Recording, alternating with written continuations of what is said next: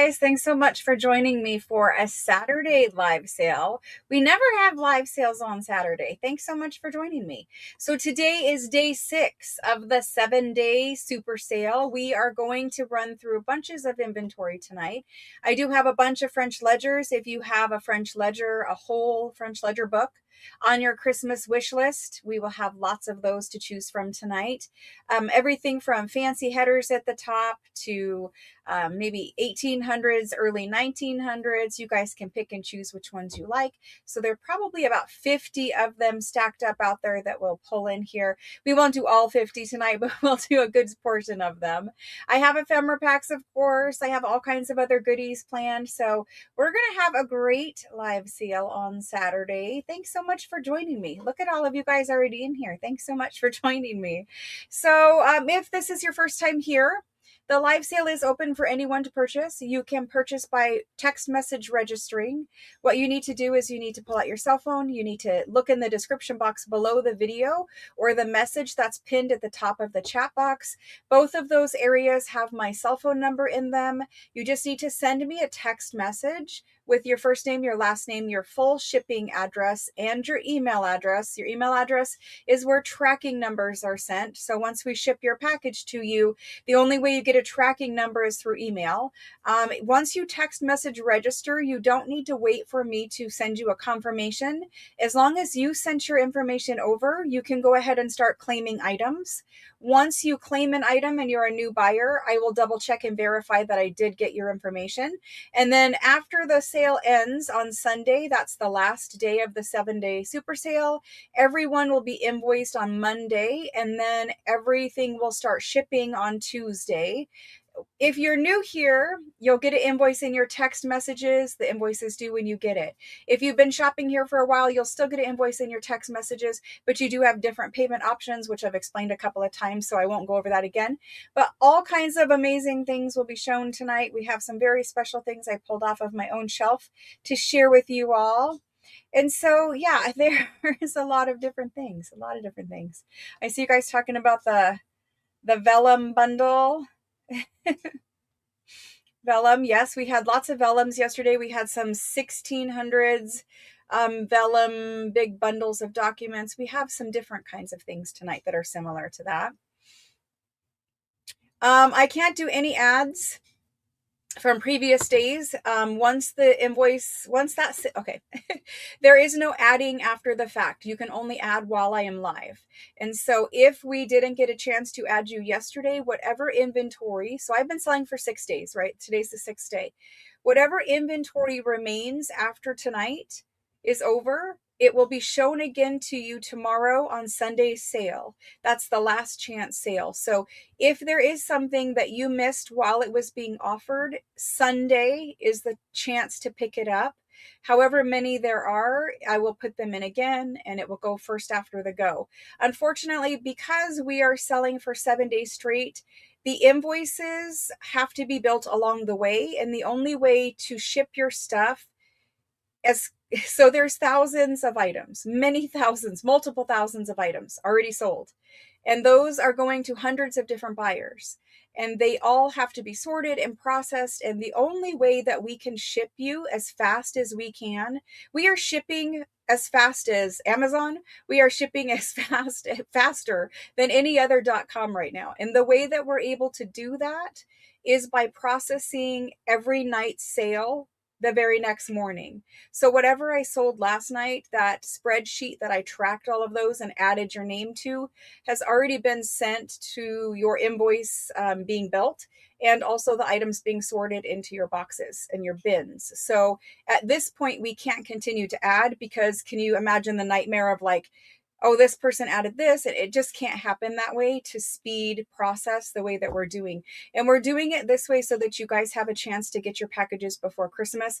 Obviously, shipping is up to the shipping carrier. I'm upgrading shipping on my side at my own expense, but that doesn't necessarily mean that the carriers are all going to be able to deliver on their side. So I understand that there's lag out there and there's other things, but unfortunately, this is the way that we have to process it. If I held it up for all of the changes in the ads, it would make us push into New Year before stuff would ship. So In order to process quick, we have to have a cutoff date on the spreadsheet, and that is exactly when the sale ends. So we're going to move forward. Anything that was left over, I will show you again on Sunday tomorrow, and you'll have another opportunity to pick it up. If you should miss out on it, you guys know I have sales every Tuesday, every Thursday. There's always there's always a bunch of merchandise. There's always things coming, right? And so even if you did miss something, there will be something similar in the future. Don't get too upset about it. I promise you, we will all have plenty of things coming, plenty of things. Okay. So everyone seems fine. It was just allergies, it seems like. So we will keep moving on. I'll play it a little safe, but we will keep moving on as we had planned. Everyone here is fine. Yes, everyone here is fine. The employee, she did, she's all good. She just says it's allergies again. So I'm pretty sure it is allergies for her, but we're all good. Yeah, everybody good. So are you guys good? How are you guys? Are you guys all ready for Christmas? Oh my gosh, I can't believe how close it is. It is just a couple, 10 days, 12 days. Yes, 12 days away. My goodness. I mean, really 11, because it's, the Christmas morning. It seems like it goes faster and faster and faster every year. And I know this year I didn't do this to myself. So I'm accepting the fact that the Christmas break I had planned will not quite be the long Christmas break I had planned. But yeah, so are you guys ready? It seems like it's coming up like tomorrow. I still have a couple things that I need to shop for. All the presents need wrapped. Like I have all the usual things. Cookies need baked. I don't know if I will get to it this year. Probably not. But man, it's just like it just feels like it's fast forwarding. Once you get this close, middle of December, it just seems like it fast forwards, and then it's there and done and over with before you even knew it. So anyway, see your text before tomorrow's show. I can look at them right now.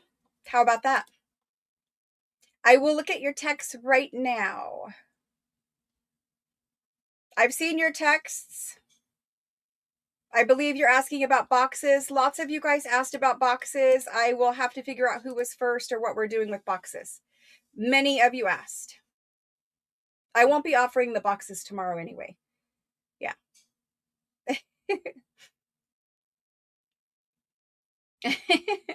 Buying your own Christmas gifts. As women, a lot of the time we do buy our own Christmas gifts. I love the Christmas gifts the kids get, especially, younger kids, I love the things that they get, right, for you. I love that. That was so sweet. But as they get older and as I get older, it's just easier to shop for myself. So there's that. Yeah, no add-ons. The entire 7 days we haven't had add-ons. Yep. Yep. Taking the week off to get caught up. I know. It is hard. Okay, so the text you just sent, let me refresh it. Let me refresh it, Sydney. Let's see. I'm looking. There is no other text message from you, Sydney. No other text message. So you might need to send that message again. Or Jane. This is Jane. Hold on. I was looking at Sydney. Hold on.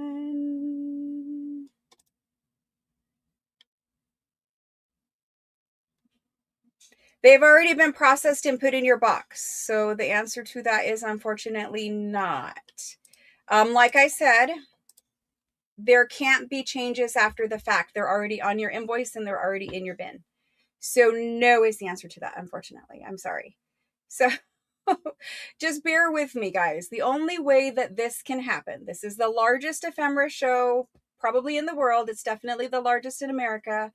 It's definitely, very hard with a small team to process everything. However, I do have a system. It is working very well. Everything is caught up. We have already processed last night's stuff. So just bear with me with that process. Just bear with me. Once we start changing little things for people, it just can't happen because it throws the whole system out of whack. So bear with me with that. Okay, we're going to go ahead and get started on the live sale tonight. I'm going to move the camera down. So if you've never claimed here before, the live sale happens right in live chat. The way that it works is I'll show you an item, I'll tell you about it, I'll give you a price, and then I'll type that item into chat. All you need to do to claim an item is you claim by typing your name. You claim by typing your first name and the first 3 letters of your last name. Just the first 3 letters. That way we can keep some privacy. This is a live sale and it's on the internet. So that's why we do first 3 letters of your last name. And then if you have like a quantity, if you want 2 of something, if it's available, you can just type the number 2 next to your name. If you want to choose like A, B, or C, if we have multiple choice, you can type that information in, but just claim with your name after you see me type it into the live chat. And then I call the list of names from the first person after the go. So when I type it in, the last word at the end of the sentence is go, telling you it's time to put in your claim. And then I go from the first person after that, and I use streaming software that timestamps everyone's comments. And that streaming software, it's time stamping it down to the millisecond, which YouTube does not do on its side. So you will see a different order in YouTube. But through the streaming software, one of the reasons why I do it is so that I know who was really first when it's timestamped accurately. So that's that. Let's go ahead and move this camera down and get this sale started. There's that. Okie doke. Thank you guys so much for joining. You're guys talking about Christmas cookies? Christmas cookies. We're going to start with an ephemera pack tonight. We have this lovely ephemera pack. It tells me that there are 49 of these available. So we can see French ledger. We can see a bunch of things. There's stuff pinned to the back. There's a whole big bunch of things in here. I can see calling cards on the front of these. So we're going to start with this one. Let's open this one because it doesn't have my sticker on the front.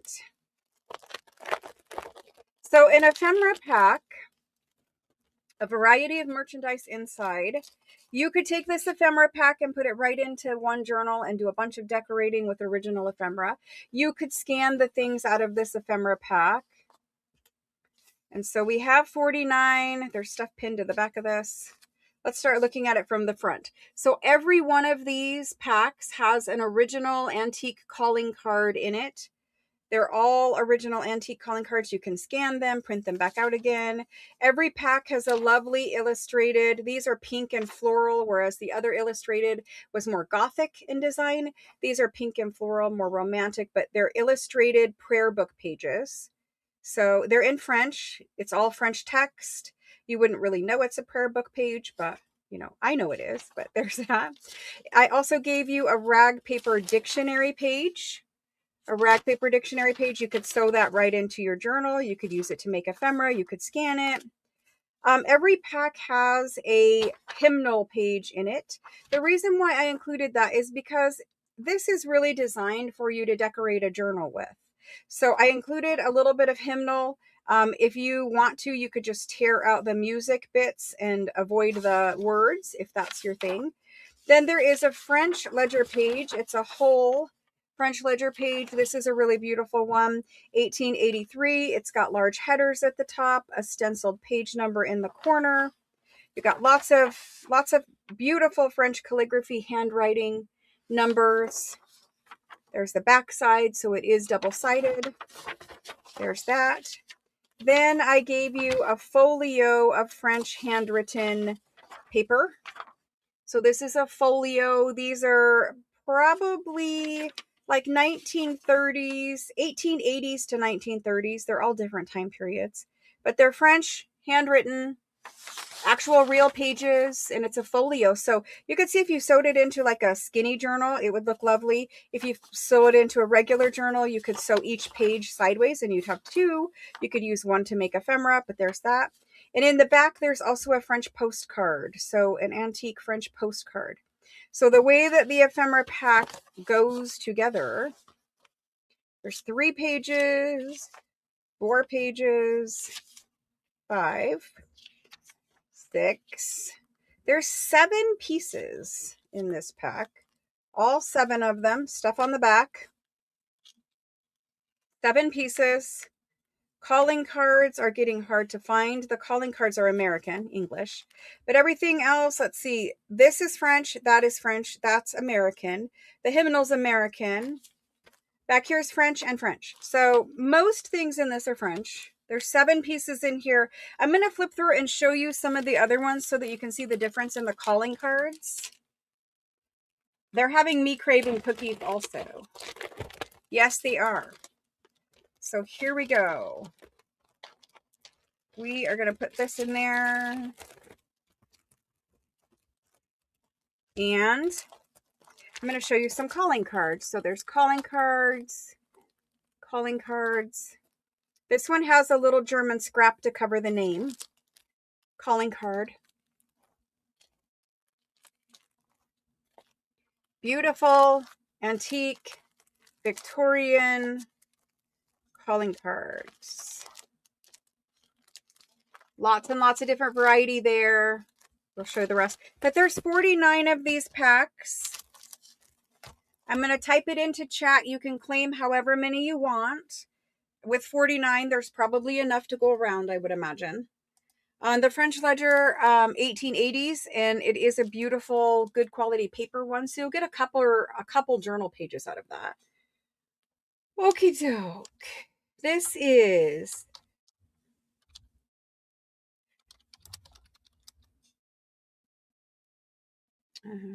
French ledger, calling card, 7 piece. Okie doke. So as the night goes, like I said, the only way to process this much stuff this quickly is to have it on a spreadsheet. So I'll be filling out the spreadsheet as I go to track everyone's purchases. And that's how we keep, everything straight. So just bear with me as I make the list of names throughout the night. Okay, so for this one, let's do this 7-piece ephemera pack let's just do it at 20. Let's just do it at $20. That is pretty good discount considering there's a folio of French handwriting, calling card, ledger page, some rag paper in there, lots of good pieces. So there it goes for 20. If you would like some, just let me know. Let me know the total number you want, and I'll start building this list. Kendall is in there first. Thank you, Kendall, for getting us started tonight. Kendall's the very first. Thank you. And then Karen Lim, Diana M, then Diana B, and then after Diana is Deborah K, Marcella. This is Marcella B, and she would like 2. Thank you. Scrolling down. Let's see. We've got Joyce G, and she would like 2. Perfect. Cheryl W. We do have a giveaway package tonight at the end of the sale. We've had a giveaway package every night. Okay, so after Marcella and Joyce, we've got Cheryl W, Robin V. Then I've got Shauna H, Jody M. Thank you, guys. Next is Daniel, Karen J, Linda A. After Linda A is Tiffany. And then there's Teresa, Wanda. I'm glad you guys like this one. It is a really pretty one. Jonna is next. Jonna and Karen M, M-O-R, Karen. Mickey. After Mickey is Rachel. And then Catherine.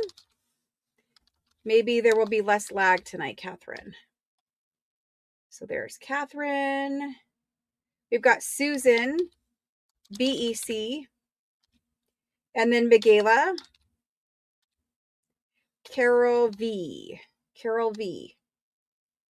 Then Deborah, M-E-R. Deborah, M-E-R.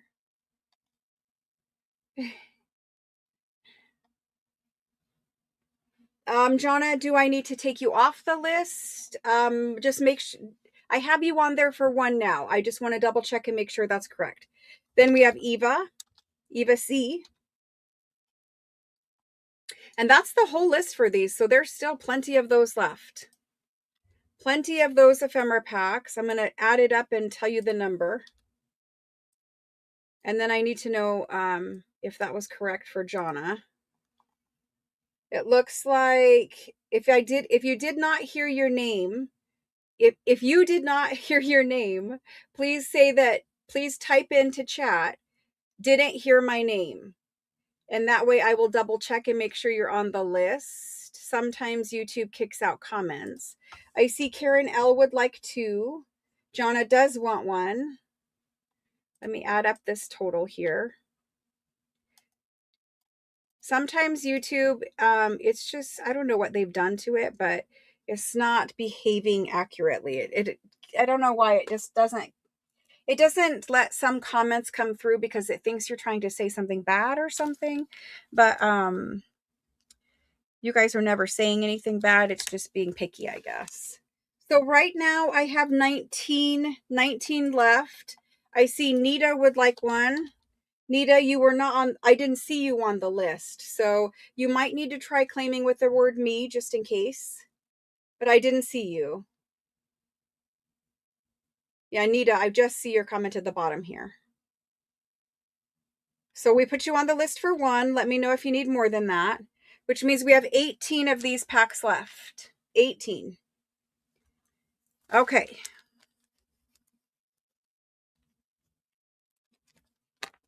Thank you, thank you. I appreciate it very much. Oh, I see Alice coming in. There's Alice.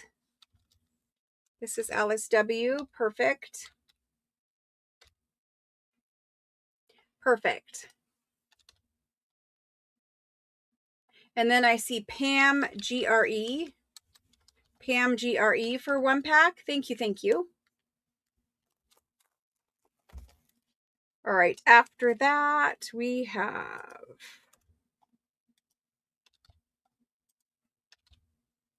and then I see Terry B.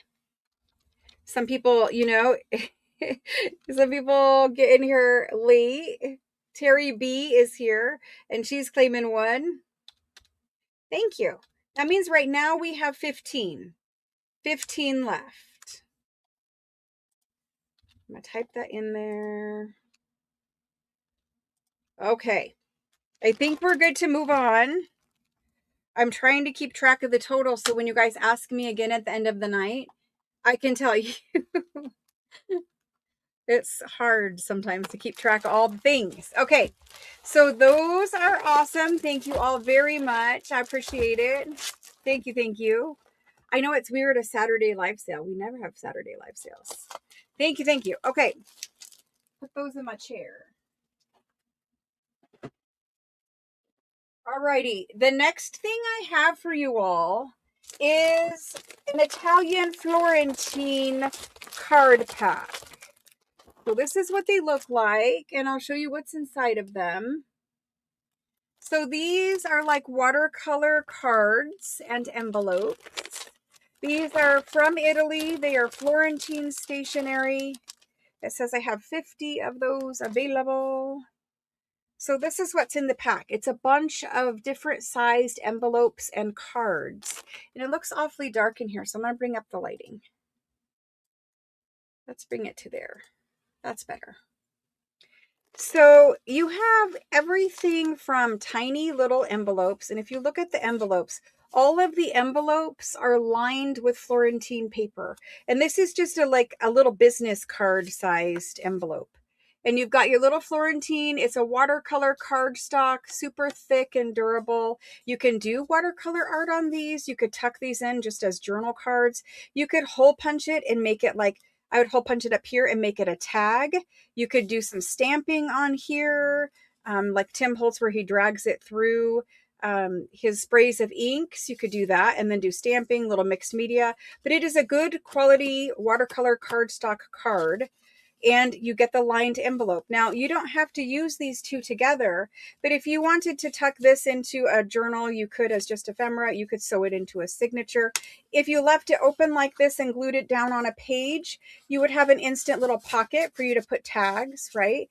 So these are useful in junk journals for a lot of different things, but you get two of every size. So this is the smallest.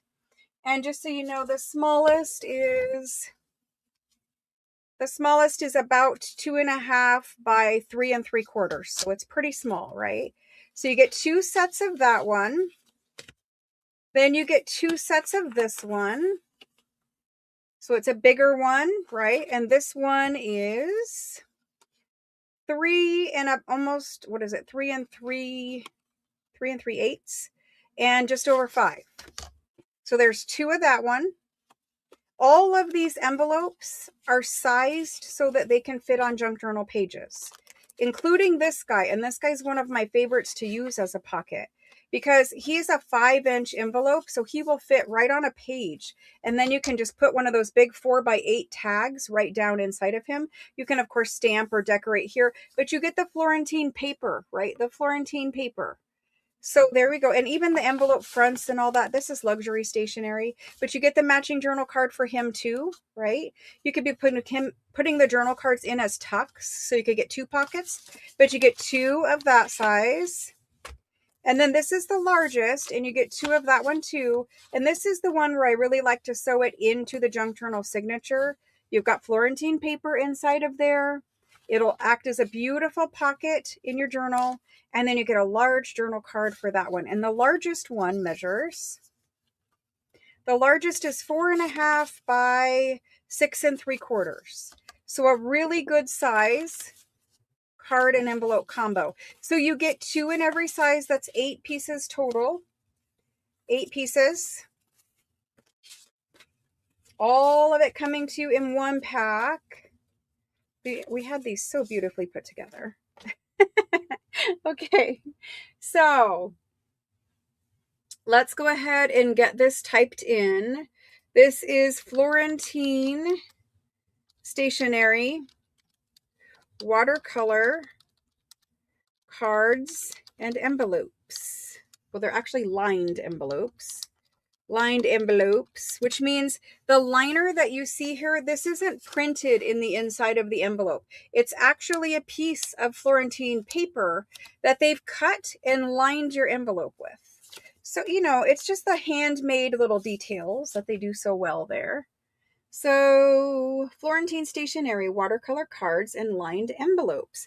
It's an 8-piece set. Let me get this put on the spreadsheet and then I'll put it in for you guys. I see a request there. Give me just 1 second. I'll get it. Here we go.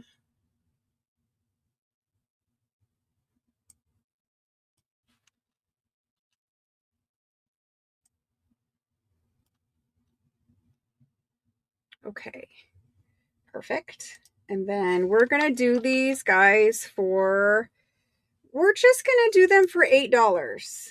So I want you guys to have fun with them. I want you to have them. It's actually 16 pieces. It's 16 pieces because there's 8 cards and 8 envelopes. So it's actually 16 pieces. I see a lot of you came in before the go. It happens every night. Okay, so up here, I see that I need to add Christine B.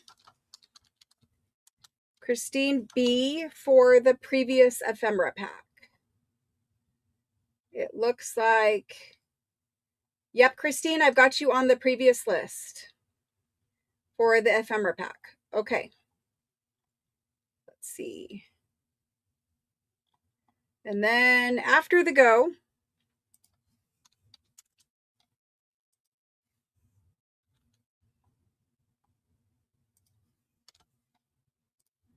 the first person for this set is Jan C. Jan C, and she would like 1 set.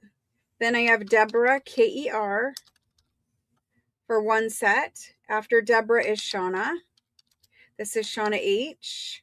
And then after Shauna is Susan. And this is Susan SH, and she would like 2 sets. And then we have Alice for 2. Thank you, guys. Then I've got Joan C, Christine B, and then Claudia. Perfect. Thank you. Cece. After Cece, we've got Josephine. Josephine would like 2 sets. Thank you. Mickey would like 3 sets. Thank you. And then do we have Alice? We do. Okay. Josephine, Claudia, CC. Then I've got Carrie G. Deborah MER. And she would like 3 sets. After Deborah is Carol V. Linda A. After Linda is Kim L. And she would like 2 sets. Thank you. And then we have Karen L. for 2 sets. Thank you. Then Tiffany. Thank you. Diana M. for 2 sets. Then Karen S. Pam GRE for 3 sets. Marcella T. Thank you. Then I have Lisa MIL. Lisa.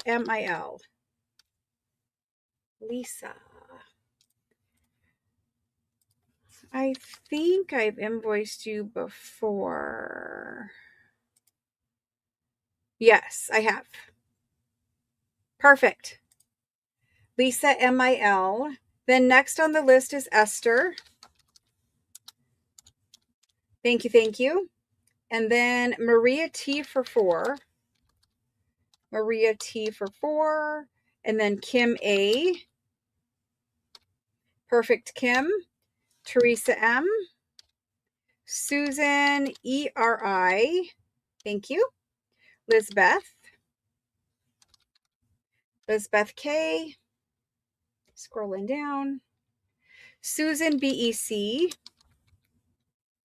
Maria C. After Maria is Nita. Anita would like 2 sets. Daniel for 2 sets. Gina DEL. And she would like 2 sets. Cheryl W. Thank you. Let me see how far we are here. I think we can keep going. Cheryl W. Then I have Eva C. She would like 2 sets. Then Catherine. Perfect. Rachel N. Perfect.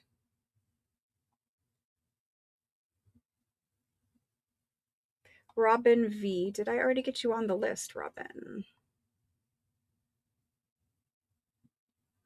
No, not Robin. Robin V. Perfect. And she wants 2. That's right. Okay, let me add this up quick and see if we have more of what we're doing here.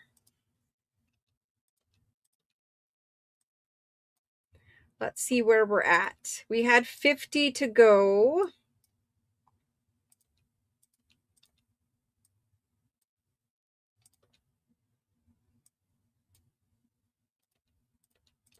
Okay, let's see.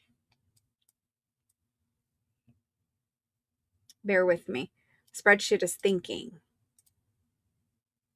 Ooh, we sold 59, which is okay because I had a couple extra. So we will be able to cover those 59, but we are going to call that one sold out.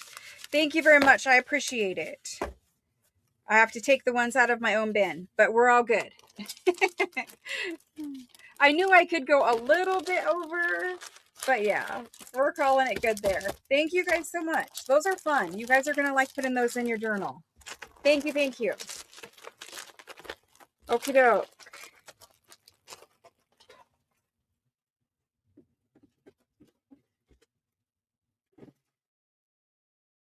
Alrighty.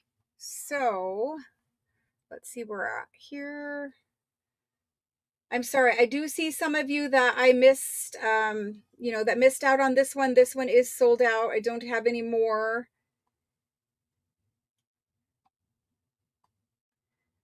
Lynn, I don't think you, oh, no, Lynn, you're not on the cards. You are not on the cards. The cards have sold out. The previous ephemera pack is available. There were some of the ephemera pack left, the previous one. If you want to see it, you can rewind. But yes, that is still available. I'm going to leave the list the way it is, and we're going to move on to the next item.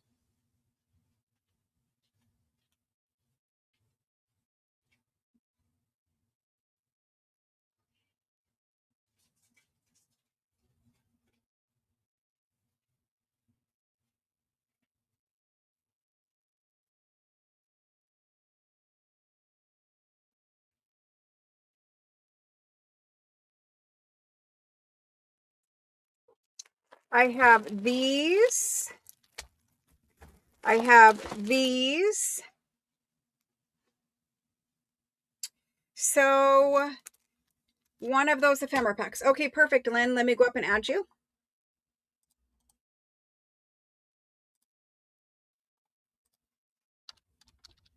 Lynn R. For one. Thank you. Alrighty, I've got you on that list. Let's scroll back down. Okay, so we have a couple of ephemera packs. One is a pack of French postcards. One is a pack of letters. We're going to do the letters first, and then we'll do the French postcards. The letters.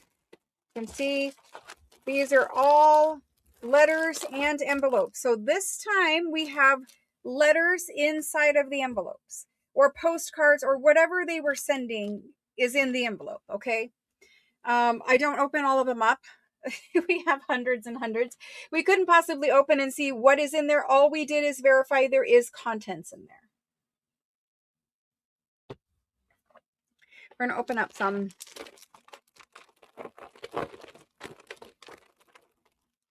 So I don't have the one that tells me how many. I will figure that out here in a minute. But we did sets of letters. And so we tried to give everybody a variety of sizes, a variety of kinds of envelopes, stamps, etc. These ones were to a Miss Elizabeth Bush. Miss Elizabeth Bush. And there is letters inside. This one has sealed itself again.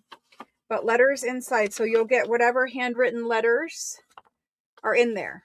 Maybe this is relation, like Elizabeth Bush. Maybe, who knows? There we go. I mean, obviously, this is from 1937, but maybe a relative, right? This one here, it's got gorgeous vintage tape all over it. This one is, these were letters to and from a soldier and his girlfriend in 1954. So there's that one. This is an airmail one. Again, soldier and girlfriend, airmail, 1954. Every pack has an airmail in it, because we know we like that, right, for journals. So we made sure every pack had an airmail, and then 3 other variety of letters. This one is a Miss Betty Pate. This one is from 1929. So in this pack, we have 2 from 1954, a 29 and a 37. And so, again, very old. You've got letters inside of all of these.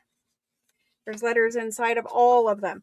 These are English. You will be able to read the letters. So they're mostly love letters or letters to family, right? So you've got 4 letters per pack. I'm going to show you another one just so you can see the variety. Some of the letters are on pink stationery. There was a good number of those. There was a good number that were on green stationery.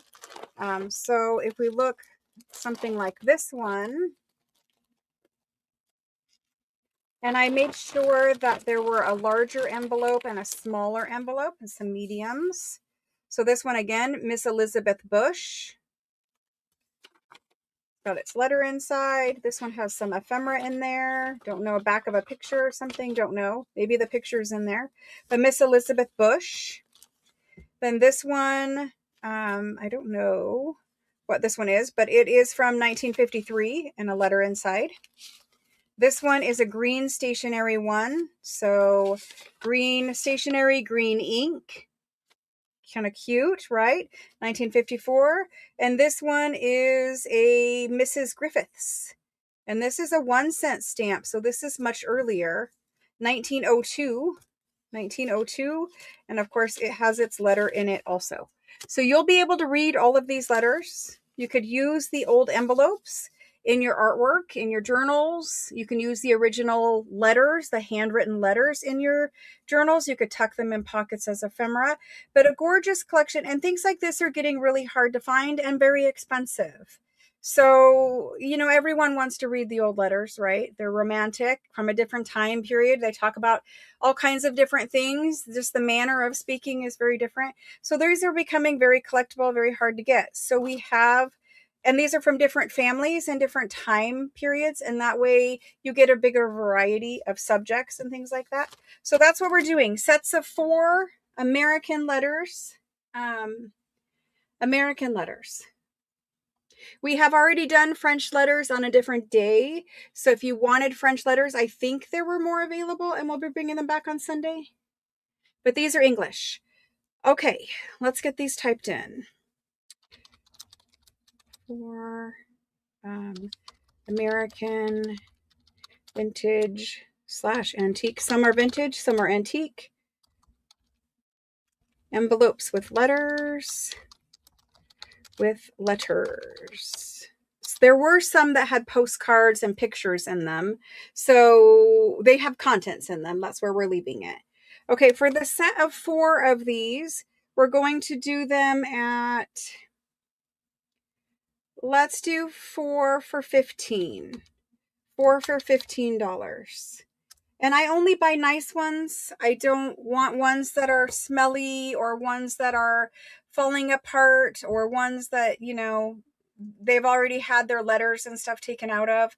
I don't buy that kind. I buy nicer quality ones for us. So that's what these are. Okay. And these.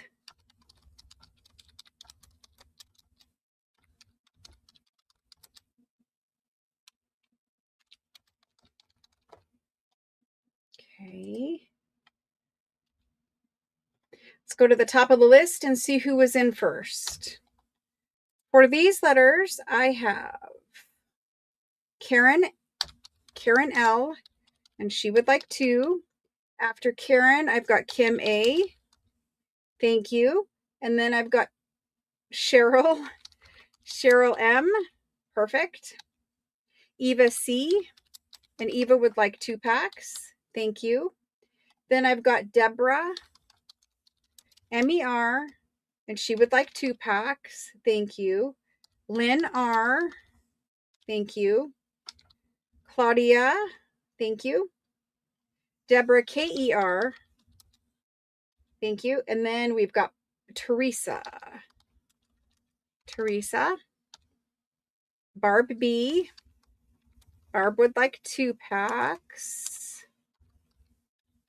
Thank you. After Barb, we have CC, Diana M, Kim L. Thank you. Then we've got Deidre and Rachel N, Wanda G, Linda BES, Mickey, Shauna H for 2. Scroll down. And then I've got Joan C, Robin V, and she'd like 4 packs. Thank you, Robin. Then Rebecca P. Thank you. She'd like 2 packs for Rebecca. Susan SH. Perfect. Thank you. Carol V. Linda A. Perfect. Then Jonna, I didn't see you. Do you want on this pack, Jonna? I'll put you, but let me know below if you want on this pack. You might try claiming with just the word me instead of your name. Sometimes if YouTube isn't showing me your comments, you could claim with just the word me, and then I will figure out who you are. Like your user ID is your name, so it's easy to figure out. I have you on the list for 2, Jonna. Thank you. Thank you. All right, so let me figure out where we're at with these. We have a few packs left if anyone wants additional. Let's figure out exactly how many. There are, where are we at? We have 12 packs left. 12 packs. Anybody want additional? Let me know now. If you didn't hear your name, please let me know. Catherine. No, Catherine, it didn't put you in again. Are you claiming with the word me, Catherine? Try claiming with me. I put you for 1. Let me know if you want more. Rose is down here. I see Rose. And this is Rose O. Thank you, Rose. Veronica will take 1. Thank you, Veronica. All right, Veronica, I've got it. And Rose. Susan S will take 1 more. Perfect. Thank you. Susan S for 2. Perfect. All right, you are claiming with me and it's still not letting you, Catherine? I think Karen L wants a pack. Karen L. Do you want another pack, Karen, or you already have 2? I don't, if you would like another, that's perfectly fine. We have them available. I see you as me. Try using small letters. Maybe I missed Catherine.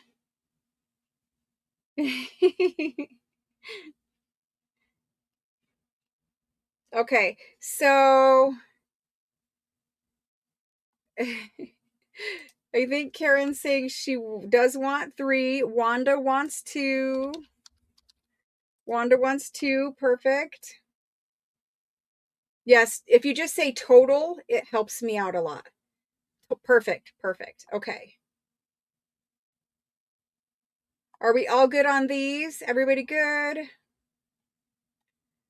Let's do this, total that, and move that over. Okay. I think we're good on these letters. There might be a few packs. I need to find the sticky. It's somewhere around here. It's somewhere. Keeping track of all of the little sticky tags has been challenging. I don't know where the sticky is, but I will find it. Okay, let's move on to next. Let's move on.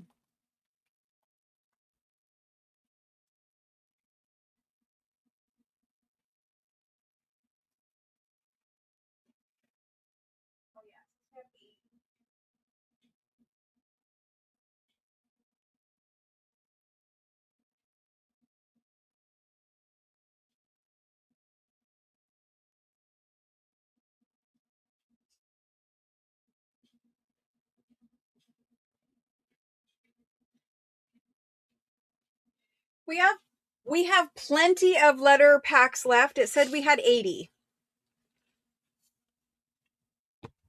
Okay, let's look at French postcards. Let's look at French postcards. So I'm gonna try. These are in packs with plastic sleeves. So I'm gonna try to show you without the glare as I lay them down. Just briefly. Actually, let me bring the light down because that glare would give anyone a migraine. So let's try like this and maybe I'll pick them up and show them to you. But these are French postcards. It says I have 105 sets of 5. So I should have plenty of French postcards. These are antique French postcards. They are great for journal toppers. These just keep getting better and better. The lots that we have now, they are so beautiful. You have women, you have children, You have an occasional couple or something like that, but most of them are women and children. And so you're seeing a bunch of children right now. And that's just the front card, right? Just the front one. There's 5 postcards in every pack. So imagine putting him on the front of a lovely junk journal as your journal topper. Like, they're so gorgeous. And these are usually from early 1900s through like 1917 is generally, sometimes you'll get them in the 20s, but generally they're early 1900s. Like, perfect journal topper right there. Put some lace around her. How beautiful. And there's just a big variety. These are getting really hard to find, but I have a specific source, and that specific source is always on the hunt for these for me. They are scouring all of France. They're hand painted.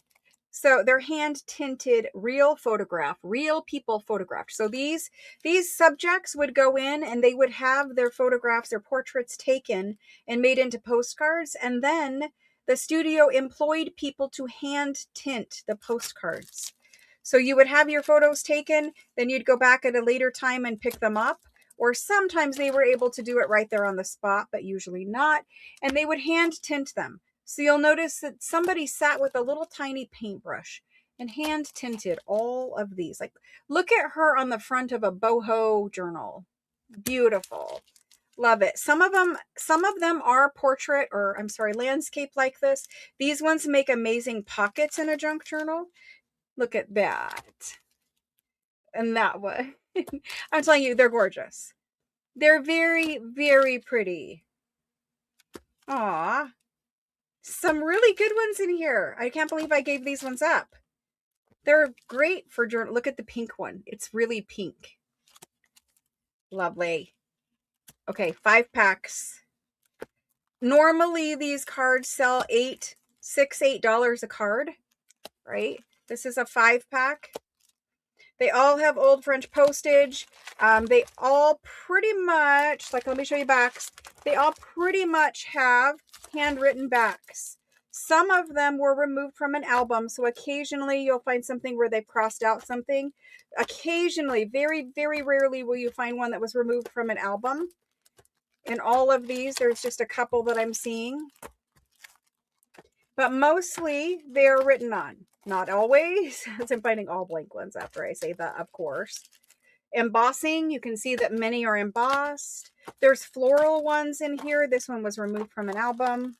So mostly you're going to have stuff like this, where it's written with a stamp. Now, they did place the stamps in different locations, and that meant different things. Like, look at the embossing on that one. That's stunning. Okay, so there's those. And then we have these ones. That one's crossed out. Maybe they were protecting the address when the family gave it up. Who knows? And there's the last one. So anyway, front or back, they're all beautiful. It's going to have a big old pile of French postcards. Oh my gosh. I think my favorite's definitely the kids.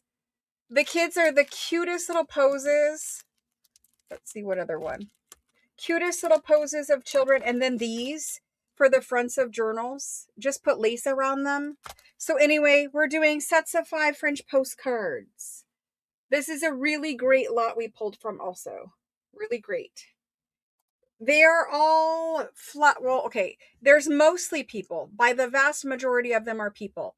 However, some of them are of flowers or like a greeting postcard, like birthday or Christmas or something like that. Even still, most of those have people, but you will have some that are not people mixed in the lot for sure. Okay, here we go. These are antique French postcards. They are over 100 years old in most cases. Pack of 5. We're going to do them tonight for 20. So 5 postcards for 20.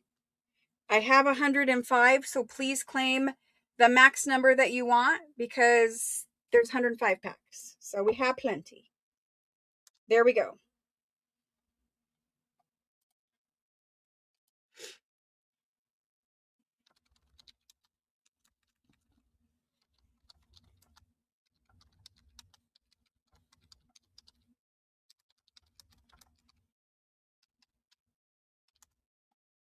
Okay, going from the top of this list.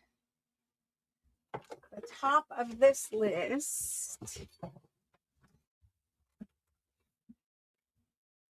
I love these. You guys can scan these. You can turn them into digitals. I have done that already for some that are in my collection. They print out beautifully. You can print out them on cardstock and just make your own postcards. They make instant journal cards if you just print them out and cut them out and put them in a pocket. It's a beautiful journal card. You don't have to give up your originals. But if you do use originals, they're definitely appreciated by people who buy your journals. Okay, so first in for this one is Claudia. Claudia would like 2 packs. Thank you. Next is Kendall for 3 packs. Thank you, Kendall. Then we've got Carol. Carol V. Thank you. Then we have Karen L. Karen Lim. She would like 5 packs. Thank you, Karen. Linda. Linda BES. And she would like 2 packs. Rose would like 2 packs. This is Rose O for 2. Then I've got Shauna H. Shauna H for 2 packs. Deborah KER. Deborah KER for a pack. Anne A. Hello, Anne. She's in for a pack. Diana M. Thank you. Maria C. Thank you. After Maria, I've got Sydney. Sydney for 2 packs. After Sydney is Barb. Barb B. She'll take 2 packs. Thank you. Carrie G. Carrie G for 1. Thank you. Veronica. Thank you. And Kim. This is Kim L. Kim Leg. Diana B will take 1. Thank you. Linda A. And after Linda, let's see. I got Carrie G. Yes. Linda. Then Deborah MER. Deborah MER for 2 packs. Then we have Tiffany. Then we have Karen J. Karen J. And Karen. Then Jenny the.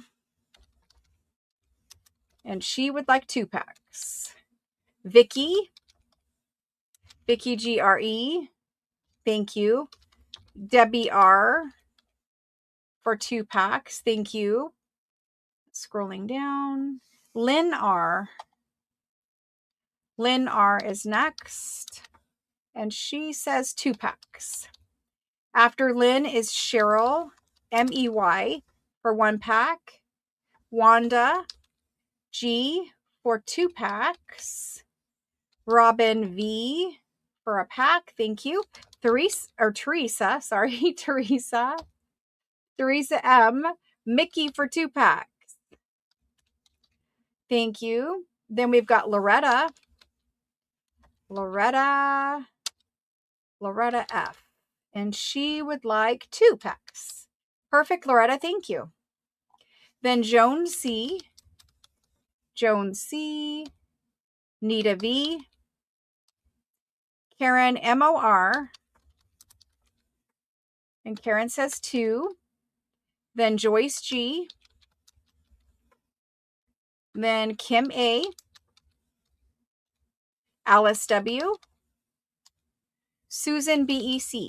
Thank you, guys. Thank you, thank you. Okay, after Susan, I've got Catherine and Cindy H. Cindy H. Claudia for 2. After Claudia is Christelle. Then we have Karen S. for 2. Karen S. for 2 packs. Thank you. Scrolling down. Oh my gosh, so much fun. Christelle would like 2.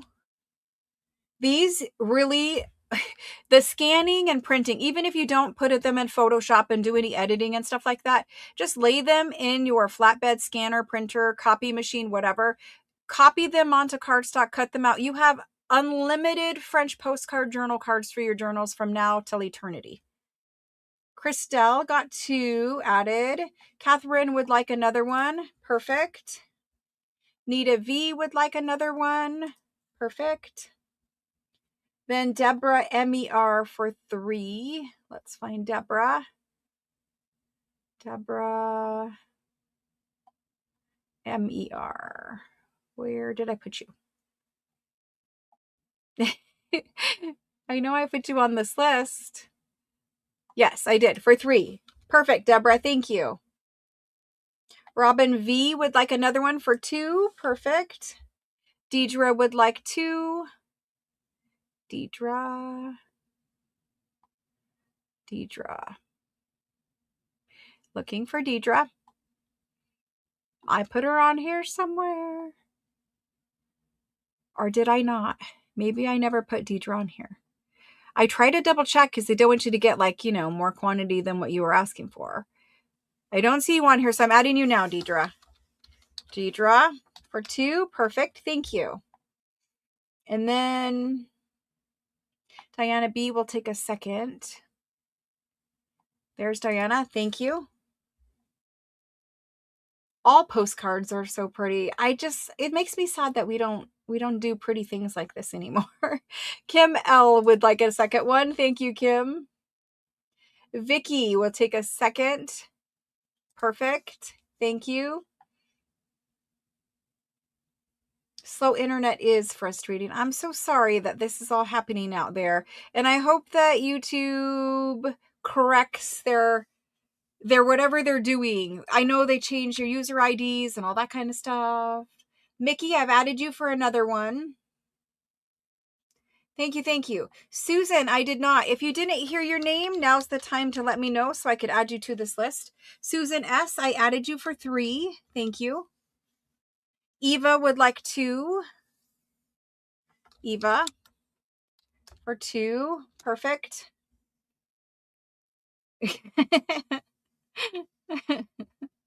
Jane.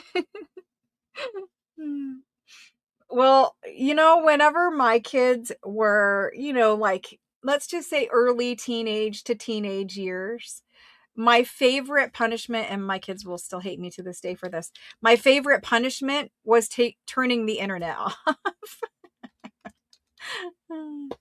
Oh, you didn't clean your room today? No internet for you. Anyway. It wasn't quite that hard, but taking away their internet when they wanted to do whatever it was that they wanted to do, that was pretty good punishment back in the early 2000s. Marcella B. Where's Marcella B? Oh, I didn't put her on there yet. Marcella B. Marcella B. And she would like 2. Thank you, Marcella. She's supposed to be working. Yeah. Yes, take the Xbox controllers. That's another good one. See, I didn't even need to go in there and fight with them over the Xbox controller. I could just push the button on the top of the little router thing. It had a button that you could push and it would just turn it off. And of course, they probably knew they could go push that button again, but they knew I would kill them if they did. So if mom turned the internet off, the internet was off. Now, I didn't need it. I could go without. I wasn't like a teenager, right? I could go without internet for the hour or 2 it took them to, do whatever they were supposed to do so it could get turned back on. But it's kind of funny. Yeah, Veronica, I would suffer more than them. That wasn't me back then. Now, today it might be a different thing, but back then it worked.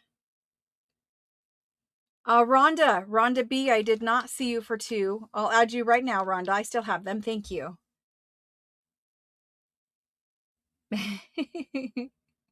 Thank you guys very much. I appreciate it. Let me fill out this list and total this up, just so we know how many are left, if any, going forward. Thank you guys very much. You guys are going to have so much fun playing with these. Definitely scan if you can, or copy. Let's total that. Okay. Let's see where we're at on this one and see how many remain. Just in case somebody asks me later, then I'll know, right? Okay, so we have 87 claimed, 87. So that means we have 13. Yes. No. I can't do math right now. My brain is telling me no. We we have 18. Oh my goodness sakes, that was hard. That still probably isn't accurate, but 18 sounds good. So we'll say 18. I know, the scan pile. It's an ongrowing, it's an ever-growing pile. Ongoing, ever-growing pile in my house also. But eventually I do scan something occasionally.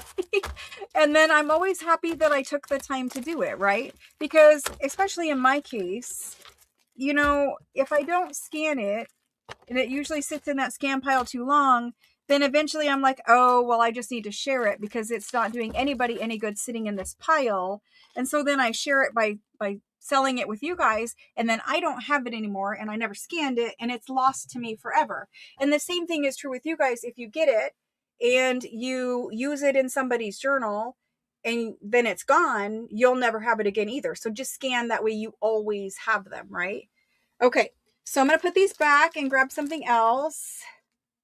Yeah, it was much longer to handwrite all of the lists for sure. But that was also when, like, we were busy, but you know, y'all have made this channel grow a lot this year. So now there's no way to handwrite lists or keep track of handwritten lists anymore. Thank goodness there's computer programs to do that for us. Okay, hold on. Veronica says she'll like another one. Let me add Veronica. Oh my gosh. Too funny. My kids are grown now, so thinking of the, you know, the little tiffs that we would have. Veronica, I've got you on there for 2. The little tiffs about, you know, turning their internet off or grounding them. It kind of sounds funny to me at this point. But back then it wasn't funny, I'm sure.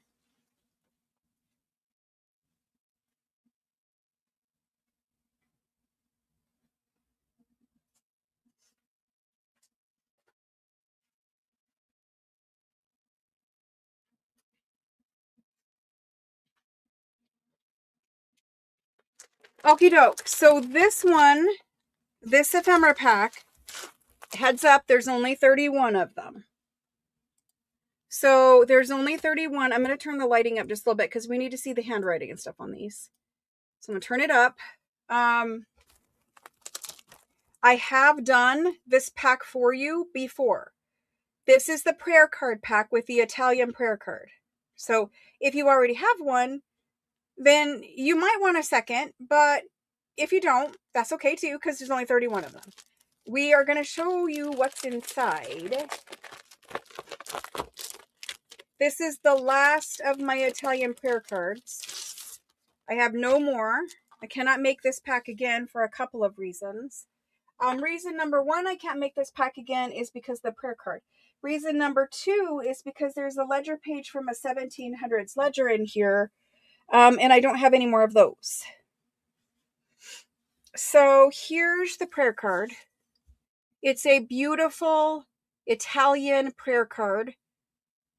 Very, very pretty. It's got little tiny bit of gold detail here or there, little pink border down here, right? On the back of this prayer card, it's actually dated 1918. That's when it was made. It's stamped on the back from the it's from the Church of Virgin Mary in Italy. And so this is a actual antique Italian prayer card. These are in perfect condition. I found a stack. I think there was like 90 or something in the stack. And this is the last I have. So these 31 packs. That's that. You can scan it. It's beautiful. So prayer card. Then we have the page from the 1700s ledger. This I have not shown you at all during the live super sale. You might have it from a previous pack months and months ago, but this is the last remaining quantity of these. We haven't sold it yet in the super sale.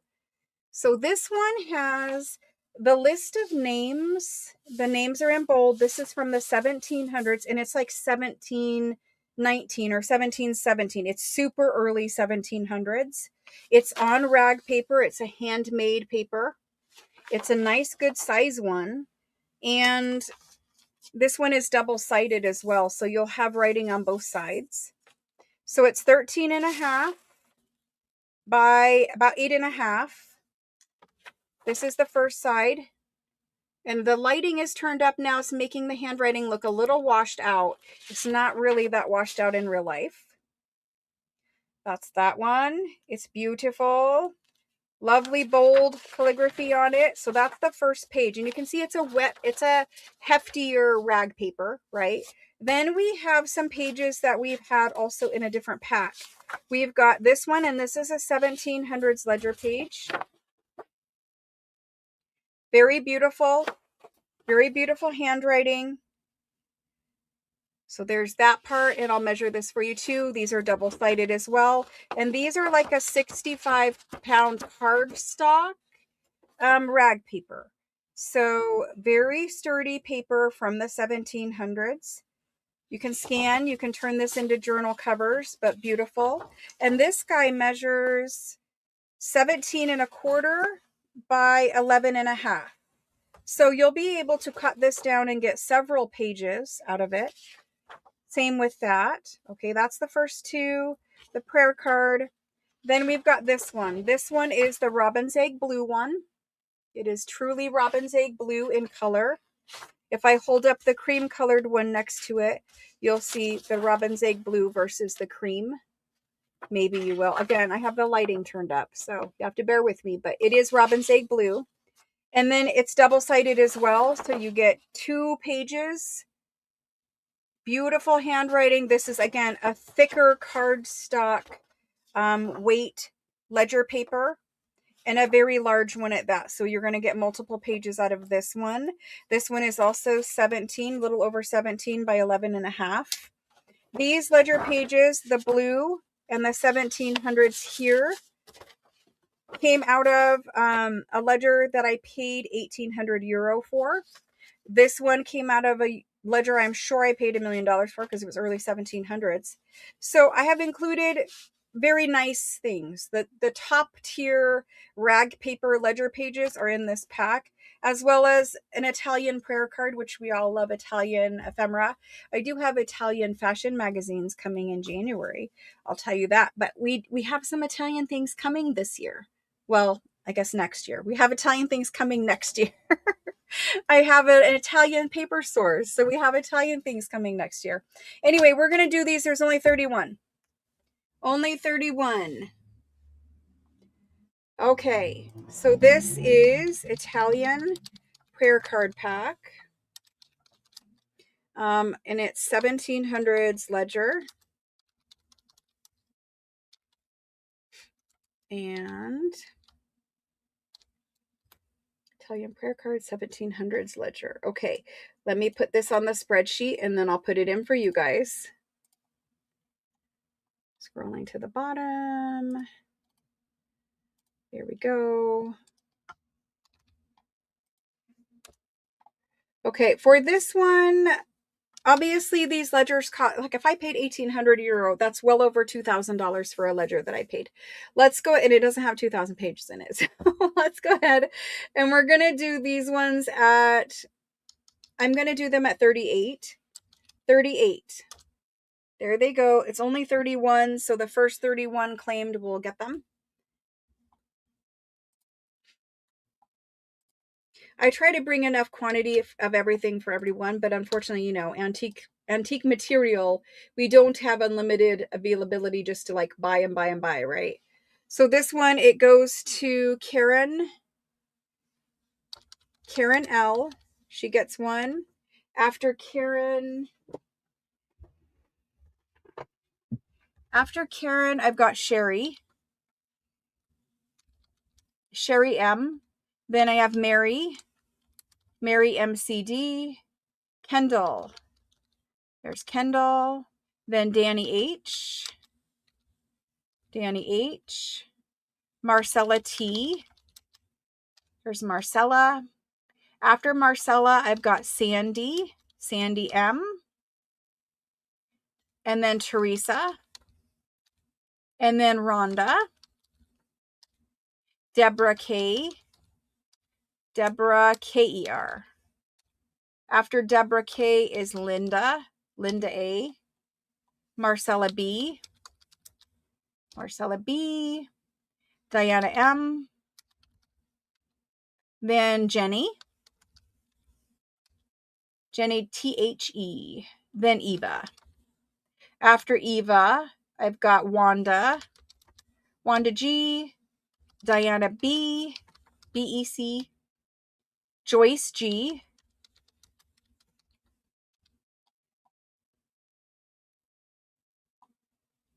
After Joyce is Kim A. And then let me pause at Kim and just total so I don't run out, because we do only have the 31. I know we have a few more to go, but I just need to keep track of where I'm at.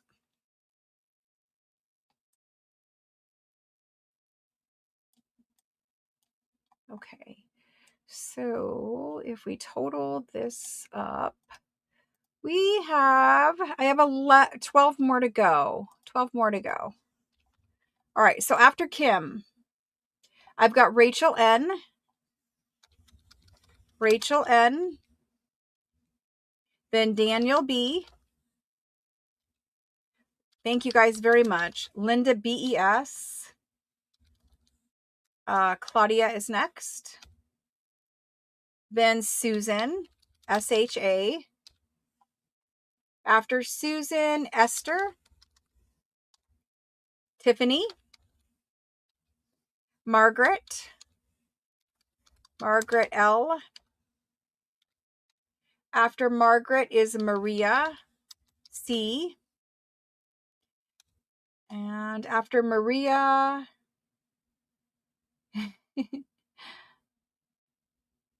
after Maria is Lynn R.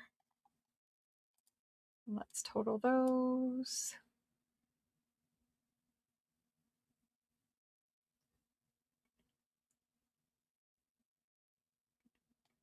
I have 2 left after Lynn. 2 left. There are postcards. Yep, there are. And there's 2 of these packs. Anybody that didn't hear your name, now's the time to let me know that. If you want a pack of postcards, I have several sets available. You can just let me know how many that you want, and I will put those in for you.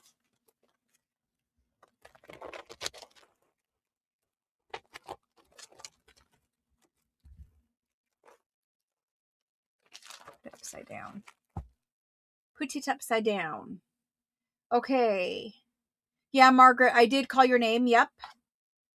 Karen J, for this ephemera pack or for postcards? I'm doing this ephemera pack unless you say postcards. So I'm going to put you on this list, but let me know if that's not correct.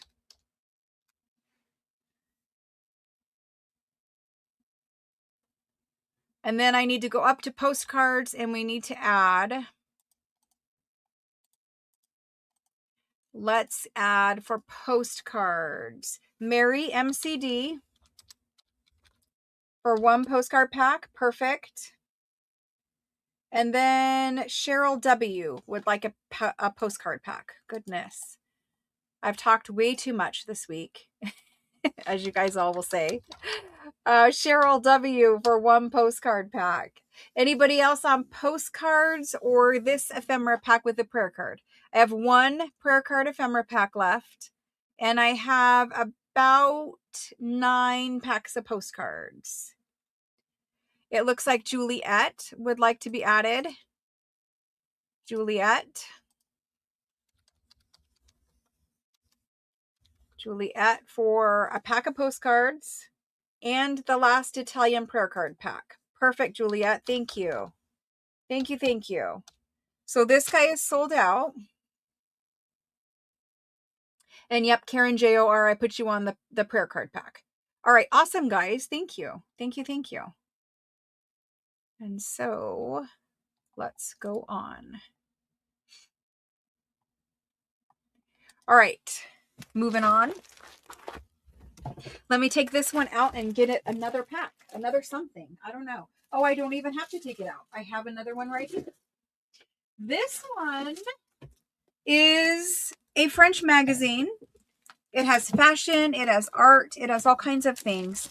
We've had several of these. It says I have 52. It says I have 52 packs of this magazine. It's called La Famille. I always want to pronounce things with more of a, I'm in Arizona, so more of a Spanish accent. I speak some Spanish and read it pretty well.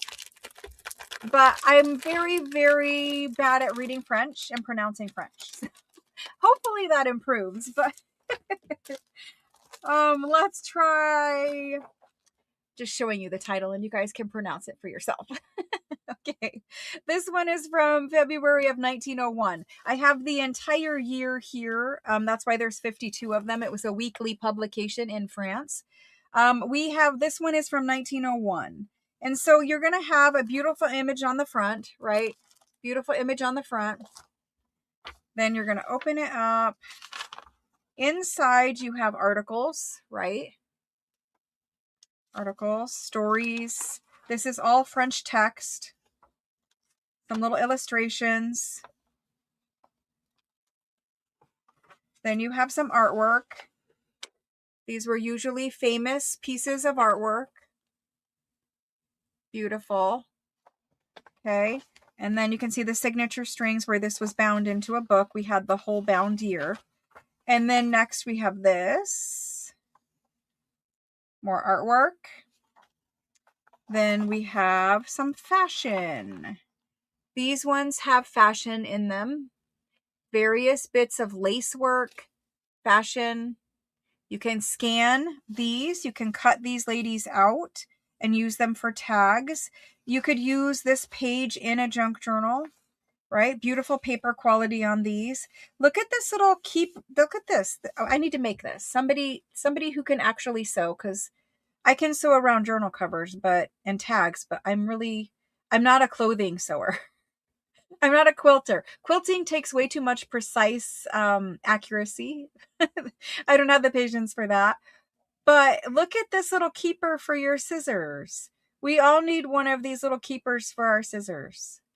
It's so beautiful. You see the scissors down in the pocket? I love that. I need one of those. Anyway, moving on. There's some fashion in this. Then there's more ads and things like this. And you get to the back and there's ads on the back too. And the ads on the backs of these are actually pretty decent ads. They usually have some type of illustration. This is prices of something.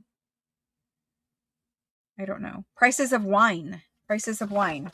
So anyway, you've got this whole weekly publication.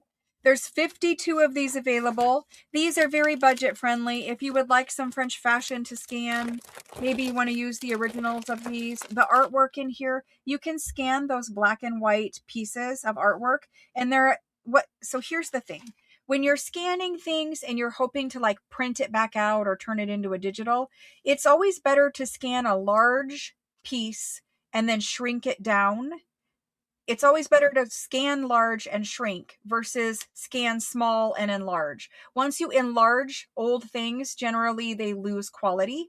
There are ways to improve the quality, but it's harder. It's more work, right? So if you start with a large image and you scan like the front cover of this, and then you shrink it down so that this could be a focal point for like a journal card or a tag, these come out really beautiful. And those plates inside of the center of this too, you could scan these and then shrink them down. And if you're into making digitals, you can take these elements and layer them into your digital designs in Etsy, right? So the fronts of these, they do have usually very romantic images. I'll scroll through and show you, close that bag so it doesn't get stuck. I'll scroll through and show you some of the fronts. But the fashion inside is pretty much the same. These were literally magazines for family, right? So you're going to have a lot of family images. Look at that one. So they would make beautiful journal card, focal points, tag focal points, etc. but you get the idea. There are a few of them that are not black and white. They're printed in color, meaning the whole magazine printed in color, right? So those are kind of interesting. A cat playing with a ball of yarn. But they really are kind of, you know, romantic images. Family centered. This one's not really romantic, but you get it. Mostly they are. Oh, look. It's like a little fairy with butterfly wings. So see that in a fairy journal for a focal point on a tag? Fabulous. So scan large and then shrink down. Beautiful. Here's one where it's done in a pinky color. This is a green. Yeah, so you get the idea. Let's go ahead and do these. And let me put this one, well, I'll leave it out so you don't get glare while I'm typing the list. But there are 52, some for everyone, hopefully. A home economics sewing teacher. Oh my gosh. You would hate me as a student because I would be like, I can't sew straight. We're done.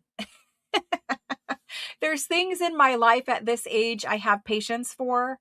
And there's things at this age I have no patience for. And if I can't master it within the first like half hour, I'm over it. So anyway, a very impatient person at this stage of my life. Maybe it has something to do with, you know, my age, more than likely. Let me go ahead and get these typed in so we can get going on these. Wait for the go on this. Let's go ahead and say,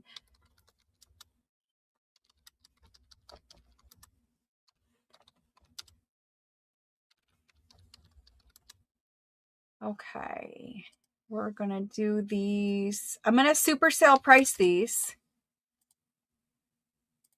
Let me copy that. These are going to be $8 per issue. Only $8. You get a lot of material in there for $8. Seriously. So claim as many as you want. There are 52 of the 1901. I don't have them for this super sale, but in January we will have from 1899, I believe is the other year of these. So right now we're doing them at 8. There's the go. Y'all came in before the go. I just think it's funny now. Okay, after the go, we've got Nita. Nita V, she's going to get 2 of them. Thank you, Nita. Mary, MCD. If I need to, I will go pull the other one. If we run out, I don't want to disappoint people. I'll go pull the other one and I'll show you if we run out of this one. Nita V for 2. Mary, MCD for 2. Linda BES for 2. Tammy D. Tammy D. Then Karen M. I'm sorry. Karen L for 2. Then Christelle for 2. After Christelle, we have Jody. Jody M for, where's Jody? Jody for 2.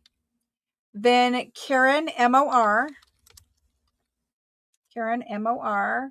Then Lena MOR. Look at that. Lena MOR. And Lena would like 2. Diana M. After Diana, we have Joyce. Then we have Rhonda. Rhonda B. After Rhonda, we've got Deborah. KER. And she would like 2. Then we have Veronica H. Tori B. And Tori's going to have 2. After Tori is Juliet. Then Jonna. And Jonna would like 2. Thank you. Barb B. After Barb is Susan. This Susan is Susan BEC. Then right after that is Susan L. Susan LIL. Perfect. Then Catherine for 2. After Catherine is Kim. Kim A. Perfect. Then we have Joan C. Jenny. the, Wanda for 2, Wanda G for 2. Then Rose, I believe Rose O is saying me. Thank you. Then after Rose, we have Claudia and Mickey. After Mickey, Kim, I got you once. Nita, did I get Nita? Yes, I got Nita. Carol Edison this time. Hello, Carol. You're on the list, Carol. And then we have Carol V. Carol V. Yep. Karens, Susans. Very popular names. Then we have Karen, another popular name. Goodness sakes. Karen J. This is why we use the first 3 letters of your last name so that I can keep it straight. That's why we ask that. So Karen J, Tiffany B, Kendall for 3. I do need to total this at some point. Maria T for 2. Let me see where we're at quick, because I'll bring the other one if I need to. It's slightly different, but pretty much the same inside. A little bit different of a cover. Let me total these up so I can see where I'm at. Nothing's worse than making the list and then having to take people off of the list. Yeah, we're at 49. So I have 3 left after Maria T. And Maria T actually wanted 2. So yep, 3 left. Robin V,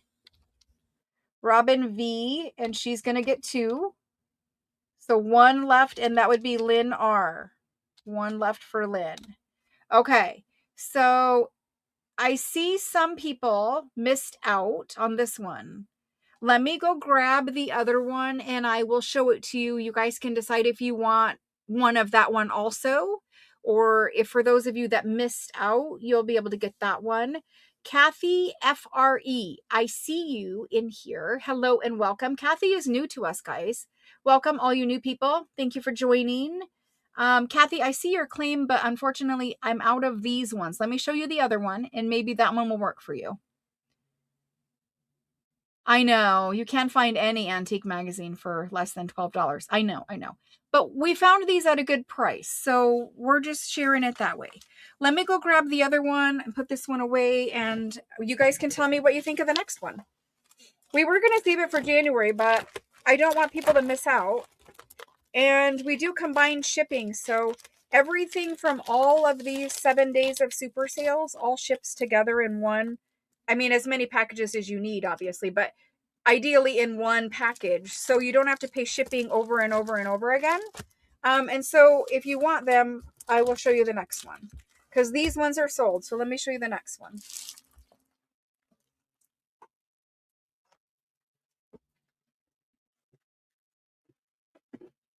2 seconds.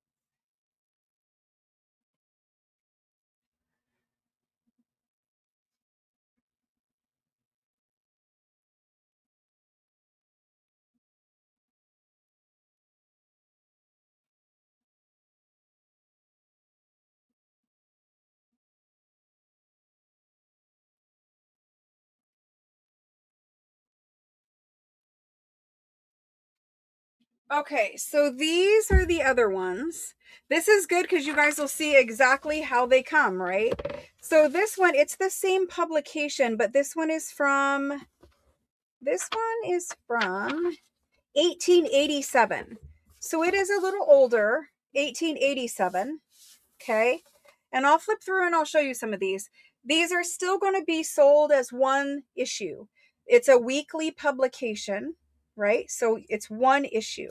And so we're just going to flip through. I opened it to this section. You can see these are lovely steel engraved images. Hopefully you guys can see it. Hopefully I'm on camera. Mostly on camera. Okay. So again, 1887, same title, right? So you've got some plates and some stories. Same as the last one. This is your artwork for this one. Sometimes the artwork is the whole spread. Again, you can scan it, you can stitch it together. I've told you that a couple of times now. Most modern printers, scanners have stitch options where they will stitch together a large scan into one 8.5 by 11. This is your fashion and your lace for this one. So you've got some fashion, some lace, right? Then you've got the rest of your stories and your ads. The ads are front and back with music. Music, I think, is on the back of all of these or most of these. Most. Okay, so we'll look at a couple. We're here. We might as well. Beautiful images on the front. Stories with illustrations. All in French text. Again, a larger plate here for artwork. I don't know what happened there, but it's a something about a clinic. So, I don't know. It looked like she went to the doctor and fainted. That's what it looked like. So this one is talking about hair fashions, right? And lace and clothing. Look at these scanned for pockets, though. There are lovely little corner pockets. You could just scan this and print those out and you'd have lace little journal pockets. Lovely. Then we've got ads. You've got some biscuit ads, some sewing machine ads, escargot ads, more ads on the back. This is a shop, or it was a shop in France, and they sold lovely clothing. So this is an ad for this clothing store, and it has lovely ladies on it. That's a great one to scan. We'll look at one more. Let's skip to a different section and look. Oh, well, look, we found that. So all of them will have fashion. All of them will have ads. I was hoping to actually flip through something other than text, but it flips where it wants to flip and it's never where I want it to flip. So let's look at this one. Oh my goodness. There's more, right? So this is definitely more Victorian fashion, right? There's another one. Let's see if I can find one more. And so because these were, look at this lovely large image of lace. Like you could even print that on a smaller scale and make that a tuck pocket. So all of these full of lovely things. And those ads, do not discount those ads. Those ads are lovely to print. There's another one. And so because this is a weekly publication, you'll notice that some of the fashion, if you get a winter one, is more winter fashion. Then when you get into spring and summer, it's usually more spring and summer fashion. What it's showing you is fashion of the day, right? And this is more things that you could make at home. More things that you could make yourself. You could maybe right away and get patterns for some of the clothing and stuff like that. So let's see if I can get one more. One more that we have not looked at. Artwork. And maybe, possibly, right there. I don't know if we've seen that one yet or not. But anyway, we're going to do this one. Okay, so there are no prayer card ephemera packs. Those have sold, Brandy. There's none of those left. I had a couple French postcards and a couple other items. Let's go ahead and type these in. And I am going to type it in as 1887, so I know that it's this one.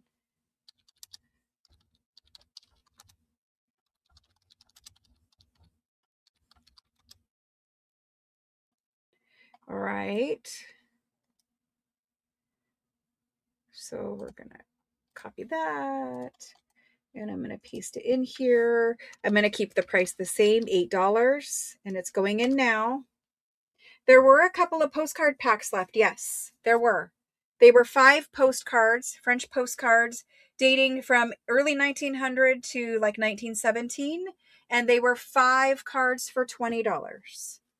If you would like one, just type it in all caps, postcards, and the quantity, and I'll add you.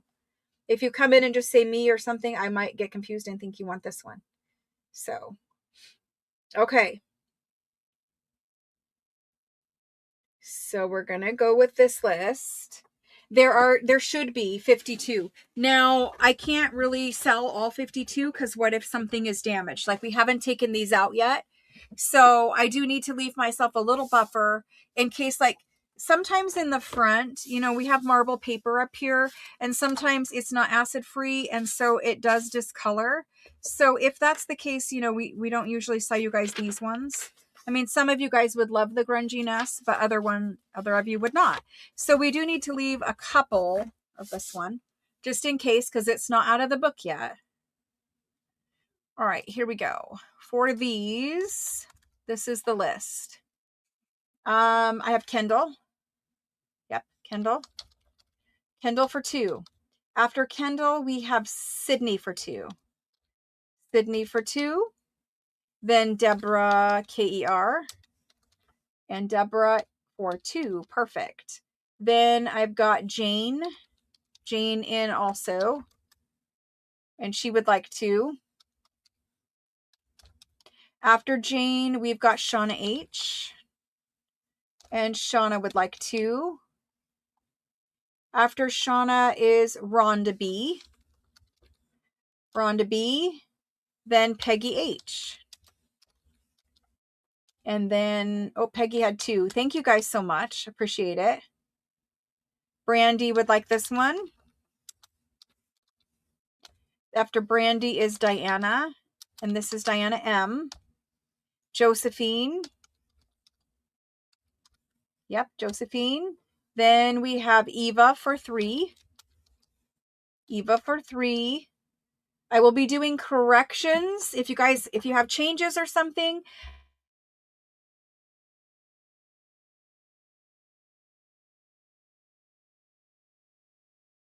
Catherine would like 2 of this one. It just gets confusing when it's all bundled together in chat. So just give me a minute and we'll finish this and I'll go back and fix what I need to fix. Susan S. And she would like 2. Glad you got this one. Jenny the. Perfect. Wanda would like 1. Rose O would like 2 of them. Thank you. And then Deidre G. Karen L. And she would like 2 of them. Perfect. After Karen, we've got Mickey. Then I have Cheryl M. M-E-Y, Cheryl. Kim A. Perfect. Then Linda, B-E-S, for 2. After Linda, I see Tiffany, Juliet, Florentina, and Florentina would like 2 of them. Then I see Lizbeth,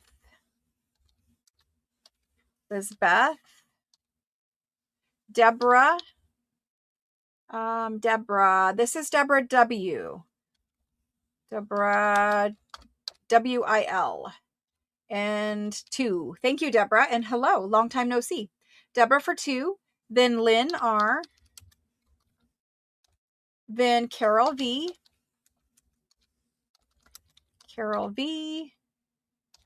Rebecca P.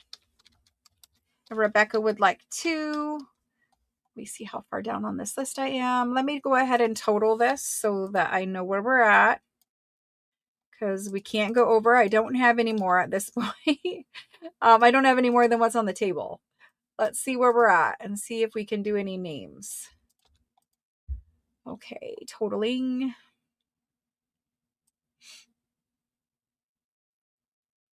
Thank you guys so much. I really enjoy hanging out with you guys, and I'm looking forward to getting some crafting time in with you all too over the Christmas break.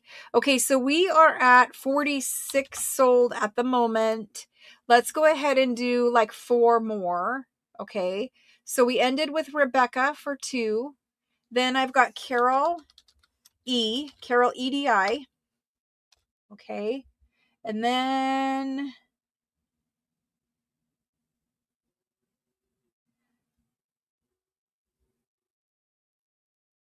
Shauna, wait.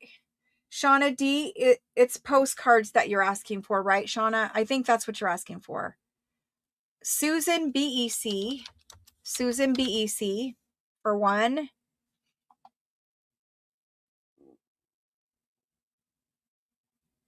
Jonna. Jonna is not on this list yet. Jonna S. Susan L. So that brings us to 50.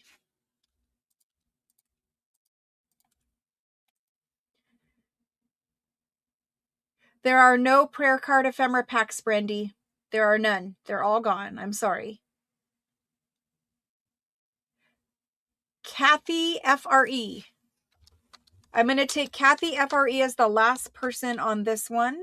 There should be one more in here, but like I said, that front one is kind of, it's got foxing and stuff on it. So I'm going to do that for this one, which makes these ones sold as well.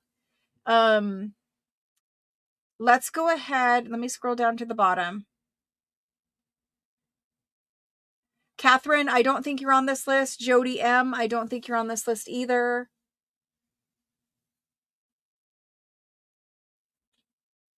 Okay, Shauna wants just the postcard. So anyone who has anything they would like to add, I think we had the first ephemera pack had a couple left, and I think we have some French postcards left.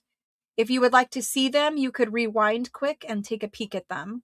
Let me get Shauna for the postcards. Shauna D. And Shauna, is it just one pack of postcards that you would like? Shauna D. There are packs of letters. Yep, there are some letters packs left also. Shauna DOH.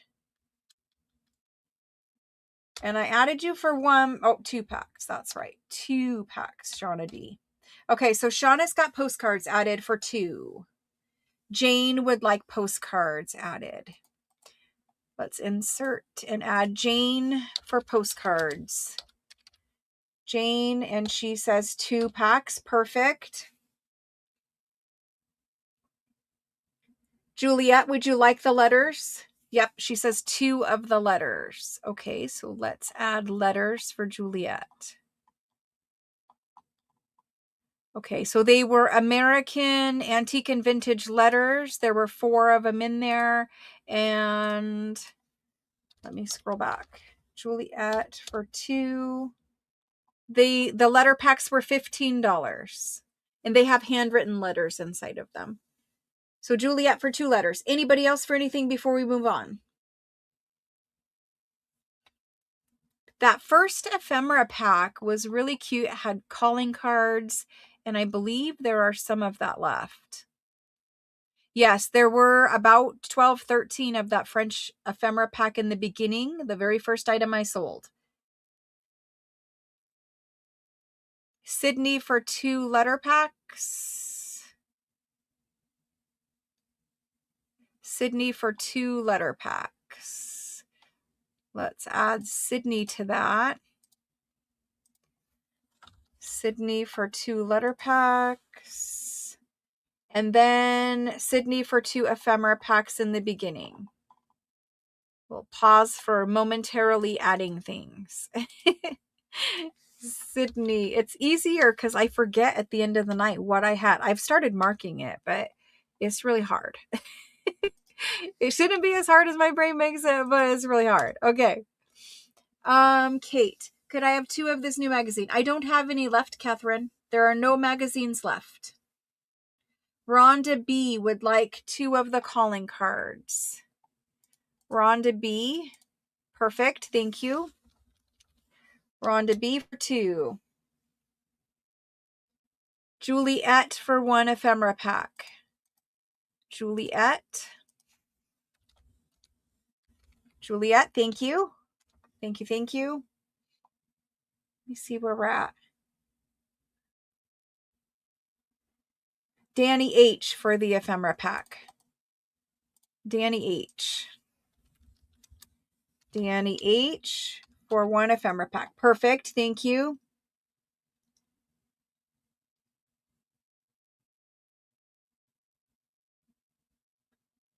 Okay, I think we're all caught up.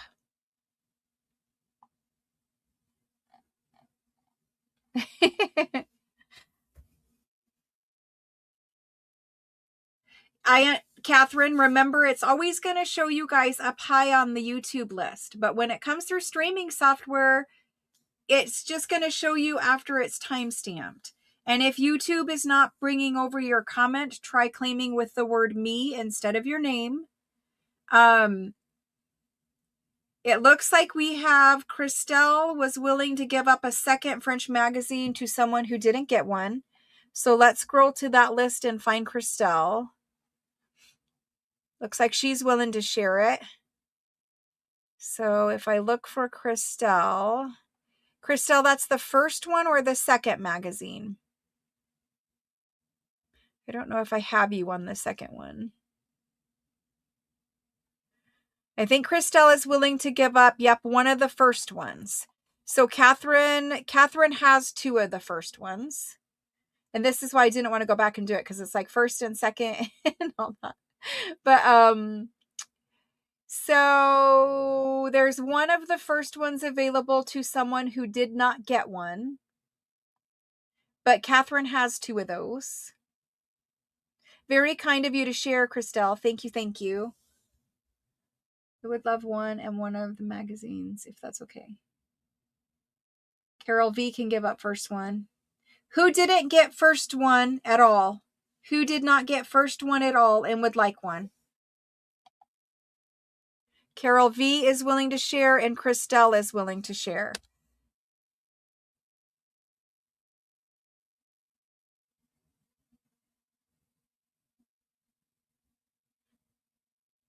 It looks like y'all are willing to share. I just need to know who. Eva says she did not get the first one. So we're going to put Eva on the first one.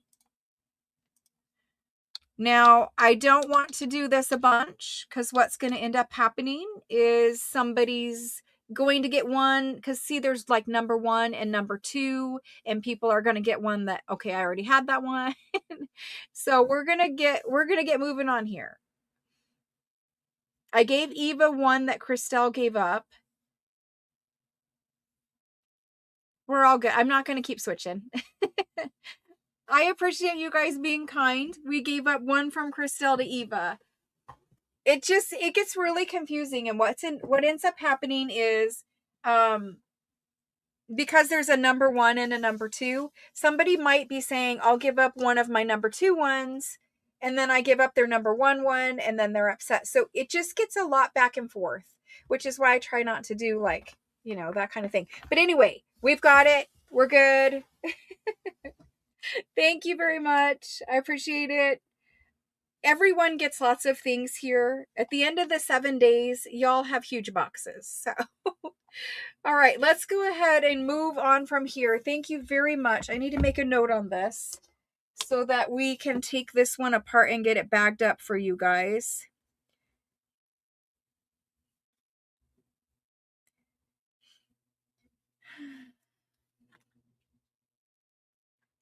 So we will get this taken apart and bagged. However, I think that can happen on Monday, I hope. I know it can't happen tomorrow. I'll be right back with more.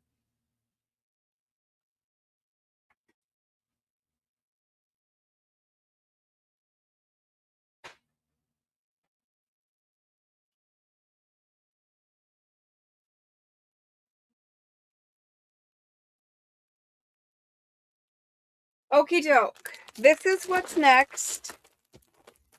It's a rag paper page ephemera pack, so it's all rag paper. I'm trying to get it to where there's not glare.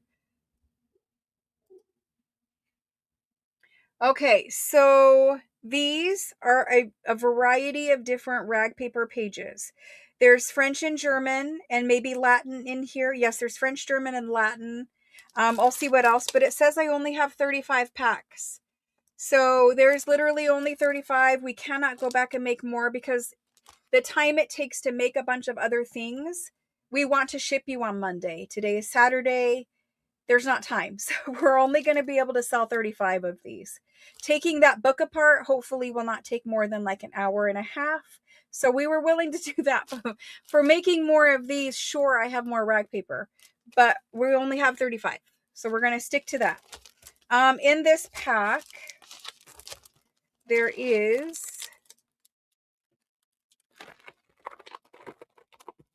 a stock pot of minestrone soup. Ooh, lovely. That sounds really good. It's not quite cold enough here for soup, but but soup sounds good. Okay, so we have, it's a big pack of pages. Like, you get a lot, and the ones that I take apart, so I take apart the books, and the ones I choose to take apart have something unique. Usually it's a really good quality rag paper. Sometimes I share ones, like if it's a German one, just, you know, it's better to share. So everyone, some German font book pages, that kind of thing. So what I did is I took apart a really, really large one. So this is a super old from 1600s with a wide margins. This is rag paper. It's beautiful. The text is deeply impressed into the paper. You could feel it with your finger, right? So this is a really nice large page, and you could put this in a journal just like this. It's a great page. So that's the first one, okay? And it's a single page because it's huge. But then the next ones are all like 2 pages or folios. This is the Latin one, also from 1600. It has the natural decal edge on it. You get 2 of those. These are my favorite kind of rag paper pages. Okay, both these, my favorite kind. Very old rag paper. Okay, so there's that. Then you get 2 of these. These are math books from the early 1800s. Okay. These are French math books from the early 1800s with problems. With problems. Okay, then next is this lovely French rag paper book. You get 2 pages out of that one. And when they're 2 pages like this, you just hinge them together. If you want to use this as a folio, you just hinge them together. I've shown you guys many times how to use the paper tape to do that. You could use washi tape to do it. You could make a paper hinge if you wanted.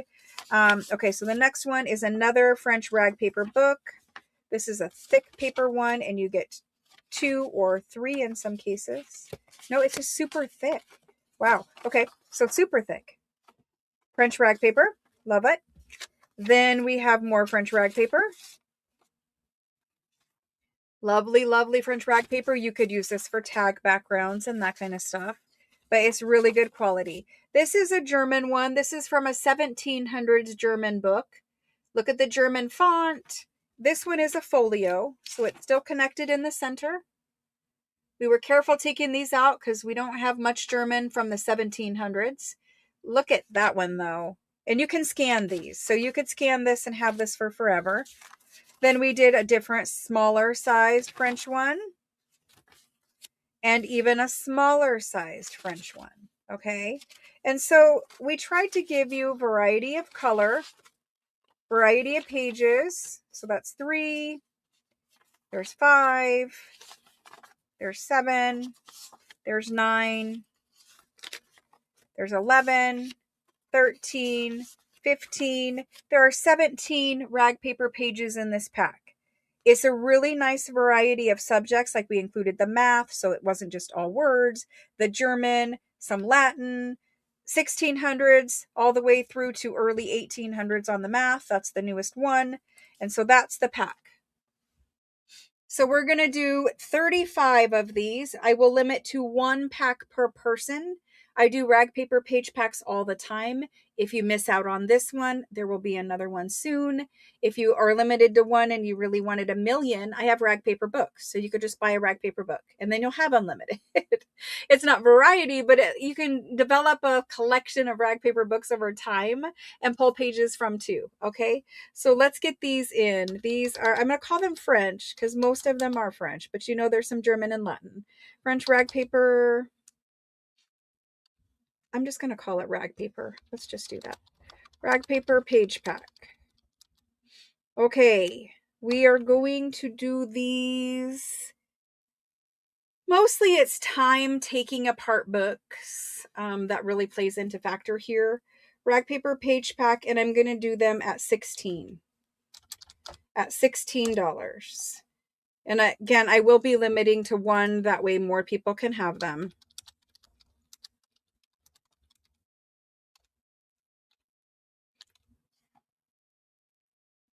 Okay. And so the first person after the go for this one.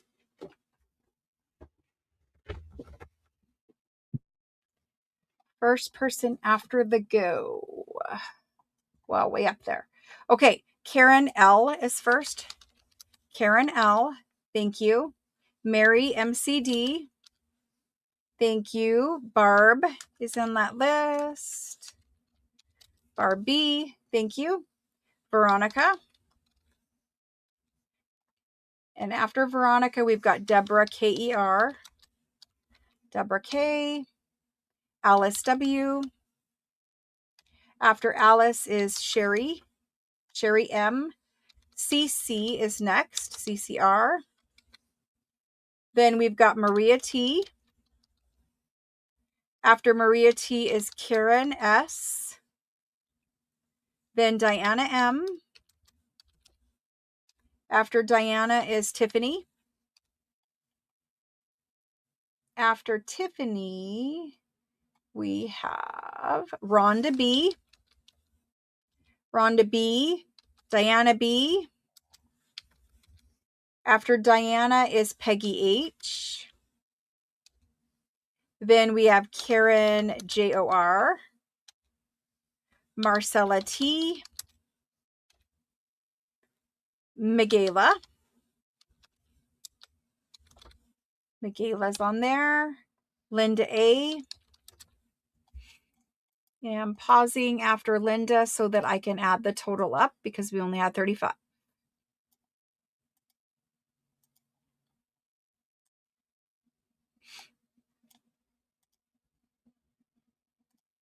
Okay, so I can do some more. Right now we're at 19, just being careful. So after Linda A, I have Juliet. After Juliet is Maria C. Then Beth. Beth CZ. After Beth is Eva. Then I have Susan BEC. After Susan, we've got Rose. Rose O. Mickey. Kendall. Sandy R. Sandy R. Kind of sound like a pirate there. Josephine. Wanda. After Wanda is Catherine. And we're going to pause and add again. 20, 21, 22, 23, 24, 25, 26, 27, 28, 29, 30, 31. I can do 4 more after Catherine. And that's going to be Joyce. Joyce G. Evelyn. Evelyn L. Robin V. And Lizbeth. Now, I do see that some people missed out, but like I said, I have a collection of books that I save because they have better quality rag paper. They have an interesting subject. I save a lot of dictionaries. I do share a lot of dictionaries and stuff with you. And I always share books like this whole for you guys too when we have them. But I will have rag paper page packs all the time. It just, like I said, it's time to take them apart and put the packs together. So if you missed out, I apologize, but I will have more in the future. I've had them in the past too. And the selection of book pages is always changing. So from pack to pack, there might be a couple same, but usually there's different. Thank you very much for that. I appreciate it. Okay, so where are we at? Good point. Where are we at? Where are we at? Rag paper does have such a wonderful feel. You guys know I'm always petting it. I'm always feeling. The first thing I do when I get like new French books in, if I ever have time to look at them, is I open them up and I just run my hands over the paper. And that pretty much tells me everything I need to know about the book. It'll tell me how, the quality of the paper. It will tell me, obviously I can see if it's rag paper, but it just tells me a lot. It tells me what kind of you know, there were books that were printed very cheaply, and then there were books that were printed with really nice paper, really nice, you know, they took time and care putting together. And so I do like to touch the paper and feel it, as you guys know. Definitely. Brandy, I don't have any more left, hun. There's nothing I can do about it. There are none left. Unless I'm not understanding your question, you keep asking for two and I don't have any. I'm so sorry. I don't. But there are no more. Not the prayer card one. Oh, wait. Prayer page and calling card. Prayer page and calling card. This is the problem. I was not understanding you at all, Brandy. Brandy's like, oh my gosh, I'm saying something different. This is day 6, guys. This is day 6 of 16-hour days. Plus last week was 16 hours. My brain is fried. Please accept my apologies, Brandy. I will definitely add you to that list. Hang on just one second. Oh my gosh. Brandy, I'm so sorry. She's like, I keep asking. Let me scroll back up and add Brandy. Oh my goodness. Somebody needed to yell at me. She's not asking for that. I know you guys wouldn't, but I'm just saying. Let me get Brandy on this list. Let's add Brandy. Insert her on there. She wants 2 of them. Thank you, Brandy. Thank you for not giving up either. She's like, eventually she will pause and actually read what I'm saying. Oh my gosh. It's okay. It's okay. I get it now. The one with the calling card and a prayer page. Yes. We have it. We added you. Okay, so let's see where we're at. We're 2 hours in. Let me take just a momentary pause. I'm going to go grab the prizes for tonight so I can show you those. And then we'll be moving on to a different category of items.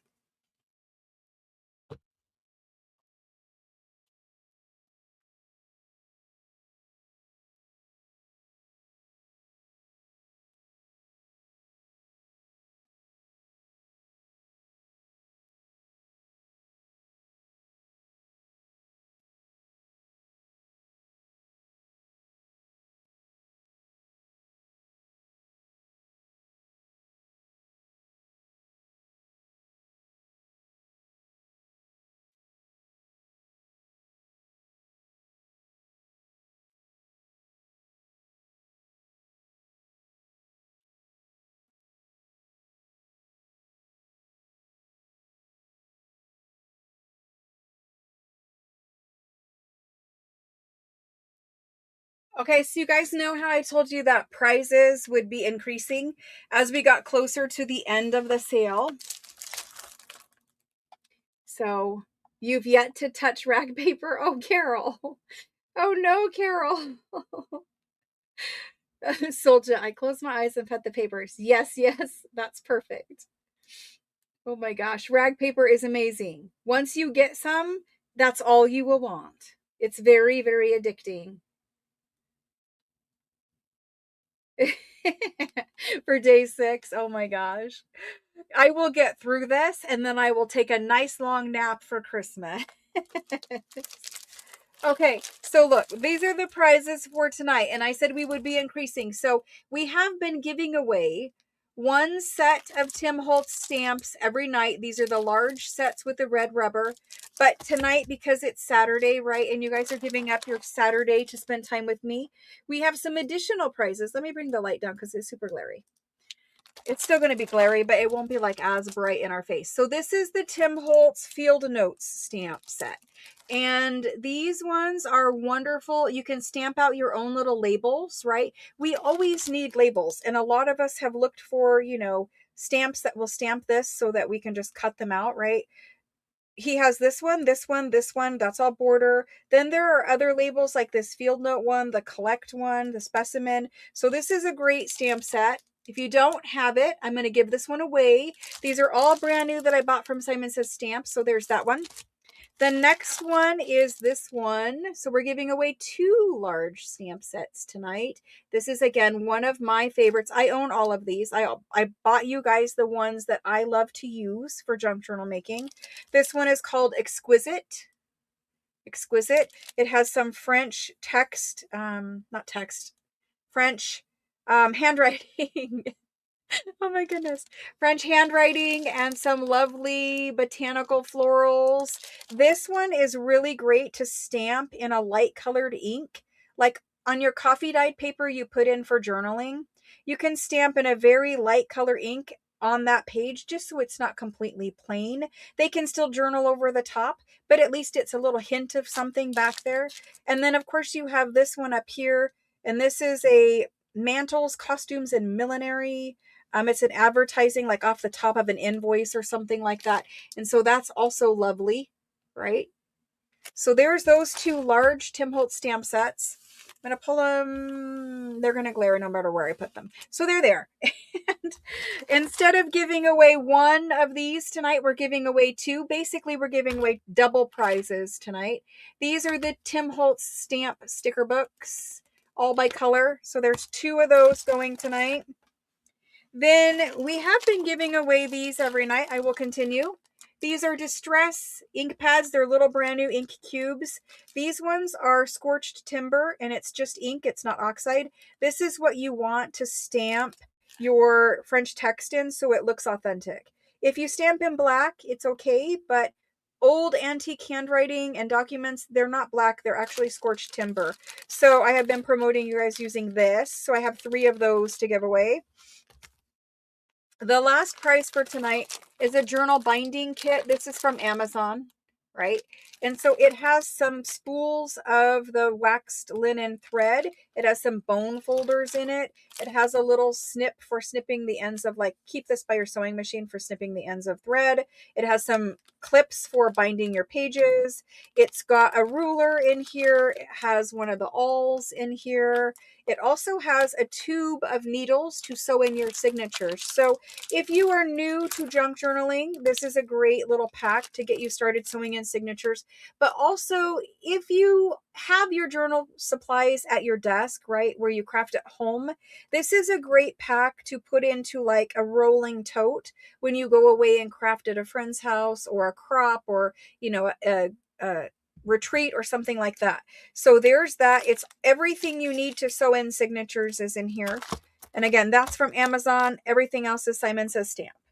And that's my prize package for tonight. We will have another prize package tomorrow. And tomorrow's the finale, and it is a grand finale. So anyway, let's go ahead.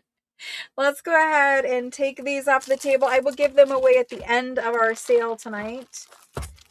Thank you for being generous with your time and hanging out with me all week long. It has been so much fun. And I'm super excited for you guys to get your giant, I can see your boxes and your bins out there. So the bins are all on a really tall shelf, and I can see them bin after bin after bin. And you guys have these little plastic totes, and they're full with stuff hanging out of them. And I can see all the quilt, like the quilt journal cover packs. I can see all the lace. I can see all the things, paper packs, books. And so I can just look by and I'm like, okay, that I would love to get that box. I would love to get that box full of stuff. You guys are good curators. You're all curating your own little collections, and I love it. The area with all the it's kind of crazy behind the scenes. Definitely crazy. I would kind of be embarrassed to show you because it looks like a hot mess right now, but it is a very organized hot mess. We have 211 totes full of customers' purchases. Then we have tons and tons of merchandise that came in that can't even get put away right now because we're doing this. It's crazy, crazy, crazy. Okay, so let's go ahead and move on. We're going to start looking at some ledgers and some other books tonight. I do have some French school books. I've got some, I don't know, I've got some sample cards. I've got some lace sample books. I've got tons of ledgers we're going to do. I have some rag paper books. We're going to start looking at some other things. I'm going to roll through this pile here. let's do this. So whatever is in this pile, we're going to do. And this stuff, some of this stuff, I know we have seen some of it before. We might have seen all of it before, but this is a super sale. And this is a time where it's the end of the year for me. Obviously, I have to pay taxes and I don't want to have a bunch of inventory sitting around, right? If we can move it, we're going to move it. So let's discount the prices on things I've already shown you. And we'll get rid of them at a lower price, which helps me and it helps you because maybe you saw it before. Maybe you weren't really, and you didn't want to pull the trigger then, but maybe if we discount it, it'll entice you to do so. So let's do that. We're going to look at things that are non-ledgers first. Okay. Going. What do we have? Oh, we have lace sample books, fabric sample books. Yep, that's where we are. Okay. So there are lace sample books. There's several. I'm going to show you what I have first so that you know what the choices are. There's the eyelet. These are French lace sample books. I have one that's eyelet. Okay. I'm just showing you what we have. This one is a variety of different lace. This one really looks like bobbin lace for lots of it, right? The bobbin type of lace. Then there's some trims in that one. This one is super, super nice. It has a lovely cover. We have shown it to you before. And this one, all different kinds. And this is bobbin lace. And I believe this is handmade bobbin lace. And I think that this is a book where a lot of the bobbin lace was done by girls at a nunnery. And so I think this is the sample book where you could go in and you could order some lace and they would make it for you. And so there's a bunch of bobbin lace in here, different little pieces and samples of bobbin lace, and you would order by the pattern number. So there's that. And then we have, this one is a fabric sample book. This is a French fabric sample book. We've shown it before. It was $240. And this one has fabulous things to scan, right? Fabulous things to scan. All of this is real fabric samples that you can move. If you scan just these pages and put them in a journal, that would be amazing. This is mattress ticking type homespun, that other word that I can never remember, but all different kinds of that is in this book. And plus a lot of cool advertising graphs and things like that. The next one we have is the Catholic Vestment sample book. And so this one we've shown before. I think we've shown every single one of these before. This one is the Catholic fabrics and trims. So obviously for religious purposes, they had all kinds of fabulous trims down their robes. And I'm not Catholic, so I don't exactly know what all the terms are, but lovely Catholic vestment trims. And so there's just a bunch of them in here. And there's some wide ones, some bigger pieces, fancier stuff. So there's a bunch in there. Okay. That's what I have for us for this section. I will be discounting every single one of these. It needs to find a new home. There's always new stuff coming, so we need to make room for that. And right now, if I have a lot of these, they're holding up a shelf. So we're going to start with the Catholic one. It was $450 before. It is a large book. It has a fabric tie to keep it closed. So we're going to start there. It measures 14 inches tall by 10, a little over 10. It's supposed to be about 10 wide. It's got some pages, like if we move the cover, it's about 10 by 14. And then inside, you've got some marble paper on this side. I will quickly show you.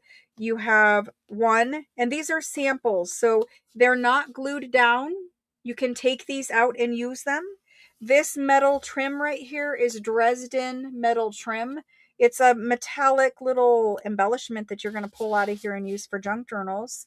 I do envision you would take this book apart. Maybe for you, you would like to keep it together, but there's a lot of things to use in here. And I would definitely be saving this metallic. It is actually Dresden, if you know what Dresden is, trim. And so there's the first page. This is the second page. The third page, I will be moving through these quickly. Third, fourth, fifth, sixth, seventh. Look at all those little trims. Eighth, ninth, 10, 11, 12, 13, 14, 15. There's some down here at the bottom of 16, 17, 18, 19, 20. Then down here at the bottom is 21, 22, 23, 24 on this side. 24, I'm trying to show you. 25, 26, 27, 28, 29 with a little bit of a tassel there, 29, 30, 31. These are my favorite. 32. Look at how Frenchy those are. 32. Nothing here. 33 and 34. 35, 36, 37, 38. These ones are a little fuzzy. 39, 40. 41 pages of fabric samples. So 41 pages where you're going to take the Dresden, you're going to take this and recycle this. Imagine going around your front French postcard on your junk journal topper, right? This is very useful. You're going to repurpose that. You're going to repurpose all of these fabric samples. I love this one. It's so like perfectly Frenchy. Anyway, there's some lovelies up here, lovelies all everywhere. Anyway, so 40 something pages of samples. We're going to discount this one. It was already priced at $450, which is like $10 for the page, right? So we're going to discount it down further and we're going to get it done. This one is Catholic Vestment fabric sample book. Now, there's a lot in here that you could use that has really, it doesn't have to be religious at all. Like there is many in here that does not have to be religious. But there are some that, yes, lean more towards religion. Like this is an angel. You know, there were some with crosses. Maybe you use those in prayer books. You know, there's some that you could use without having a religious base to it. So Catholic Vestment Fabric Sample Book. We are going to do this for $250 tonight. That is a savings of $200. It needs to find a good home, and there it goes. If you would like this, let me know and I will put your name on it. Alice, I was thinking of you with all your journal covers. Alice W. is the first in to claim this. Thank you, Alice. You're also helping me clear off that shelf. Thank you, thank you. There's that one going to Alice. And I'm just going to tear that right off of there. That works. Perfect. Okay, moving on. We have the fabric sample book, right? It's a crocodile cover book. It's really actually a very nice cover. Very nice looking book for fabric samples. It was discounted already to $240. There's a lot in here to scan, as I was saying. You're going to be able to scan all of the graphs and information, and that's really nice. It's got different prices and sizes of fabric and all that kind of stuff. You've got, these are old. This is like 100-year-old or older book. I think at one point we did find a date in here and it was 100 years old or older. But this is your mattress ticking. Your kitchen linens and towels and things were made from these. And then, you know, you're going to play with them. You could take these out and use these as like little snippets if you wanted to deconstruct this. But honestly, scan it first because it's worth scanning and turning into a digital before you use the fabric out of it, if that's what you're going to do. This one opens up and there's actually 3 pages of that. This is very traditional French fabrics for the home, right? Some larger pieces here, different colorways. I didn't count how many pages, but I will. And then these ones, do you know how they have those little French fabric cards that look something like this with the little flip up? Here's 6 of them or 7 of them for you. Here's more on this side. There is a lot in here that is usable. I would keep it, but I already have many French fabric things, and my collection is getting a little bit out of control. So it's over 100 years old, and there are how many pages of fabric? This is some specialty products. It's not there. The samples are there, but they're like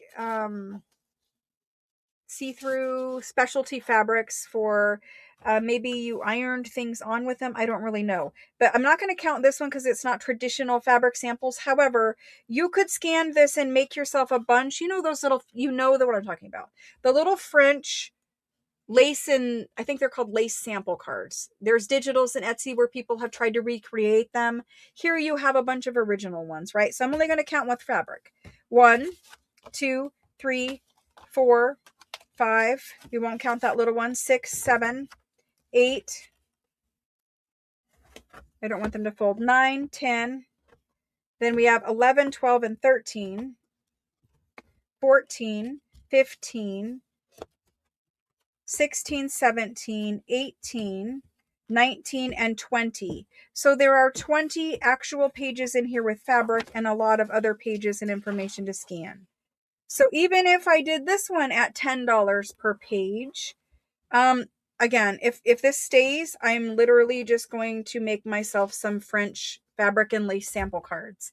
And then I'm just going to tuck them into journals because it's wonderful. So that's what we're going to have. We're going to have 20 pages. This one is a French antique fabric sample book. We had it discounted already at $240. There's 20 fabric pages at $10 a page. That is $200. I will do it for $185. $185 tonight because it's a super sale.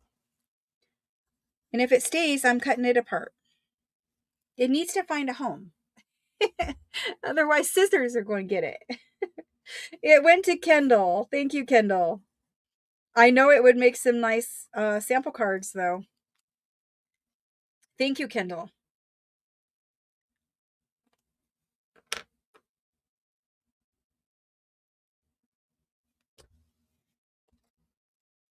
Awesome. Thank you. I don't want your little fabrics to get bent. Thank you. Thank you. Okay, moving on. I stabbed myself with a pen and it's bleeding. So hold on 2 seconds. Y'all don't want me to get blood on things. Let me go wash that and put a Band-Aid on quick just so we can move on.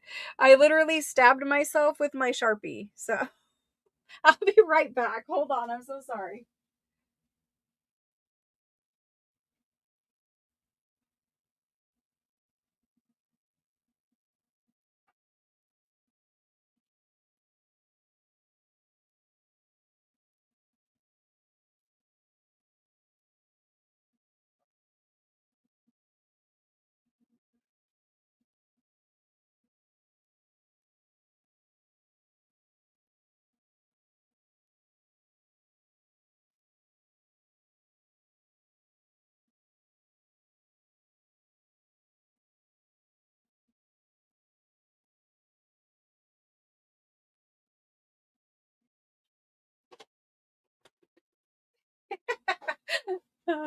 This is really going off the rails quickly. Thank you for bearing with me. I just don't, I don't want to be bleeding on anyone's stuff. It's not bleeding anymore, but I will cover it just to make sure here. There we go. All better. Lovely Band-Aid. We're moving on. At least a Sharpie is an alcohol-based marker, so it won't get infected or anything, right? Okay. The next one, this was a lace sample book, and it's in this lovely album. It's like a scrapbook album, but they've actually made their lace samples in here, and I love it. I love the cover of this. So this one, the pages are going to measure 9.5. 9.5 by 12, basically. It is never a dull moment. That is accurate. It's a lovely Victorian album cover. Really pretty book. And so maybe you're going to take this one apart. Maybe you're not. It is beautiful.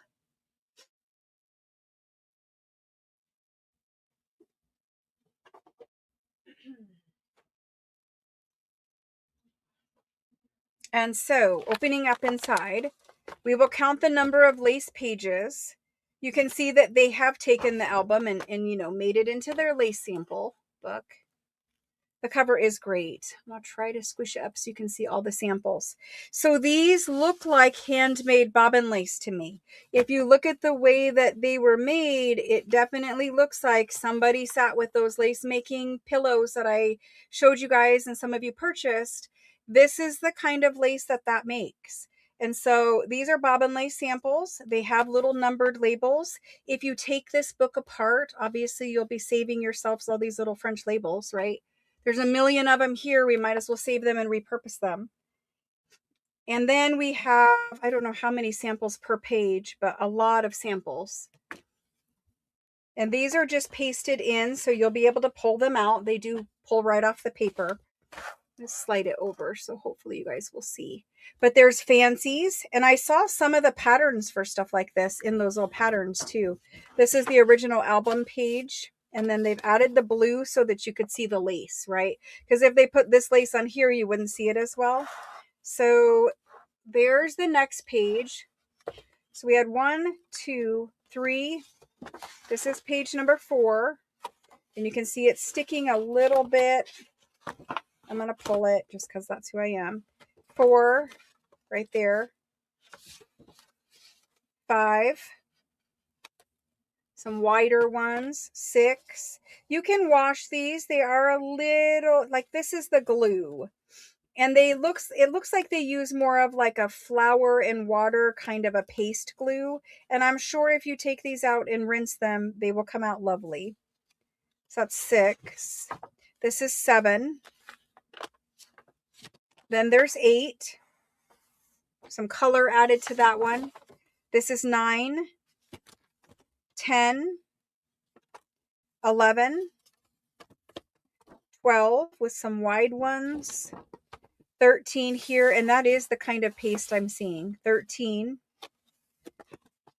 14, 15, 15, 16, again with some color, 17, 18, 19, 19 is loose, 20, 21 with color, 22, 23,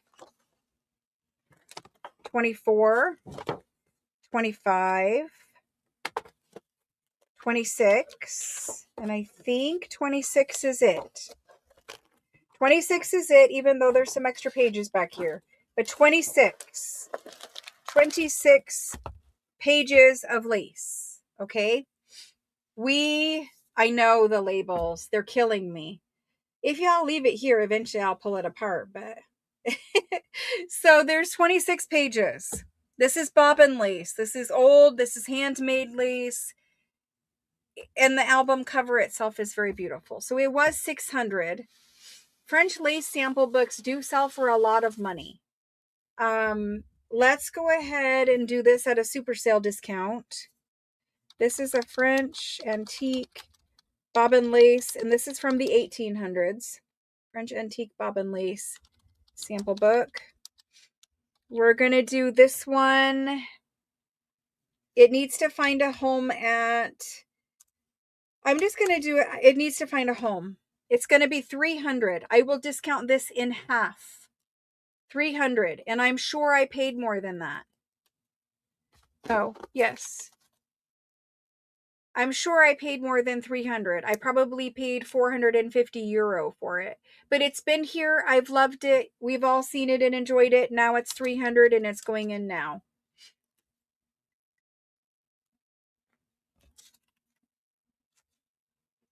I never hide things under my stickies. I'm not saying you said that, but I'm just saying. If the sticky is there, it's just there randomly. I would never ever do that stuff. So this one is 300 and it's going to Jane P. Jane P. Thank you, Jane. Oh, wait. Jane is before and after the go, but Cindy is also in there. Jane and Cindy. Jane, technically you are before the go. And you're after the go. Yeah. She's before and after, but Cindy is actually first. I have to give it to Cindy. She's first after the go. Sorry, Jane. My bad. I saw the me and I saw the me again, but in between you twice is Cindy V. Cindy V is actually first in after the go. You had to retype? Yeah. It's going to Cindy because she's first. I know, but that's my bad. Sorry. I didn't look at it close enough. It's going to Cindy V. Cindy V. Thank you, thank you. Sorry, Cindy. Oh my gosh. I need to just calm down. Right now, my allergies are super fired up and they're making my eyes water and my nose run, as you guys can tell. I'm not sick, it's literally allergies. I was fine completely all day until I turned the camera on. Of course. So this one is also a lace sample book. It also has a nice cover. It's not as fancy. This is actually the word for lace, right? Trims and lace. And so again, I can take the sticky off, but that's the cover. That's the spine. It's a fabric spine, and you can see it's had some restitching, some hand stitching to it. That's the back cover. Oh my gosh. There are more. There surely are. This one was 675. We will discount it, but it was 675. And so let me measure this one. It measures about the same as the other one. It's about 9.5 by about 12 3/4. And the front of this one, it does have some embossing. So if you're keeping it whole or you're trying to repurpose this cover, I would take a little bit of black and go over where it's scuffed. It's just scuffed from being slid on a bookshelf next to other books, rubbing in and out, or whatever. But it does have some embossing in the corners. And I would probably take gold gilding wax and get that in the debossing. I don't know. I would kind of repurpose this cover. I think it's nice enough. So there's that. Let's go inside of this one. This one is from a lace making factory. They made laces and trims. It is probably a little over 100 years old or thereabouts. We'll find a date maybe somewhere. These ones, so they don't have the little labels, but they've got the pattern number. The little pattern number is typed, or it's not typed, it's stamped or printed right here, the pattern number, and then there's a little handwritten number next to it. And so you start out with trim, and then lace. And this one is laid out that way pretty much throughout the book. A dental book. Okay, so that was 1 page, right? 2, 3. There's a lot of lace samples in this one. 4, 5. Someone has taken a corner out for whatever reason. Maybe it was damaged. But 5, 6. And now you have some of those fancier trims. 7. Love these. 8 is over here. Very nice. Then 9. Some wider ones. 10. These are the kind that we like. And see, they do come off. I can just pull this one. 10, 11, all kinds of fancy little bits of lace. 12, 13. These are like filet lace samples. 14, 15, 16, 17. Oh my gosh, look at the number of those. 17, 18, 19, 20, 21, and these are fancy. 22, very fancy. 23, I love these ones. I am a sucker for scalloped lace. 23, 24, and 24 has some little tassels, some wider. 25, again with the little tassels. 26, 27, 28, 29, and 30. 31, 32,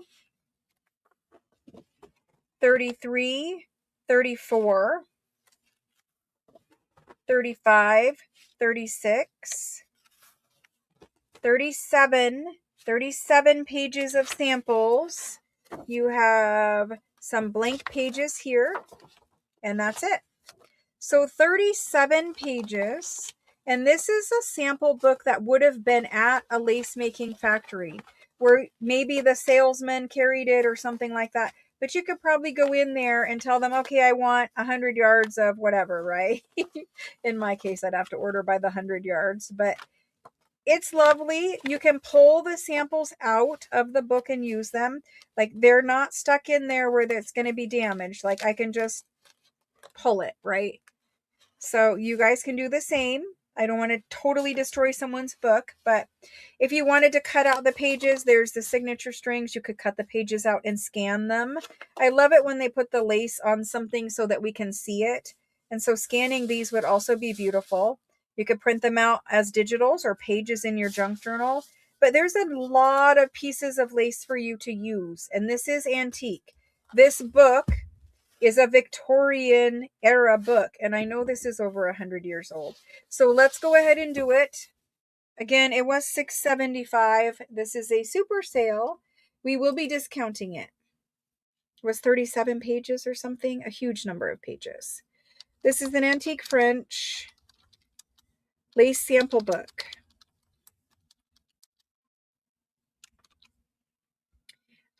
It was $6.75. I will do it for $400.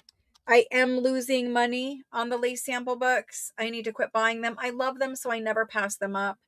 But honestly, I already have some that I've saved. This needs to find a home. We're doing it. I mean, 37 pages at $10. Who would not pay $10 for that? I mean, I would pay it all day long. So there we go.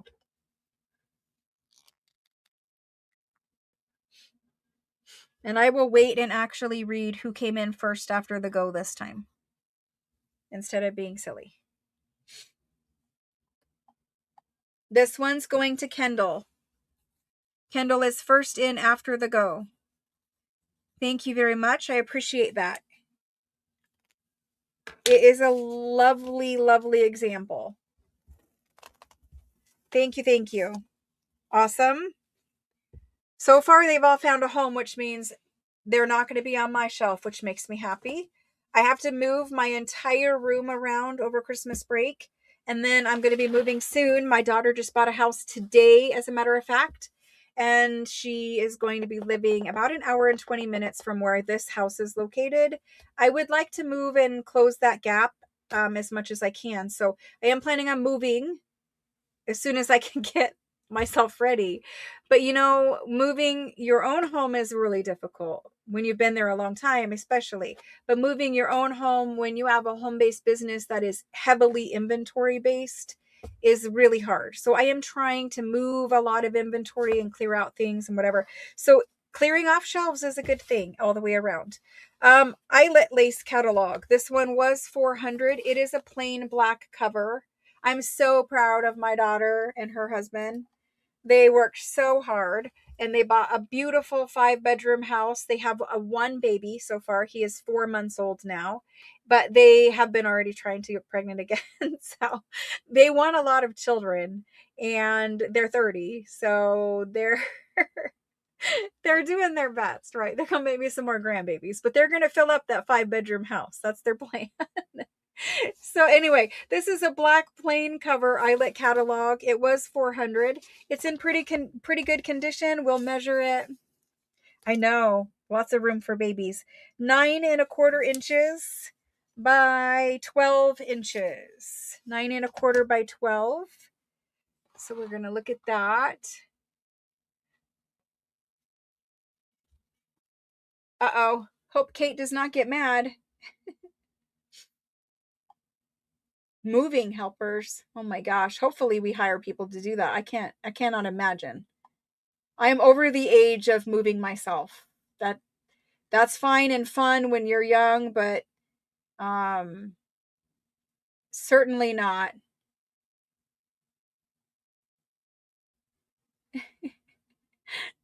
Oh, Kendall, you do whatever you need to do, hon. You put them in your Etsy store. That's all fine.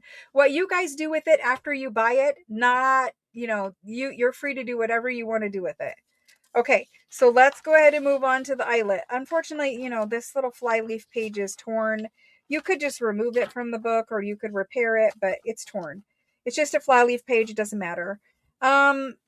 The lace in here is eyelet lace, and I particularly love this. Now, of course, the front page is the grungiest, but I particularly love it because they stamped the fabric number, the pattern number on each little sample. And so, we all probably have some eyelet that, is a yard of eyelet or whatever, but they actually stamped the little, and it's French with the little comma. Super cute.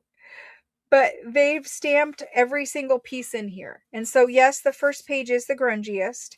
We're going to count them. That's page 1. There are some very beautiful eyelet pieces in here. This is 2 and 3. And again, I told you I was a sucker for scallops. So many beautiful ones. So 3 French eyelet. 4. Just look at them. 5. This is 6 and 7. You have all different widths, all different kinds. This is 8. Oh my goodness. This one, they couldn't stamp. They couldn't stamp because it would be like stamping on embroidered flour. So they actually have a little pasted label right there that's added on. This is 8. Look at that. That's beautiful. Then there's 9. The roses. 10. Oh my gosh, the cutouts. 11. Seriously, every time I look at this, I want to keep it. 12. 12 has little rosebuds. Lovely. 13. 14. There's some long ones. 15. This is a really long one. 16. 17. This one is so long that they've pinned the fabric up at the top because it's really, really long, right? So that's 18. There's 9. We're just going to count that as 19. Then there's 20. This one again has the little paper label. 20. 21. Some more paper labels. I love the double scallop. Oh my gosh. 21. 22 pages. Because we counted the one as 2 pages because it's one little sample, right? So 22. This one is showing you the kind where you weave the ribbon through. Oh my gosh. Yep, 22 pages. So I will show you, but these are fabulous. So if you want to know, there's something about the width of some of them. There's something about the width that way. They're really nice size. Really nice size little samples. I mean, like those long ones. Those are nice size samples.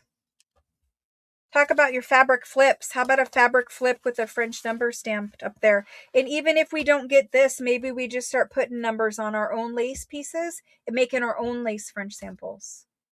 That was backwards, but you know what I mean. Our own French lace samples with stamped and stenciled numbers.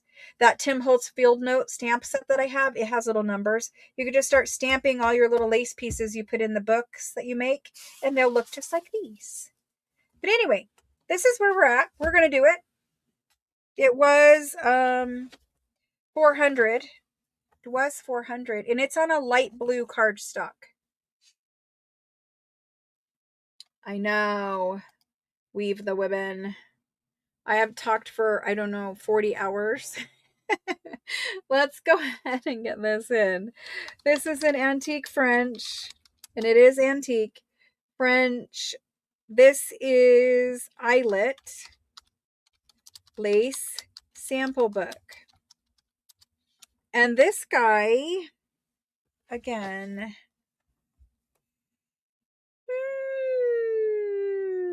there's 26 pages, right? If we did this at $12 a page, that would still be very cheap for these samples. These samples are worth at least $5 per sample. I have seen them selling for one little sample of little eyelet like this, and they'll charge you $12 or $15 because French lace samples are worth a lot of money, right? So anyway, we're going to do this one at $270 down from $400. $270 down from $400. That is $10 per page. You're only giving me $10. There it goes.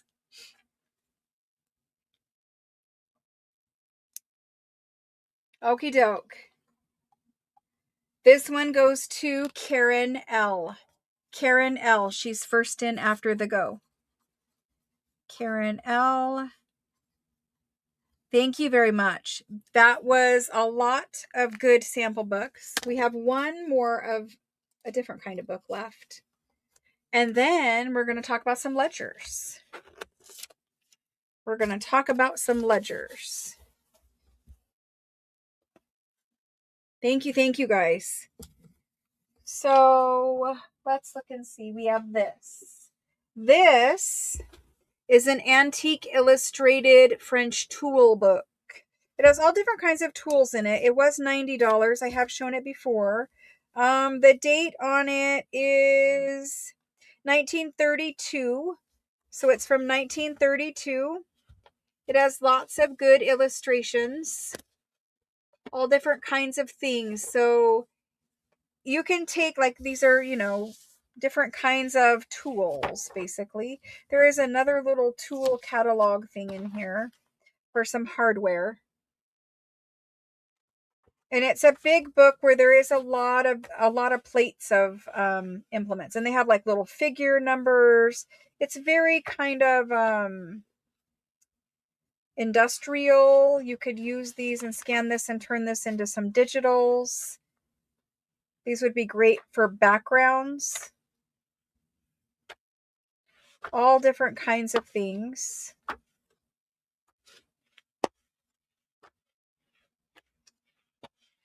A lot of plates, though. There's like a plate in between every couple of pages.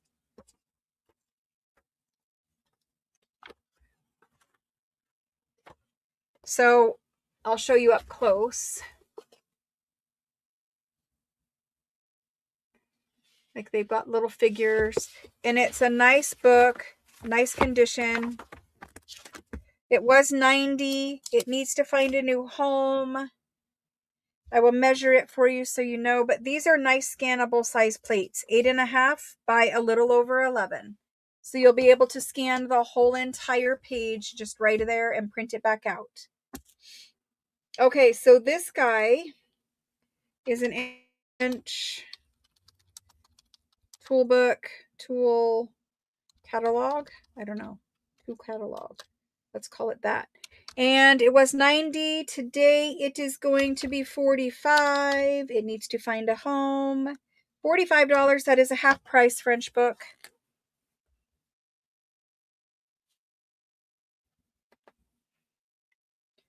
$45, and it's going to Alice W.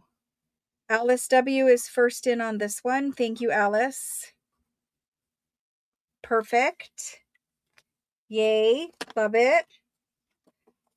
I have another table of goodies to get through that are all going to be discounted.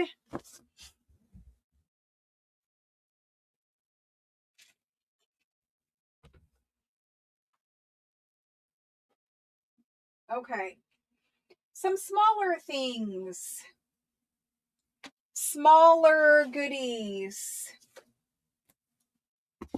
I have small color samples. So these are French. I have two of them. These are French color charts. Amazing for scanning and including in our junk journals, right? This could be scanned and then you could make them into 3 journal cards, right? Print them back out on cardstock. This would be an amazing little tuck pocket too. Like if you scanned it and then you just made it into a little tuck pocket. We all like art journals. Lovely. So this is a color chart, a French color chart. This is what it looks like on the back. And there are 2 of them. They're very beautiful. This one, they were $45. 2. This one has a little cracking right there. So we'll A-B them so you can choose. But this one has a little cracking there. The other one seems in better condition, really honestly. So there's 2. I'll A-B them. This is the back side of this one. This is the back side of this one. I will A-B them. Please scan these when you get them. I have not scanned them, and right now I am very sad about that. They're very beautiful, and I could see us using just journal cards. Just printed on cardstock, cut them. They're journal cards. They could be pockets, right? They could be tuck pockets. They're very, very pretty. Okay. Size-wise,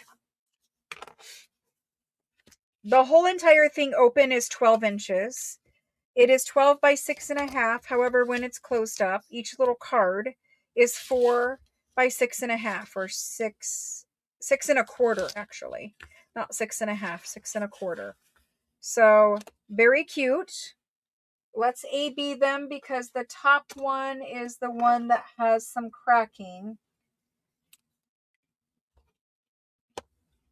If you just want one, because there's only 2 available, if you just want one, just put any instead of a choice because these are probably going to sell quickly. French color charts usually sell very, very well. They're A and B. I'm going to do them at the same price because honestly, they're worth more than I was already asking at $45. But I will A-B them. They actually have color in them. So you'll notice that this one is chippy here. This one is chippy here. They actually have like the paint or color samples or whatever in them.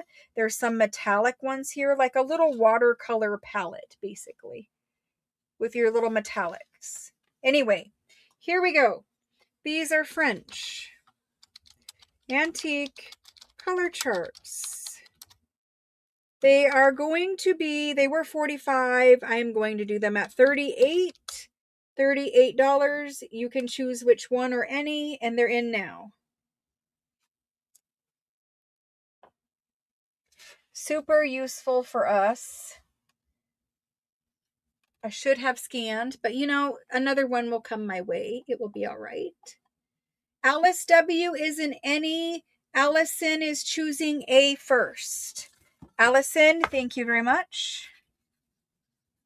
That's Allison, REI, for the A.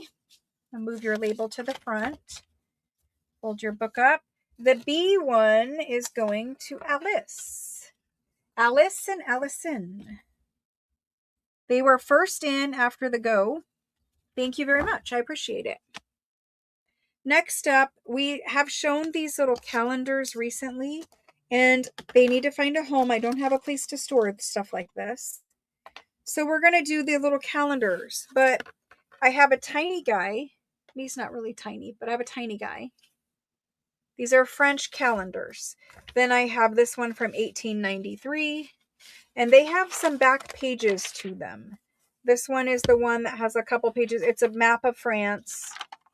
Some information back there. So that's $18.93. It is beautiful on the front. I think these would be great for scanning, right? $18.93, $18.90. And he has some pages on the back. His are not in very good condition, but it is there. I'm not use it for collage, whatever, but we're scanning this part. So there's $18.90. Then I have this one, which is, I don't know what, 1945. This one is 1945. Front and back on that guy. This one is 1948. Front and back on that guy. Lovely for scanning.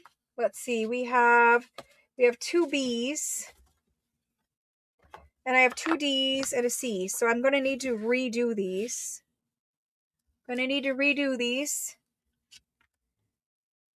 Momentary relabeling. This guy is a, I'm just going to make new stickies. It's not going to work. That one can stay B. And if I would have moved it, nope, I can't. We'll leave that as D. Okay, relabel. A, B, then we have C. Then we have D. Then we have E. Come here, you. We can E. Okay, so these were 50 and 22, and that little guy was like 25 or something. I don't know. But today we're doing a super sale, and I'm cleaning off that table behind me. So we're going to do it like this. A and B, most beautiful ones, and the oldest, 1890s. I'm going to do them for 32. 32. Okay. C and D are going to be 15. They need to find a home. E, let's do for 18. E, I didn't really show him much, but he has metallic trim on him. Metallic trim, and the year is 1875. So this is actually the oldest. 1875. And there's nothing wrong up there either. So 1875. Alrighty. These are French wall calendars, I guess. I don't know what else to call them. French wall calendars. Calendars. Okay, they're priced on the table, so just if you want any, say any. If you want a specific one, call the letter out. I'll put your name on them, and then we will move on. Deepest discounts today and tomorrow. I've got lots of inventory to move through still. Okay, we have Lena M for B. Lena M, thank you. That's a beautiful one. Lena, thank you. Right off to the side there. After Lena, Tammy D is going to take the E. Tammy D, thank you. After Tammy, we have Mary will be an N-E. Shauna wants the C. Shauna D. Shauna D, thank you. So we have one N-E. And then Cindy B will take the A. Cindy B. I'm going to put this in a bag. Cindy B. Cindy. No, not Cindy B. Yes. Cindy V. V-I-N. Cindy V-I-N. Or the B. Cindy, this is twice I've messed up on you. I need to watch the Cindy. Cindy V-I-N wanted the B. And that left the N-E to Mary. Mary's going to get the D. Mary MCD. Thank you so much. Thank you. Thank you.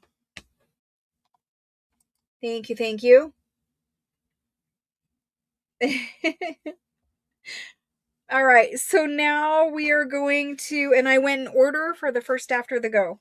Now I have this little journal ledger book, and it was priced at $75. It has like it's an embossed cover, a pattern cover. You could see it right there. I don't know how to show it to you. See, it's embossed with pattern everywhere. It's green. It's really quite lovely. There is a good picture of it. Like, look up in this area. It's a good picture, kind of. It changes all the time. Anyway, let's measure it. Let's look inside and see what it is. It's a little ledger. 7.5 roughly by 12.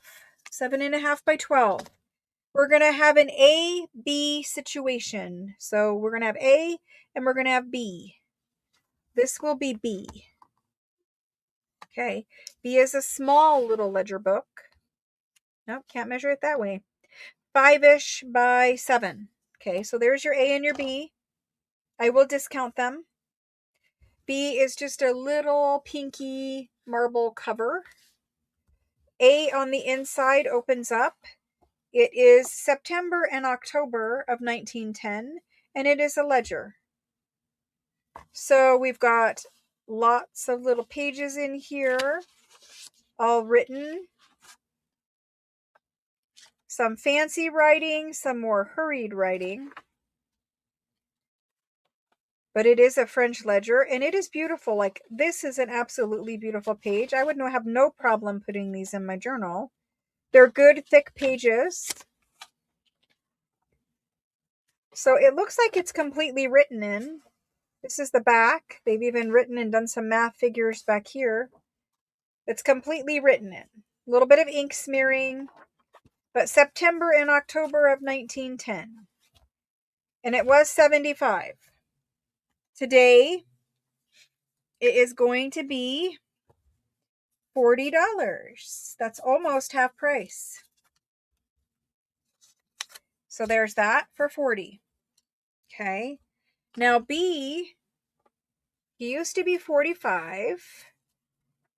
He is a little French ledger. Really pretty writing in this one. Okay. Little French ledger. He's got a couple of pages written up here in the front. I mean, they really are beautiful. You can see that it's loose. Completely loose out of its cover. But you have a number of written pages here in the front.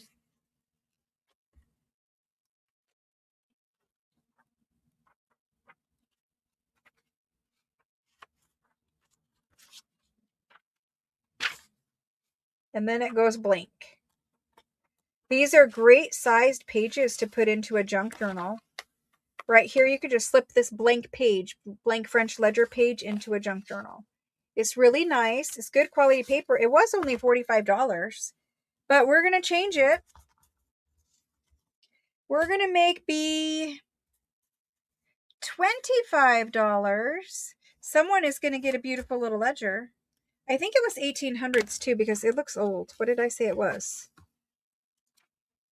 I don't see a date, but it is very pretty, and it is definitely 1800s. Oh, 1875. Just read the first line. 1875. So cute. You will never find me selling one for $25 ever again.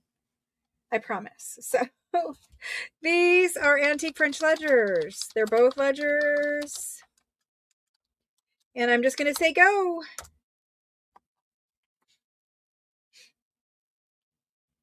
This is a fun super sale. I like being able to discount stuff, and I also like clearing off that back table, because that table needs to move because those filing cabinets have to come out of this room. Allison R. is in first for the B book. Allison R. Thank you, thank you. And then Kendall's and Annie. Thank you, Kendall and Allison. Thank you all. I see many of you tried. I will do a round for people. I will do several rounds for people who are having trouble getting in. I know it's not fun to sit and miss things, so I will definitely do rounds for people who are having some trouble getting in. Okay, moving on. I have A and B again. A and B. They're both French ledgers.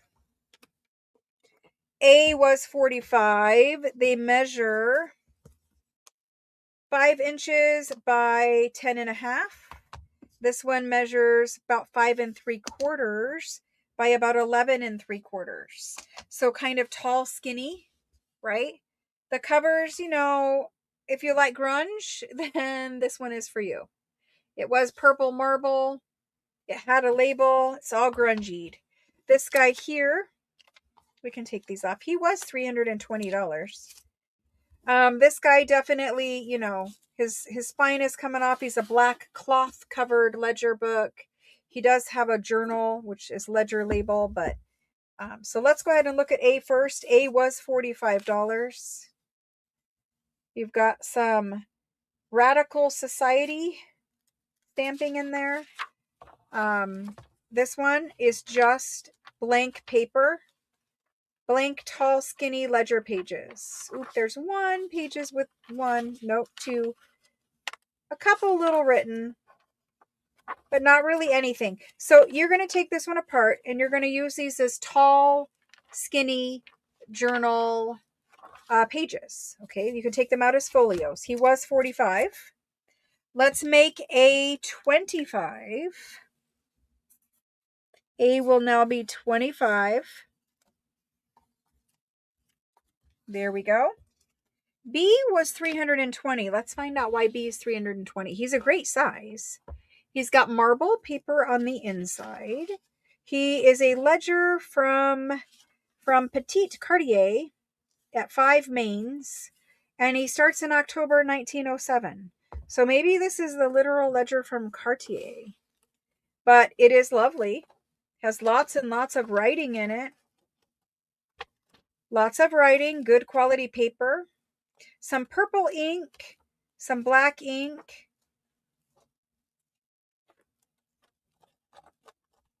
Okay, that's that much. Let's see. It goes all the way to 300 pages. It's all written in. There are some stamps in between, like the date is stamped here. There's some paid stamps. It's completely written. It's lovely. Honestly, there's nothing to be sad about with this one. You get a lot of different styles of writing in here too, and I like that. A little bit of ephemera, a telegram for photography. Don't want to fold that. Lovely. Okay, so let's do it. B was 320. B is now going to be $180. $180. There we go. Discounts. Clearing off a shelf. Let's do it. So A and B, these are antique French ledgers. And I'm just going to say go.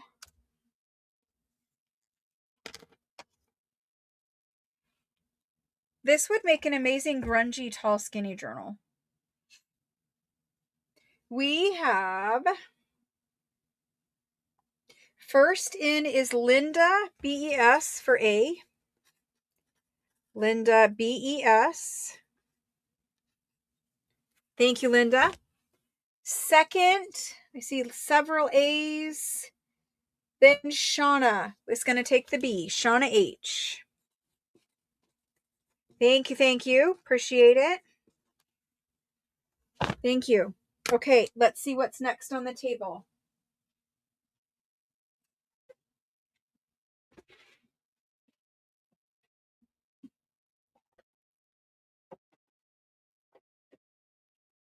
Okay, I have 2 more ledgers.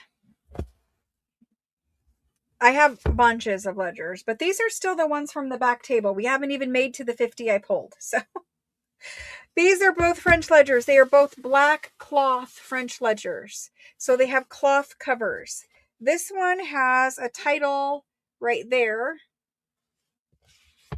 I think it's a ledger. This one is definitely a ledger, and it has title here and here. There's backs. Backs. Okay, black cloth. They're about the same size. One is much thicker than the other. This one is 7.5 by about 12. The same. Okay, so this is it was $600. Let's find out why it was $600.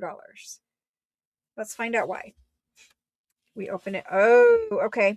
This is the Book of Music. This is a literal handwritten French music book. They've done a little souvenir of Theo. I can't read it. But anyway, that's hand done artwork, hand done coloring, hand written songs. This one has a bunch of artwork and songs, and they all are hand colored. This is a beautiful songbook. Beautiful songbook. This is all original. This one has this lovely little star tissue paper that is covering this lady. I'm going to scoot it up just a little bit. Look at it. It's so pretty. This one I showed one time before. And it was a night where we had a bunch of other ledgers and fabulous things to look at. It's The Marriage of Madeline.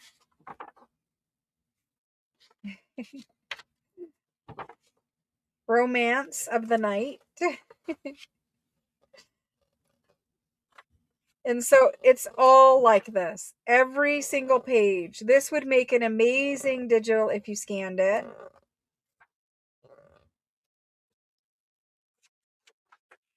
Like, look at that one. Look at the way they've done the title. It looks like a title for like a playbill or a music cover. So beautiful. Look. Aw, some German scrap in here. So it goes all the way to the back. A couple blank pages. These are still handwritten songs. So some to scan and some to play with maybe. I don't know. Maybe you just collect this one. This one is pretty fabulous. Look at the titles. I mean, hand done. Beautiful writing. I mean, this is really pretty. I don't know why this is here. Okay, well, we're going to do it. So it's a songbook. I like the sailor one. The sailor one is my favorite. I mean, I can't say my favorite, but I really do like it. So we're going to do this one as A. Okay, that's A. The B one is an actual ledger, and he was $250. So he's a pretty thick ledger for $250. So he has these lovely blue alphabet tabs. Lovely blue alphabet tabs. So that means when you pick the tab up, you're going to go to the A section. This A section is blank. B section has names in it and figures. If you go to the C section, it's basically like tabbed pages, right? Tabbed pages.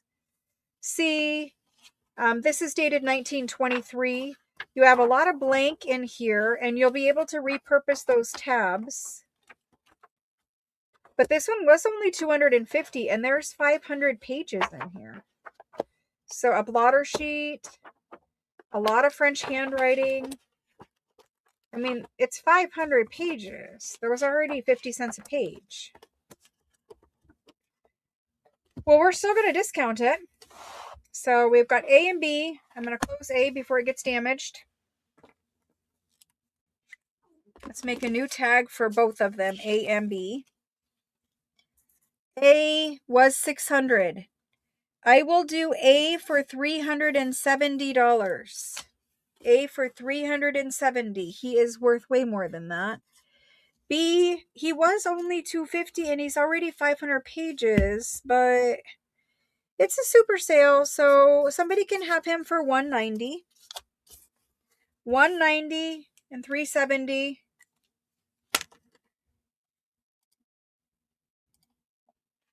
All right, here we go. These are antique. I'm going to call it French music book or ledger. Let's just say go, and then you guys can have fun.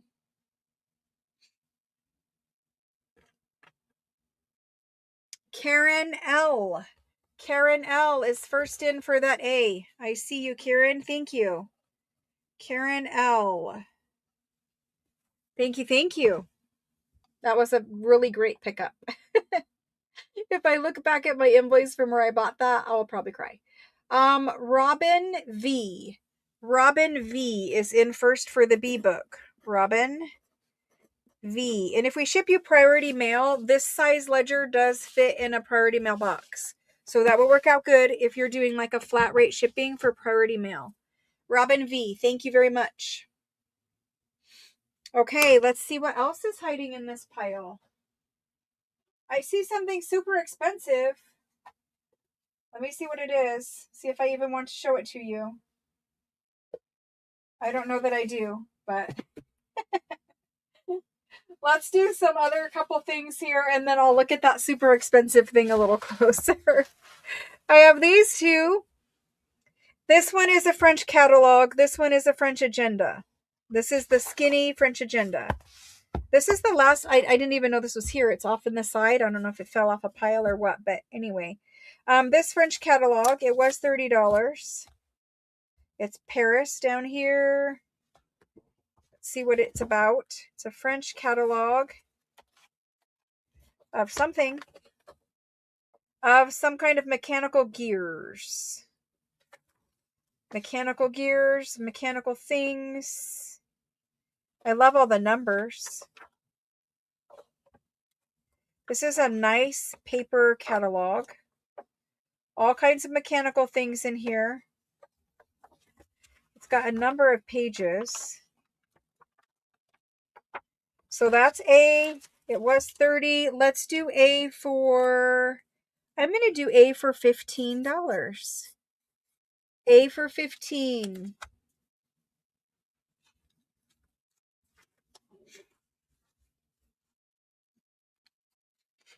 What are you saying? Don't share. What is it?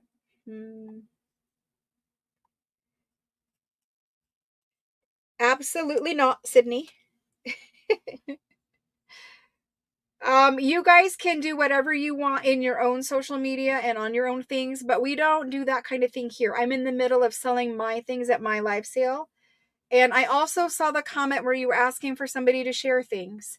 Please, I understand you're excited. I understand there's a lot of excitement about things.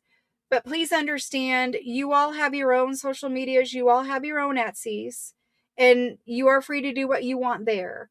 But here during my live sale, I ask that you respect my live sale and don't encourage rule breaking or break the rules yourself. Obviously, asking other people to share things that they're buying is inappropriate. If they want to share, they will share on their social media. They will share on their Etsy's. But mentioning all of that and getting all that, that really isn't appropriate here. So I'm saying it. I'm saying it nicely. I understand you guys are just excited and all that. It's totally fine. No one's in trouble. No one's bad or anything. I'm just saying the rules because we're kind of veering off into that direction. So you guys need to do what you're doing on your own stuff and not promote it or try to get it into here. You have to understand, I'm running the top channel for this kind of thing. We get people coming in all the time who just want to promote their stuff. I know that's not what's happening in this instance, but I have had to make those rules for that reason, and we just need to stick to them for that reason. So A is the French catalog for 15. Then we have the agenda for 1912. It's a tall, skinny agenda. I'll measure both here, but the tall, skinny agenda, it's a nice condition one. It's got some gold debossing here on the cover. These do make amazing little journals. It looks like there probably was another page here or something that has been torn out. Or possibly the spine is just coming loose here. There's your title page. This one does have handwriting and a little bit of ephemera in it. There's that. In the past, when I have shared other people's stuff, it has always come back to bite me. I try my best to support other creators, and I do a lot of work to do that. Other sellers, other creators, I encourage you guys to do Etsy. But every time, just this week, I promoted somebody else's YouTube. And then I got an angry email about something. And it's like, I just sent 15,000 people who are listening, watching, whatever at some point. Okay, maybe 5,000 people watched that video. I sent them all to your YouTube, and you sent me a unhappy message about something ridiculous. And it's like, well, if I knew you weren't going to be a nice person, I probably wouldn't have referred all my people to you. Every time I try to be is super nice and sharing, it just hasn't worked out very well. So you guys can do what you want on your time, and I'm just going to stay out of it. So this is the 1912 agenda. There's a bunch of information back here in the back. It's just a very stressful time of year, maybe, and so maybe that person was just having a bad day or whatever. But I don't like sending you guys places and then finding out that people aren't nice. I don't like sending you places and then you have some kind of problem with the seller and then you're mad at me. So there's a lot of things to consider in that. So this one is laid out where there are 3 pages or 3 days per page, and this person recorded all their entries. It's basically like a little yearly accounting book or a little yearly ledger. And so it's got some writing in it, and it is from 1912 with a little bit of ephemera tucked in there. So that's A and B. I don't think this one was ever shown before. I'm going to measure it quick for you guys. This one is, well, the pages are going to be just about 4 3/4. And then height-wise, we are at 13 and a half. It's 13 and a half if I get it to the top. Okay, this guy over here about 8 and a half by 10 3/4. So let's get this one A and B'd. B. Okay, so there's that. He didn't have a price, probably because we didn't ever show him. I discounted this one. Usually these ones are about $100. He's the only one I have, and I don't know why he's still here, but we're going to do him for $80. He has lovely handwriting in him. So let's go ahead and get this.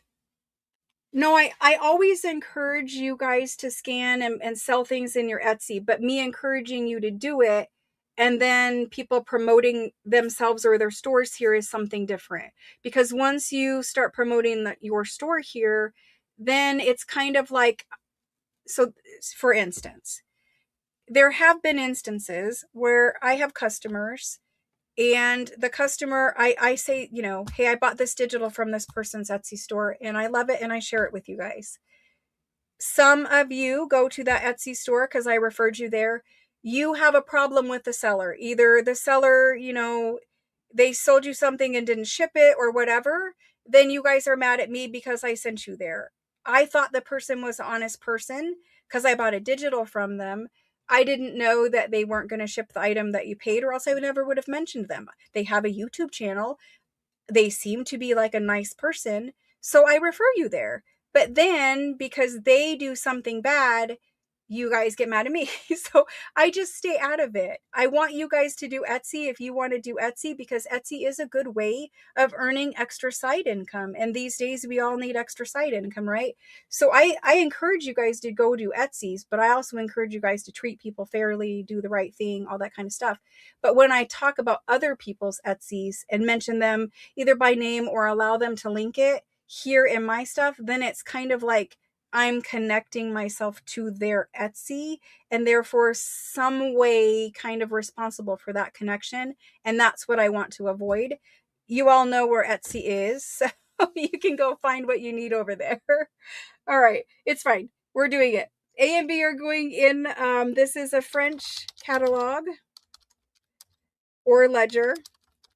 And I'm just going to say go. There we go. I know we're getting very sidetracked.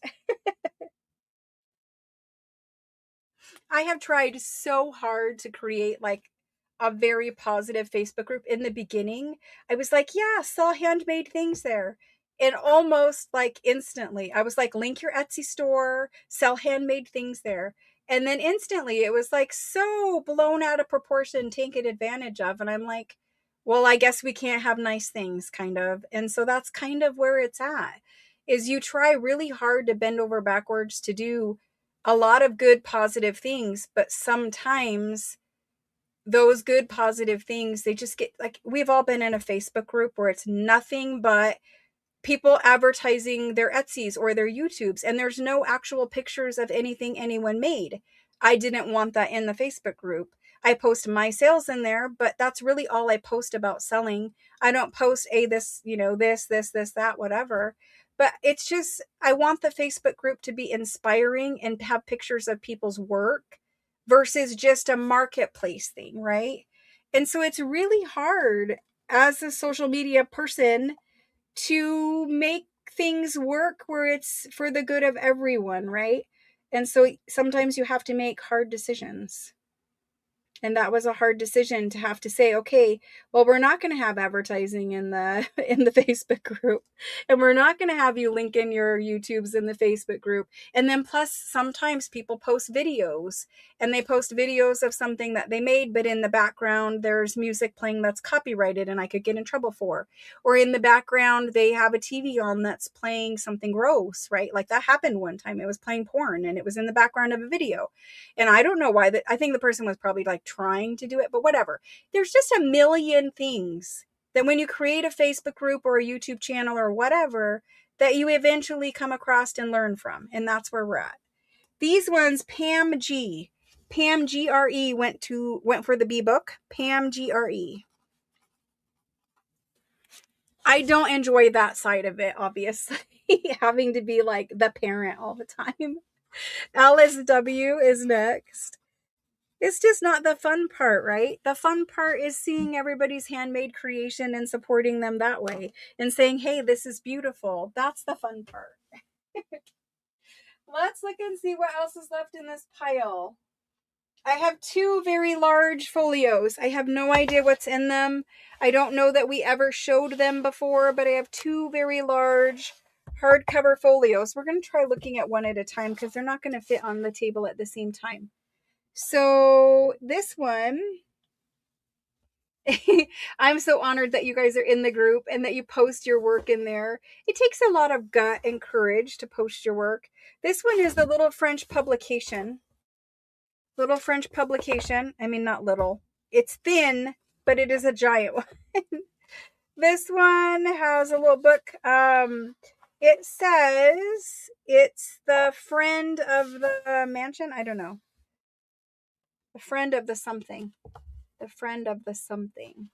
And so right here, this is a little button. I don't know why there's a button in here. We have some artwork on the front cover. These look like larger magazine type publication. I don't think I've ever shown this to you guys. So there's 2 pages for this one, and then we go to the next issue. This is a 1877 publication.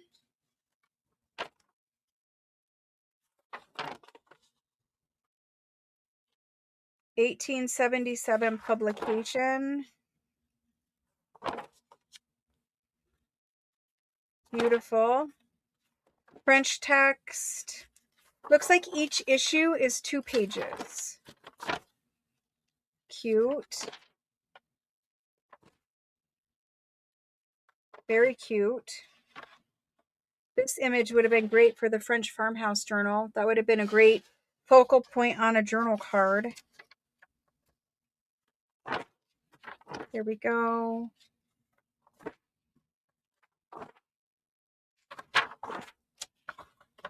And then we're at the end. So there's just a couple issues of that magazine. I don't know, 6 or 8 issues of that magazine in here, and a very large cover. So I'm going to measure this.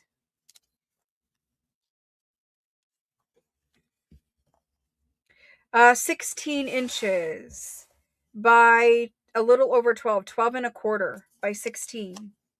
So this guy, we're going to do him by himself because nothing else will fit on the table. We're going to do him for $45. 45. There he is.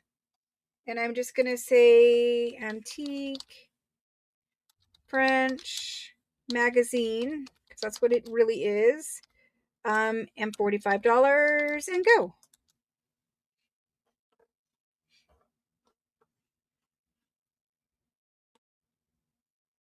Okay, this one goes to Jody M. Jody M. Thank you very much, Jody. I have to read the comment about Pam.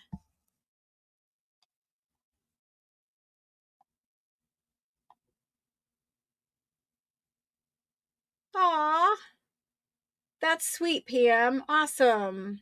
Awesome. I'm glad you got it. All right, let's move on and look at this guy. I have no idea what is on. I don't even know. I don't think I even showed you guys these, but they're back there, so we're going to do them. Whatever this is, it's a super grungy cover. And it looks like it's been bound with some loose string right here, or maybe it used to hang. Who knows? But let's measure it this way so you guys can see. We are at 15.5 inches by about 10. 10 by about 15.5. I don't know what's in here. I've never opened it. I mean, probably at one point, but not in years. It was at the bottom of that pile. It is. It looks like it had tabs, but they're not really in the best condition. Like the tabs over here, they're not really in the best condition. And it looks like it's a ledger from 1887. The front couple pages are loose. From 1887. And it's a tabbed, like an index for a ledger, and it tells you what page their entries are on. It's nice writing from 1880.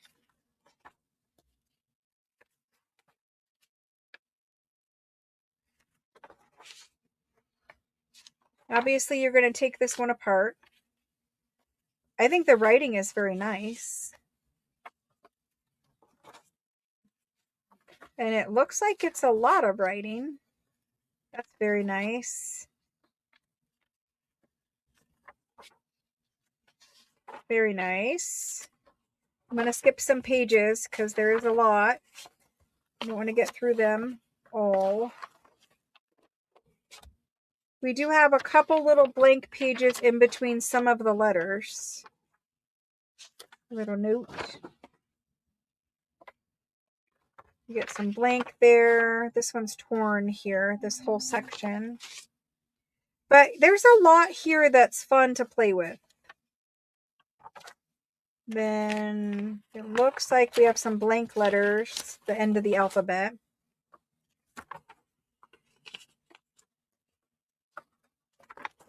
Oh, when they get folded on themselves. Look at that. It's like a super long lists of dates or names or pages or something. But this is what we're looking at. A ledger kind of book. An index for a ledger, really. I don't want that page to hang out too far. But that's that. I don't think we've ever seen it before. Let's do this guy. He's 1880. I don't know what I said now, but he's nice. He's got lots of paper in there to play with, but he does need to find a home, so he will be $65. $65 for that. Let's do it. Ledger. I mean, it's kind of a ledger, but we're going to do it for 65. And there's the go. Anyone wants him? Let me know. I have 3 very, very, very large folios of things next. This is Beth CZA. Thank you, Beth. Beth CZA. Perfect. Thank you, thank you. This next little bit, there's 3 of these. So these are large green marble folios, and they have strings that tie them closed. So there's strings that tie the top, strings that tie the bottom, and this is the front edge of the book. I'm showing it to you sideways because I wanted it to fit more on camera, but it's very, very large, right? So large folio. It's probably got art or something in it. I don't know. We'll find out. I think I know why I have allergies. I used dry shampoo today. When I use dry shampoo, I think it messes with my allergies. It's not the first time I've used it and said that. Apparently I don't learn. 20.5 inches tall by very large folio. 20.5 by 13-ish, a little over 13.25. Okay, so you're going to get a folio. This is the front. This is the back. I think there are 3 of these. So I don't know which way this opens. It opens this way. Like a big artist folio, like a booklet thing that you would carry your art around in, maybe. I don't know. We have this plan, an old blue folded up plan. We have some architectural things.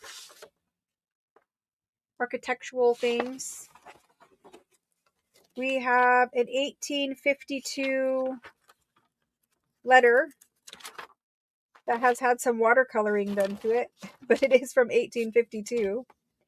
We have some kind of art drawing here. I don't know. This is thick rag paper. A card, like a watercolor cardstock maybe. Several pages like that. Then we have this. This is like for the ornamental trim or something. It's dated 1907. So there's that. Another drawing. Then some more architecture things. Another kind of drawing. This, there's 2 of these. They're like T rulers. There's 2 French wooden T-squares. Is that what they're called? I think so. T-squares. There's 2 of them. I don't know why there's 2. One shorter, one longer. So those are in here. Card. Another technical drawing, dated 1906. Another one, but it's bent. I try to straighten these things out. There's that one. There's a blue booklet. It's a school booklet, a professional school booklet. So this person was learning this stuff, I guess. So that makes more sense. Mostly blank. There are some drawings in it. So maybe they were learning how to be an architect or something. I don't know. So there's that. It's a nice book. There's just a blank card there. Some notes, arithmetic notes. This is a drawing of a chair. Maybe they were designing furniture from 1907. And then we have a water pitcher, one of those very traditional French water pitchers. And then a smaller version. That's what's in here. Why do I have this? I don't know. It came with something else, I'm quite certain. But there's the first one, and there's three of these. I know the other 2 do not have the T-squares in them, but that's what we're going to do. If you would like to own this, you'll have a lot of green marble board to make journal covers out of. You can cut these down into journal cover size and make these. So that's what that's good for. Let's go, because it's pretty. Let's go ahead and do this. I don't think I've ever shown this to you before. And it needs to find a home because size-wise, I'm not an artist that does big canvases. I have no use for something this big. So let's go ahead and discount this one, or do it for a discounted price. I'm going to do it for 40. Surely the school book alone, the T-square things, I mean, surely that's worth 40, but it needs to find a home. Here it goes. I'm just going to say French, antique, and the word go, because it doesn't really matter what's after that. You know what it is.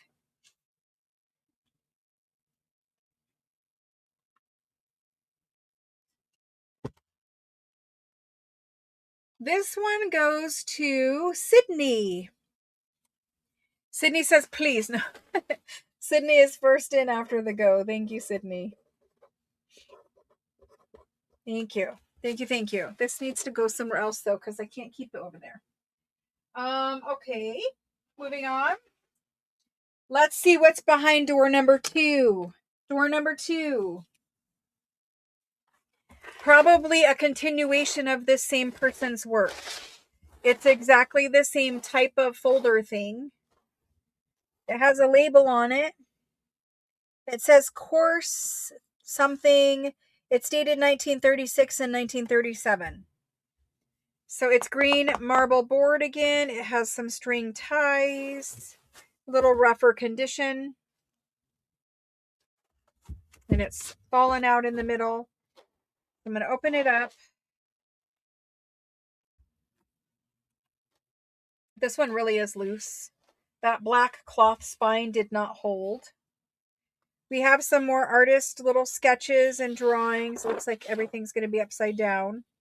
But some little artist sketches and drawings.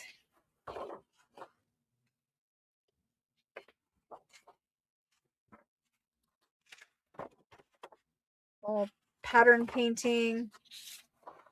I don't know if this was supposed to be pears or what that was.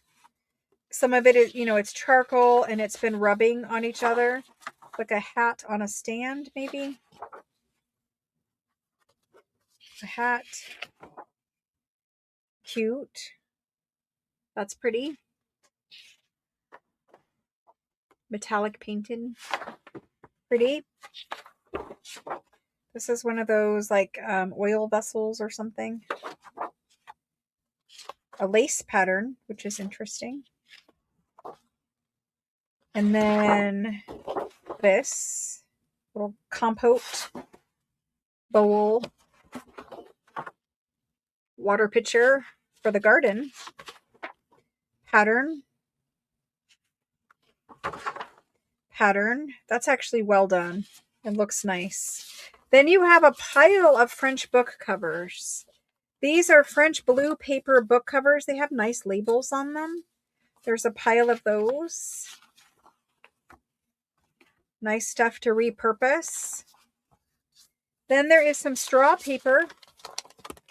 Some French straw paper. Authentic straw paper. But this one is old, right? I don't know what this is. Oh, it's a folder. I see. It's a folder that opens up like this, but it's actually sewn. It's actually sewn with a sewing machine. I mean, that's fun stuff to repurpose. We have another design book. We have a bunch of design books in here. So these ones are school books. I don't know if there's anything else back here that we missed. It looks like blank with some design. More like almost geometry. Construction of the parallelogram. Anyway, there's a couple pages of that kind of stuff. Then we have some more straw paper. Then we have another design book. This one is like pinkish. Mostly blank. Grid. Map. Nice maps, really.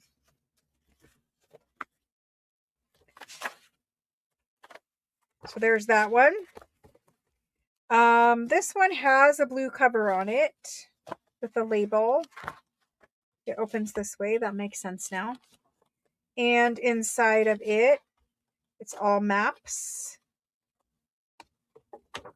map making drawing used to be an actual skill, like that would pay money. You could just make maps. So I don't know if that's what this person was going to school for, but there is an awful lot of map books in here.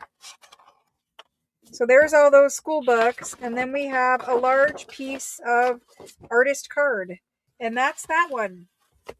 Definitely this is like repurposing. I mean, the school books are nice and everything, but this is definitely a lot of stuff to repurpose, to make your own art with. So we did the last one for 40. I am going to keep it at 40 because there's more school books in here. And honestly, those school books would sell for $40 a piece. So we're going to leave it at 40. There it goes. And I'm just going to type antique French and go. And then you guys can tell me if you're interested in it. There we go. I have one more after that. I don't know what's in it. I didn't even look in them. These probably came with something else that I bought, and we just never made it to these. This one goes to Rhonda B. Rhonda B. Thank you very much, Rhonda.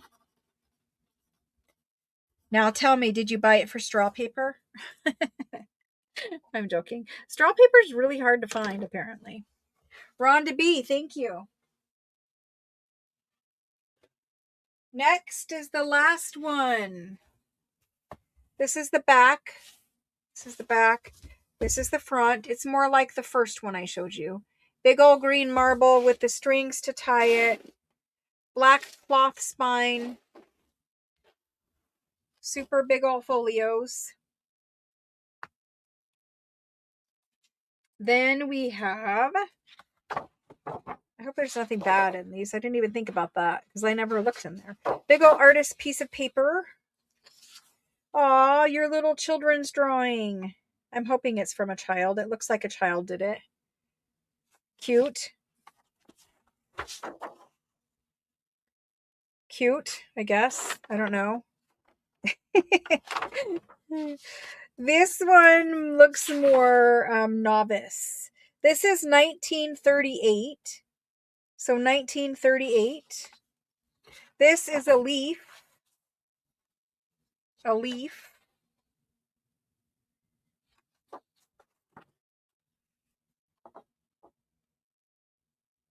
Some little drawings. Watercolor. I don't know. This one looks more like, at some point it looks childish and then it doesn't. They're all signed.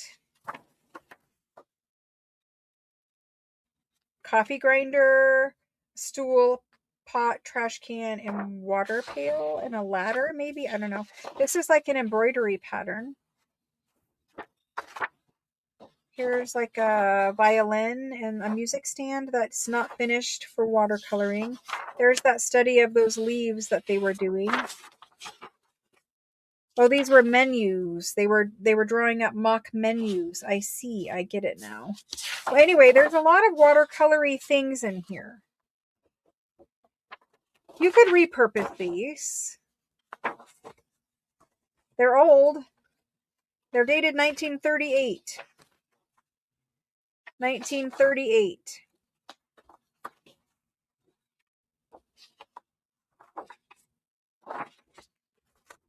There's a, I mean, I'm not going to be able to show every single one, but there's a lot of things in here. They're all on artist papers. That's an embroidery or cross stitch pattern. So is that an umbrella, pottery again. Oh my gosh, there's so many, and they're all signed. A fish. They're all signed. If nothing else, you can repurpose the paper. Some school book pages.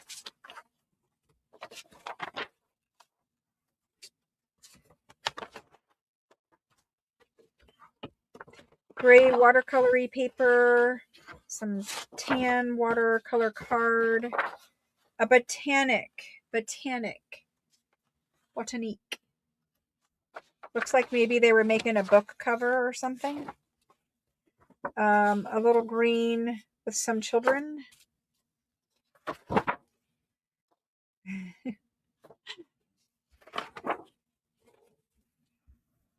Some tulips.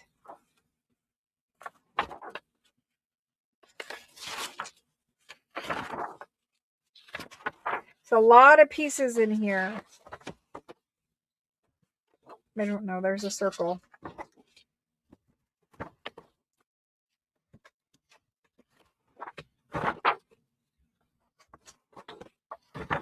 That's an oil lamp.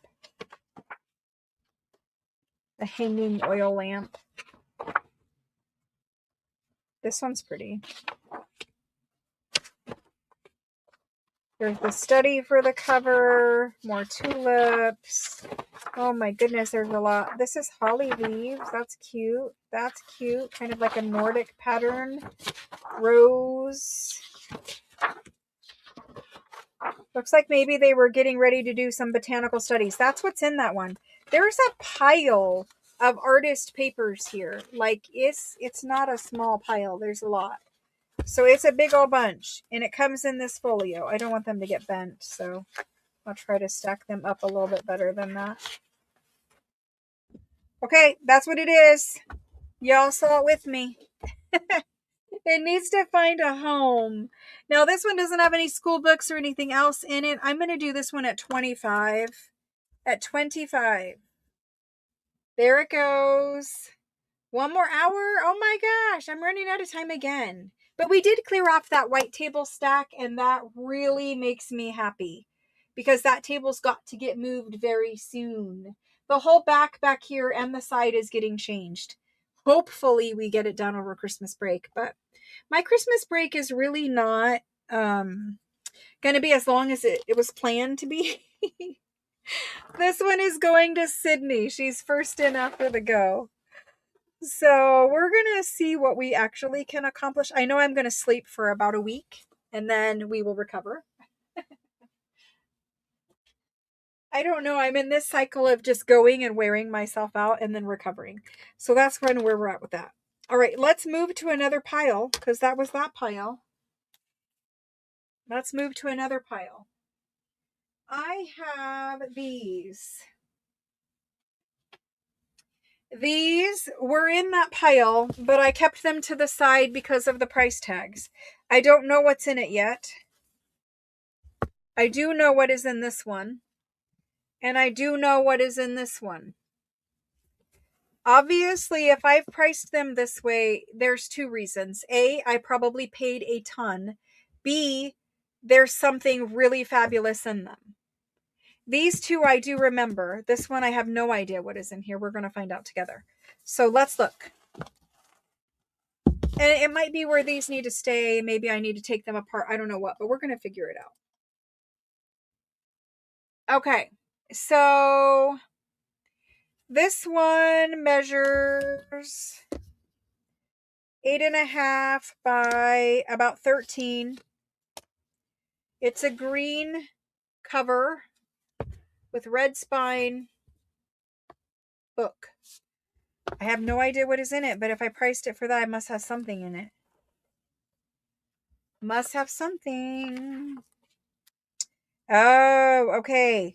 This is a very fancy 1830s. It's a school book for Rosalie Colson, and she's demonstrating her mastering of these topics. Okay, so that's what this book is. So she is showing her penmanship. She's showing she knows how to make out a ledger or whatever topic this is. This is 1830. This is basically a fabulous calligraphy specimen. There's a lot of pages here. A lot of pages. This is talking about the decimal place, I believe. Maybe. I think it's the decimal place. Measures. This is measures, but this is her demonstrating her mastering of these topics.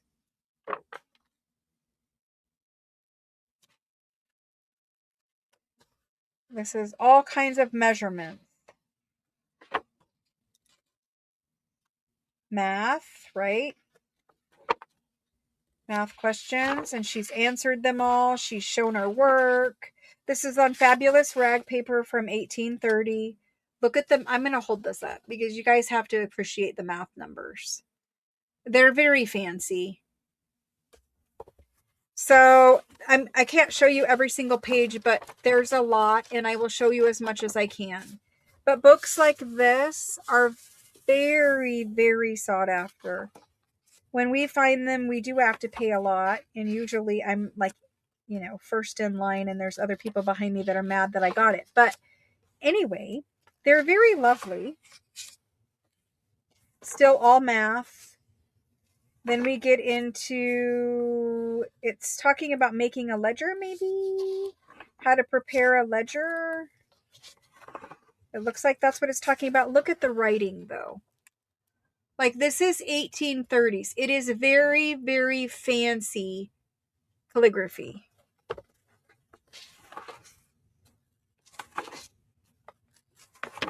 On thick rag paper pages. Explaining the abbreviation of the names, maybe? I don't know. This is the commercial ledger, and she's explaining that she knows how to do this. So she's explaining, hey, I can do your books for you. But they're very beautifully done.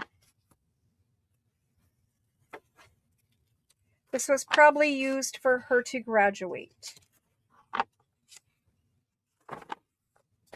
And so there's a number of ledger pages, right? Then she's talking about a different kind of a ledger, right? A merchandise ledger. General merchandise, all of these people, what they bought, how much it was. It's super fabulous. From 1830. There's another page. Look at that writing.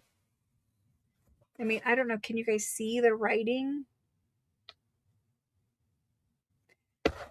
Okay, moving on. More. Profits and losses. Look at the calligraphy. My goodness. Okay, now we're back to some other kind of education. I don't know. I think we're in math again, right? Yes, we're math.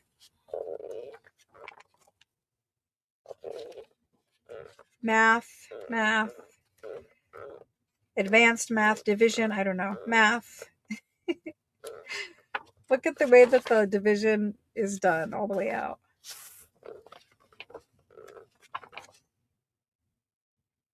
Analyzing something.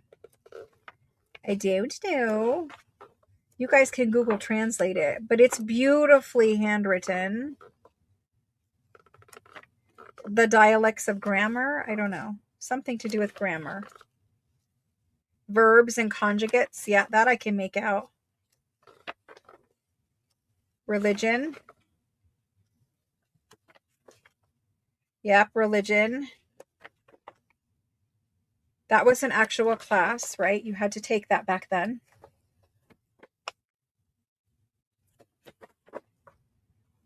Provinces and capitals. So some geography.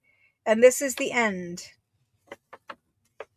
That's it. There is 161 pages. 161 pages of very, very fancy written rag paper. So in this book, you get kind of everything. If you wanted French ledger pages, there are those. If you wanted French handwriting, there's plenty. I think you definitely need to scan this before you use it, but it is thick rag paper from 1830, and we're going to do it. We're just going to do it. It was 1650. I didn't even know it was back there. So it is a masterpiece. I didn't even know it was back there. So we're just going to do it. Let's price it at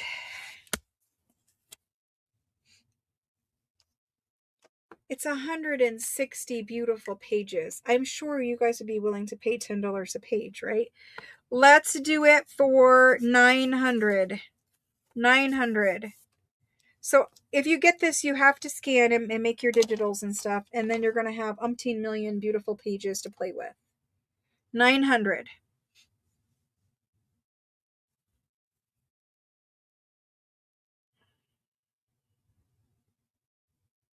I don't know how the families do part with the things they part with. You know, like if it was me, I would obviously never let it out of my family. And I think sometimes the families, maybe they just have so much, or, you know, people die and then other family move away and then they just, maybe they don't know that certain things are there like that anymore or something. And all the contents of the house get sold. I don't know exactly what happens. Um, is Josephine claiming? It says dot Josephine. Are you claiming, Josephine? I see your name. It seems like a claim, but it has a period in front of it. So I just want to make sure it's not accidental.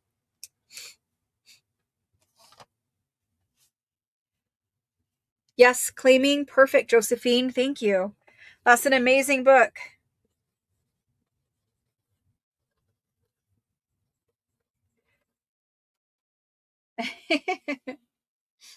Thank you, Josephine. Thank you, thank you. Let's put it back over here. Thank you. You saved $750. That's pretty good. I have these two. I do know what these are. These are both fabulous calligraphy books. Okay. They have, this one is about trees and nature. And this one I don't remember. I know it's calligraphy and it's fabulous. Obviously, the book itself, the book cover, has seen better days. It's actually like a little hand painting of this man crossing this bridge, two trees.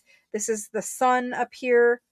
The cover is not as fabulous as what's inside. What's inside is this.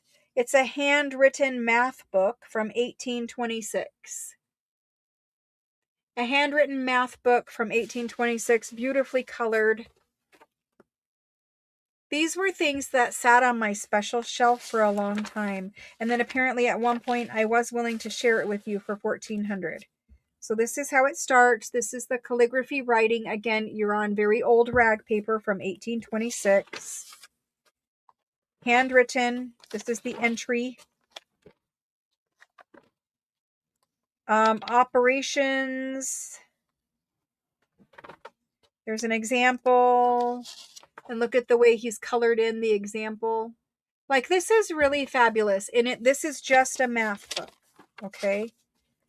And we've had many, I shouldn't say many, we've had several very, very fabulous math books. This is just one of those. All of these are different colors. They're all hand painted. When there was space, they did some art. Edition. So it's many, many pages long. All handwritten. So we're just going to kind of thumb through because, you know, we can't do the whole thing. We can't. Subtraction. I mean, it's a handwritten rag paper math book that's all hand colored. A table.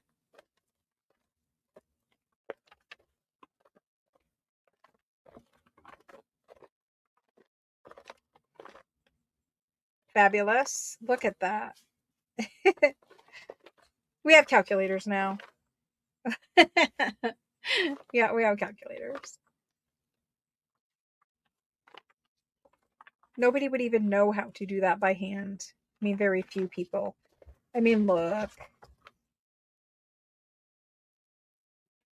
All done on rag paper, all hand colored. I mean, we still have so much more to go. And I haven't been showing you every page because we can't. Plus, there'll be some, you know, things you didn't get to see that you'll be experiencing whenever you get it home. But if you were going to sell pages out of this, there's an awful lot of pages here. This is much bigger than the other books we've had. Much more pages. All kinds of tables and lists. And then at the end, I love how they say, end. I'm finally done with this. This is an ink stain. But look at how many beautiful pages there are in this guy. This is a math book. Like, come on. No American child could even do this work at this point because they don't teach us anymore. And it's so dang beautiful. So yeah, there's a math book. Here's this title page that he drew for us. From Joseph Richard. Okay? In 1826. That's what that is. We're going to do it. It was 1400. Let's make it be... I could take this apart and sell this by the page in packs or whatever. So we're going to do... Well, they didn't have anything else to do either. So now they have too many things to do. Too many things that get their attention, right? Let's do this. I'm going to... He's hard for me. I'm going to price this one... What was it? Was 1400. I will do it for 9. I know I am losing money, but it's fine. The only other thing I can do is take it apart and put it into packs.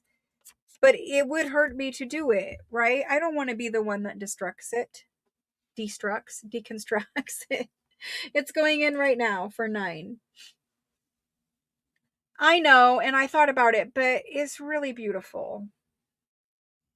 Some things it's harder for me to do that with. Diana B is adding to her math book collection. Diana B adding to her math book collection. Thank you, Diana. It is lovely. I'm happy for you. Thank you. Diana B. Awesome. That goes back over there. This one. This one has so many pages. So many pages. It's super thick. Marbled book block. Obviously, the cover on this one is nothing, but what's inside of it is very special. This is a book about trees. So it's literally somebody's book about, like, again, the cover, who cares? But what's inside is gold. So it's horticulture, something I don't know, and I don't know. Arboretum? I have no idea. But it is a book about trees. So it starts. Look at the writing. Even selling, so this one, even selling pages or a page pack, which I have shown this to before, obviously, because it was priced at $2,000 before. I could do page packs for you out of this one, but honestly, this is another one we're taking it apart because it's a book about one whole subject. I didn't want to do it. But look at the writing. Like, I don't even need to hold this up. The writing speaks for itself. And there's just hundreds, if not more than 1,000 pages of gorgeousness here. And look at those title pages. And there's many other fabulous things. But, you know, it's dated right here. It's signed and dated 1863. We don't know. This could be a book that's actually worth money. Like, if you translated this book, it might have some kind of knowledge that maybe we don't know anymore or whatever. I don't know. It's a handwritten book. Maybe somebody was just really into studying trees and they wrote a book about it and it never got published. And so this is the only manuscript that exists. But it is a book about trees. It is handwritten. It's signed and it's dated 1863. So then the pages are numbered. We're now on page number 13. And so they've got all kinds of beautiful calligraphy examples.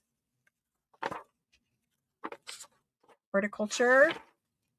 Nature of the sun.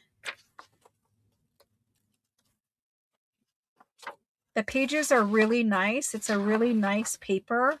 I'm surprised that more of it isn't damaged because the cover, the cover is pretty much worn away. But I'm going to have to speed through because we're not going to make through all these pages. But I mean, there is no ugly page in here. There's so many beautiful titles in bold, bold calligraphy. Plants and something and legumes, beans, I don't know. There is a little blank section there of 4 pages.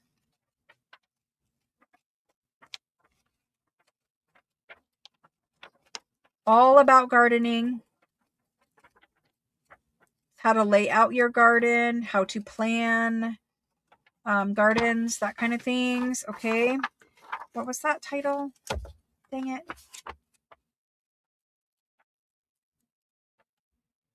Instruments. And then instruments. Science of temps. Garden something. I saw a title. I thought I saw like a chemistry title. No? I don't know. Anyway, we're on page 309.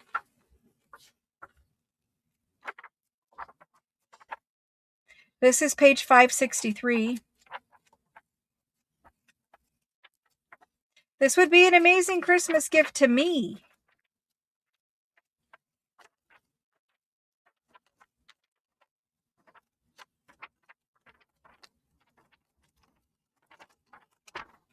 Okay, so we're at page 581.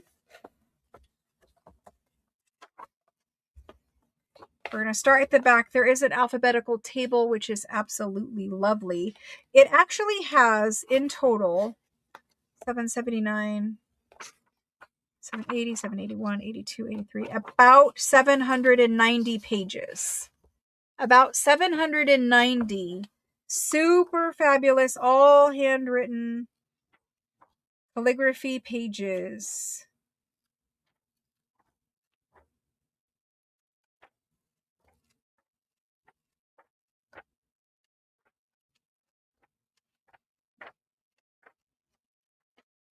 I don't know, guys. We find some fabulous things. And I sometimes feel like, I know this book belongs in someone else's hands. Because if it stays in mine, it's going to get destructed. And I know it belongs in someone else's hands. So it needs to find its home. I think this is too fabulous to just take apart and use. But if it stays here, I will have no choice. Because I do have to recoup the money that I spent on it. So we're gonna hope that it finds its home. We're gonna hope it finds its home.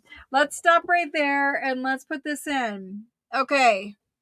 What did I say? It was $2,000. Let's take that $2,000 tag off. It's like 800 pages, right? And they're not just any old page. I didn't measure it, but it's fabulous. The pages measure 7 inches by 7 and 8 3/4. And they are a lovely, lovely paper. Like it's thick and sturdy and nice.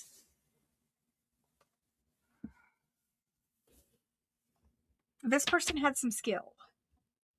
Okay, here we go. Let me, how am I going to price this?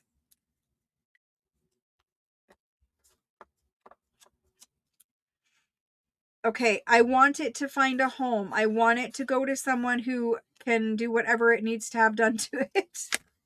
I don't want the guilt of taking that one apart. So there we go. It's $1,250 from $2,000.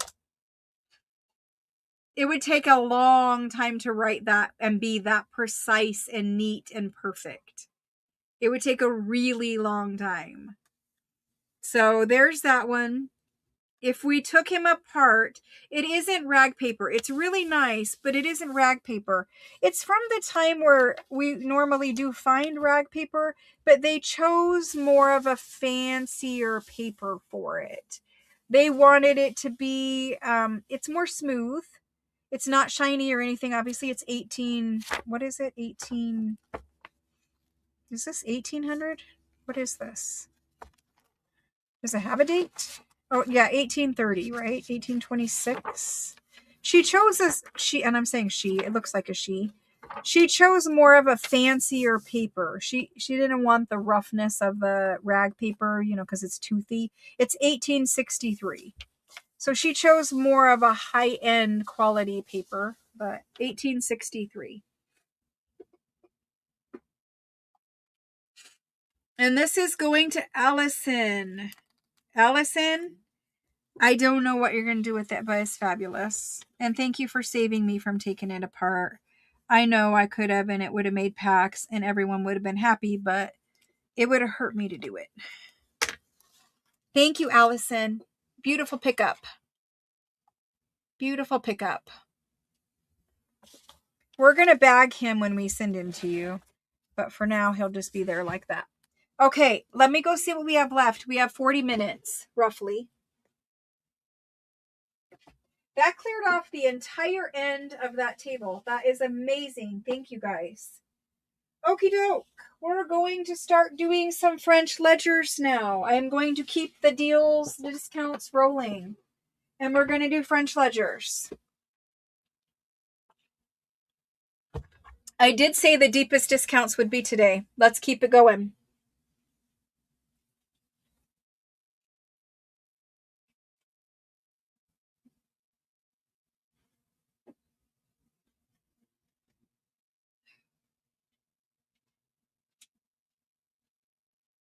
Okay, we're starting the ledger section.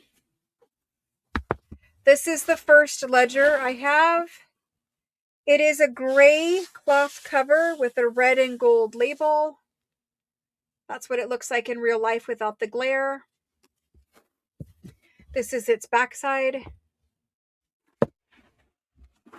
It measures 11 inches by 17. So 17 by 11. Opening it up. It's got a really pretty bookmaker label here. Okay. Opening it up. Starts right here, March 1939. This is one with the fancy headers and long tables of information. This is kind of an interesting one. We haven't really seen one laid out like this before. We've seen them with headers up here, but not one laid out like this. It's beautiful calligraphy. It is a lovely weight and thickness of ledger paper. It's not rag because it's 1939, but it is a nice thick ledger paper. See what I mean? Like, it's different. It's got a stamp, and then they filled out all the little boxes. Almost like, it reminds me, it's not like it, but it's almost like the library stamp where they would write like the due dates or something. I don't know. It's just giving me that feel. But lovely, lovely. Every paper written. In the beginning, they don't have the stamp. Then they go to the stamp. Every one of them written on. You're going to have so much ledger paper. And this is a good quality ledger paper. We have 300 pages in this ledger. They give you a nice blank one to scan in the back. 300 ledger pages. There's a couple blank. Some foxing on those blank ones. They probably had ephemera laying in here because it's foxed like where a piece of paper would have been. Here's some that don't have as much foxing. But that's it for blank. Just a couple. So this is a nice big old ledger. And if you want better quality paper that, you know, this is a newer paper, so it's going to fold and do all the things. You're not going to have any cracking or anything like that. It's nice and thick and sturdy. Let's do it. Let's do it. It's never been seen before. I've never offered it. I'm going to turn the lighting up because I didn't realize how dark it looks for you guys. It looks very dark for you. So let's turn the light where you can see. I apologize. Do you want to see some of this ledger? It's really beautiful. Yeah, it was super dark. Anyway, so nice quality paper, 300 pages. It's 11 by 17. Deed fees, awesome. Like a mortgage, a title company maybe. Let's do this guy. It's hard to price him. Let's do him.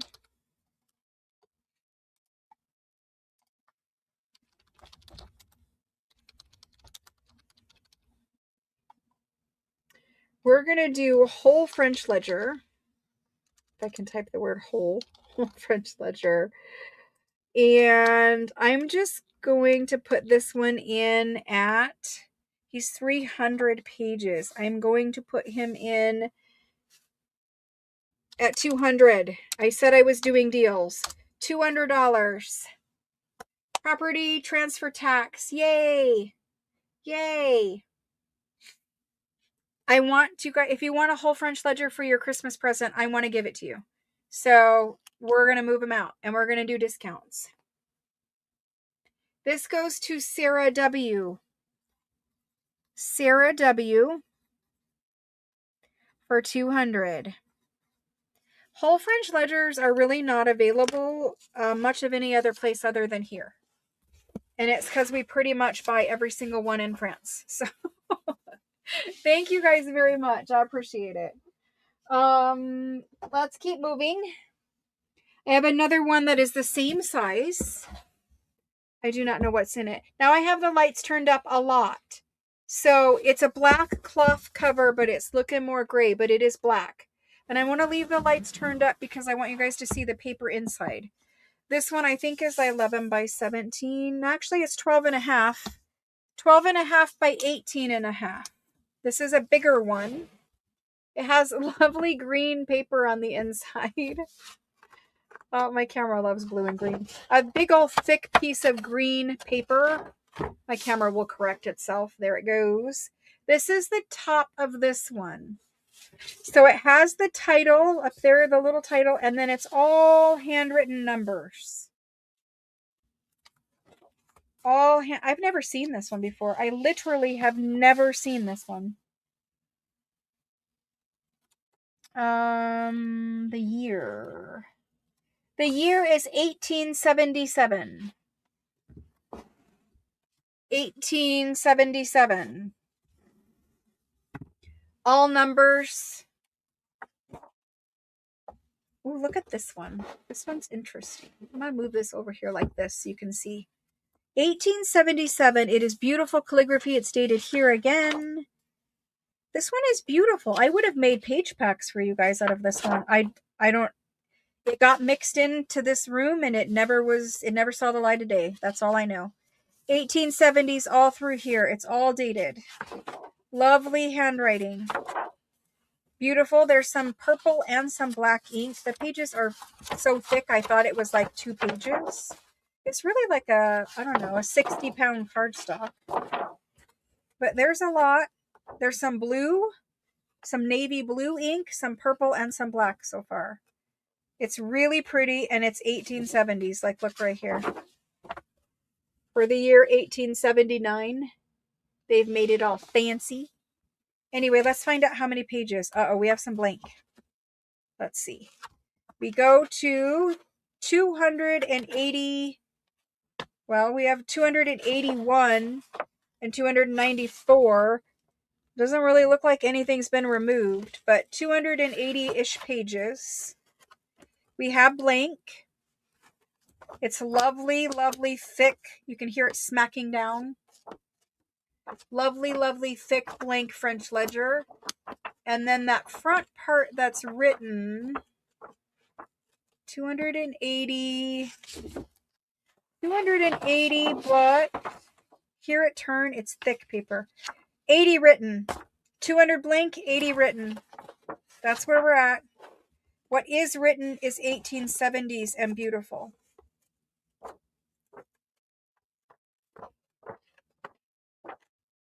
If you want a thick, nice paper one from 1800s, this is your guy. So we're going to do it. Let's do whole French ledger. French ledger. 280 pages, 1800s. This guy is $200. 200. There it goes. These are too cheap prices for ledgers, in all honesty. It's too cheap. I'm sure if I look back, I will not be happy with myself for losing money. But, you know, I do have too many. And that's the other problem, is I probably need to show more restraint when buying them. But anyway, this one is going to Joyce G. Joyce G. Thank you, Joyce. You guys are going to clear out that section behind me so that I can rearrange my room. Thank you, Joyce. I appreciate it very much. That's a big old one.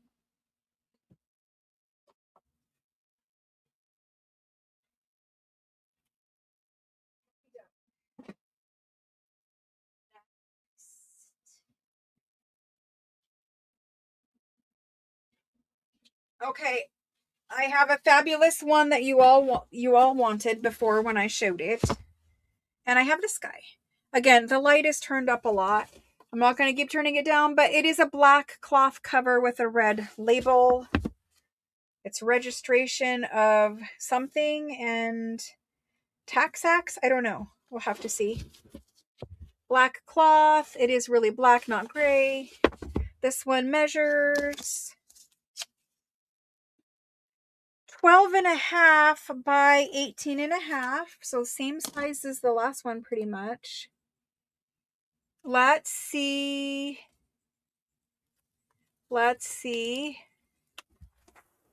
A very large pink label on the inside. Study. Okay. Thank you.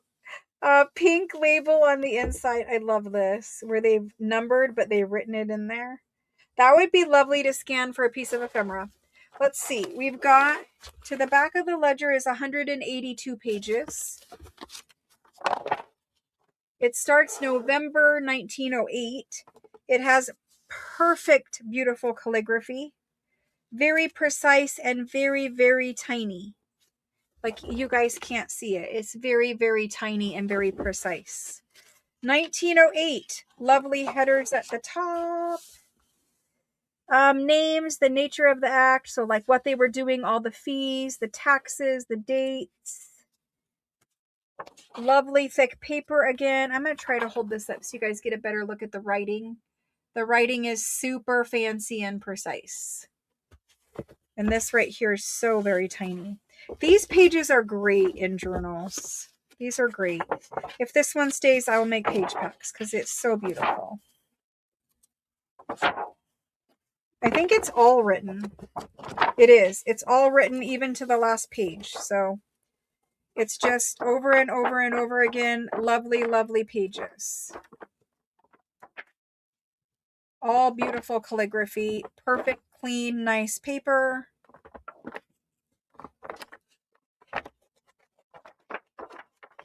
This one is really pretty.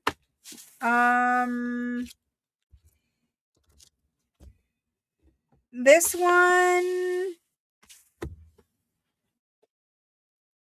one is a whole French ledger. I did not copy it. Let's do that. Whole French ledger. Okay. This guy here,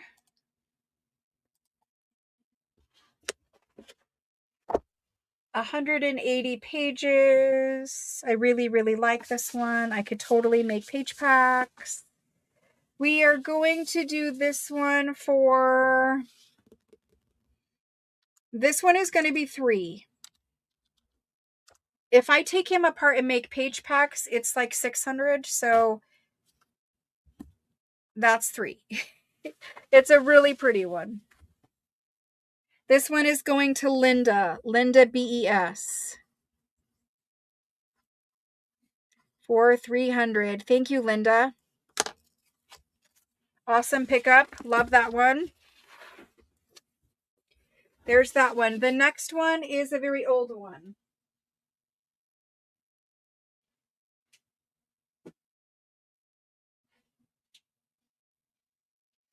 The next one is vellum covered ledger.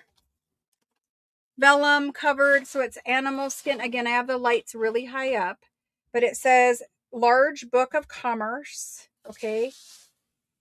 So it's a vellum animal skin cover, like the vellum documents we had. It's completely covered by vellum. It's very smooth, right? They used vellum because it was sturdy and durable, right? So opening this one up, it opens up to this page. This is rag paper, ledger from the 1700s. This is a slightly robin's egg blue paper. It is very, very toothy rag paper. It's from the Republic of France.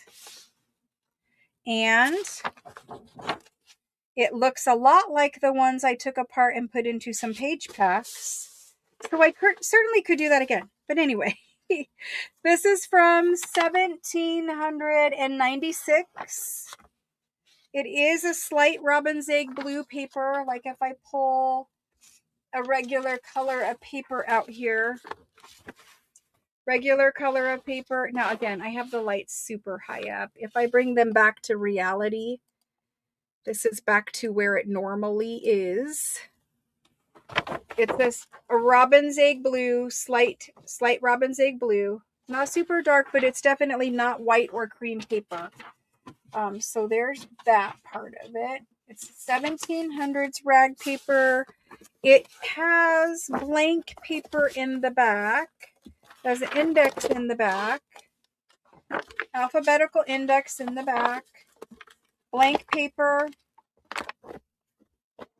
This, I don't know, can you guys see? If I hold the rag paper up, maybe you guys will be able to see the toothness to it. Toothiness, you can a little bit. See in here where it looks kind of like orange peel? That's the toothiness to the rag paper. And so this is all blank, light robin's egg blue rag paper back here. They're not numbered, so I don't know how many are there. But what is written on is numbered to 100. So it's probably 200 pages with 100 written. And so here's where it stops. Look at how beautiful this is. If you want one that feels like that has, this is like the most toothiest paper. The most toothiest paper. Okay. So we're going. This is how it's written. All these lovely headers. I will totally take this apart and make page packs. So here's where it's sewn together. If you want to cut out your signatures, you know, there they are. Very easy to take apart these kind of ledgers. They're not glued or anything like that. You literally just snip those strings and lift out your pages. This is a really pretty one.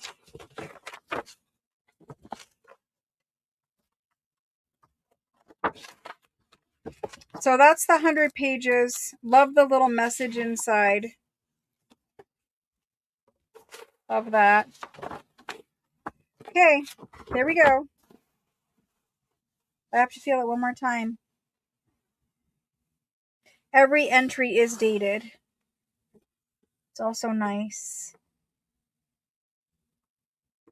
It's lovely handwriting. So that's this guy. If you're interested in having him, I think I measured, but maybe I didn't. He measures 11 1/4 to 1/2 by 17. All right, so this guy, I'm going to do this one. We have to discount it because it is a super sale. However, this one I will totally take apart and make page packs because this is one where like the pages are $20 a page, right? So if you have $20 a page and there's 100 written, that's 2,000, but you also have 100 blank. So you guys can see where I'm coming from with it. All right, here we go. This one is this one is 1200. I know I had him priced before at 2000. He is 1200. If you want rag paper, this is the one. It's 1700s rag paper.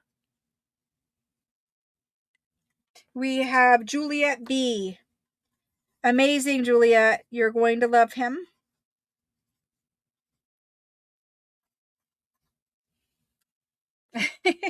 Merry Christmas. I would love a French ledger for Christmas. I mean, I have some, but I can never have enough, right? Thank you, Julia. I appreciate it. That's very, very, very nice. Thank you. Helping me. Thank you. Thank you. All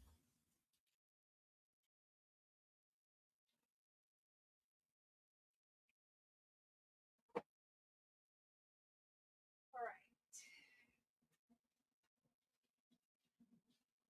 We're going to do this one and then we're going to do our giveaway. I might have time for one more. We'll see. But this one is another big old guy. He has been offered before at the lighting is super up.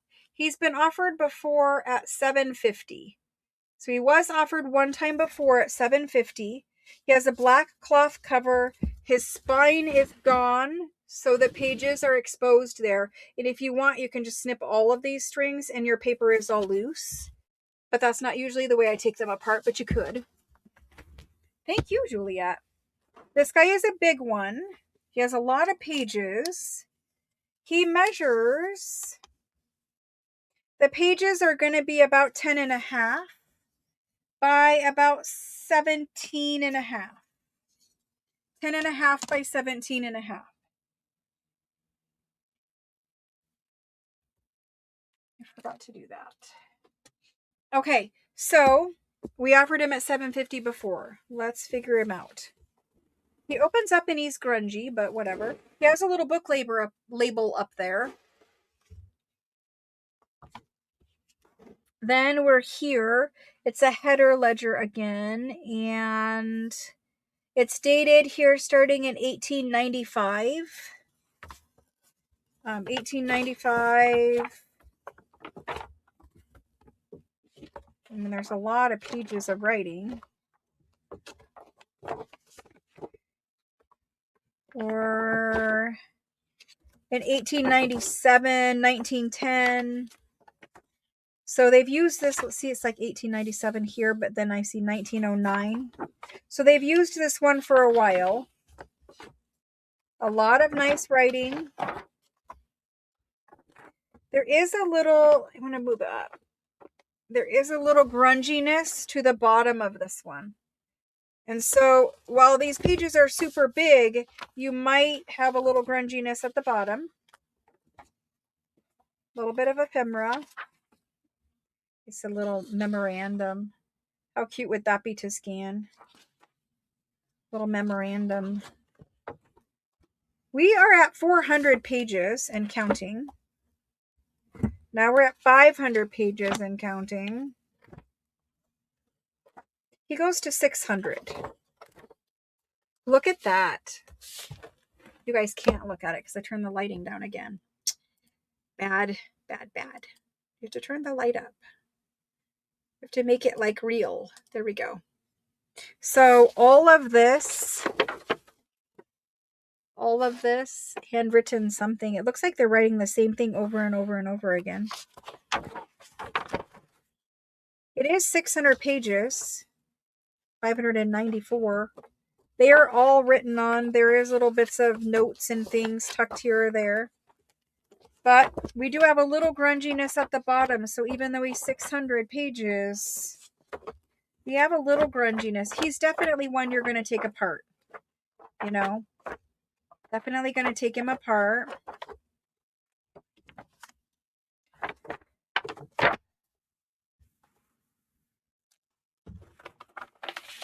Nice thicker weight paper. Okay. So,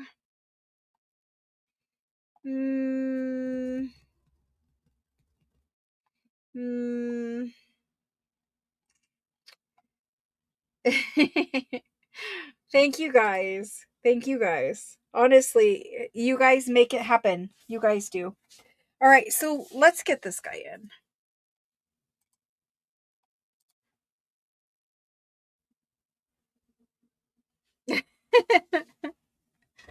Okay. Um, the hot tub does sound nice after a long day, I guess. Whole French ledger. He's about 600 pages. He's very large. He has nice paper. There's a grunginess at the bottom, completely handwritten. Starts in the 1800s. We are going to do him for $325. That is a super good deal on a 600 page ledger. $325. And it really is because he does have that grungy at the bottom. And it's just not really like the grunginess. It's just a little, wear and tear at the bottom section. And you can see as I flip through. Probably he was sitting somewhere where he got some moisture. That's what it looks like, some moisture. Yeah. So that's that. The writing is beautiful. The pages are beautiful. Who got this one, guys? This one goes to Karen L. Karen L. Thank you, Karen. Love it. Clearing off some shelves. You guys noticed that whole, and he was $750. Like, he was more than half price. Like, he was $750. So anyway, you guys are clearing off that big shelf behind me that used to have all those ledgers on it, so I can get that shelf out of here. Thank you.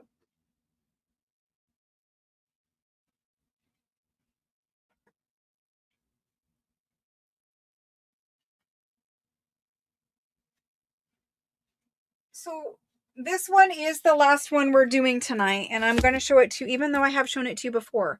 This one is that tall, skinny one. I had two. We sold one. This is the other one. It was priced at $1,800. This is a rag paper, probably 1700s ledger. This is a rag paper, probably 1700s ledger. This one has amazing pages. So I need to measure him because he's like a really different size. We don't see ledgers this size.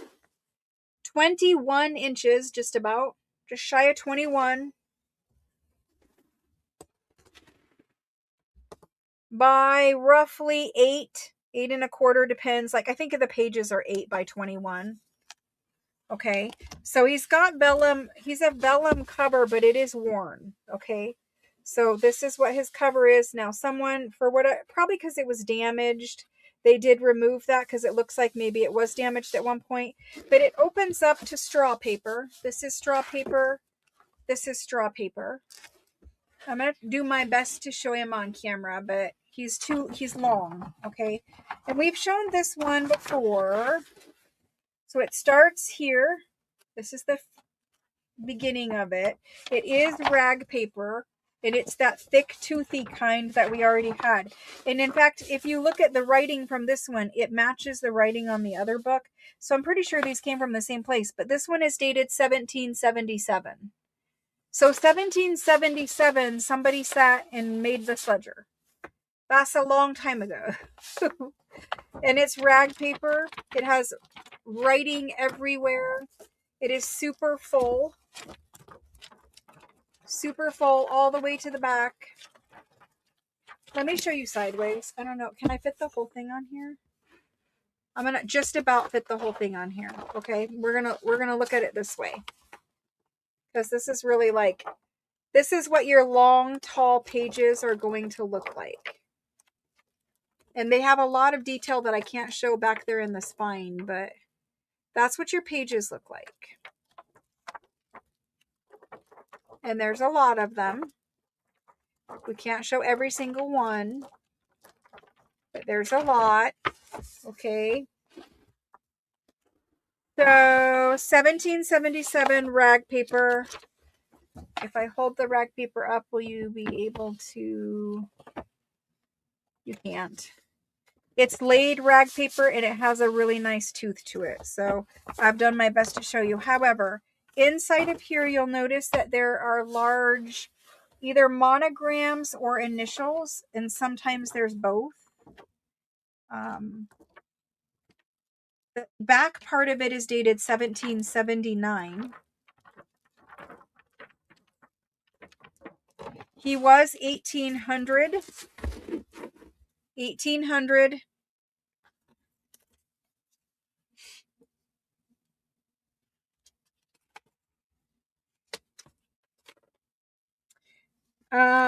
It looks like he might have 200 pages in him. It's 21 inches. 21.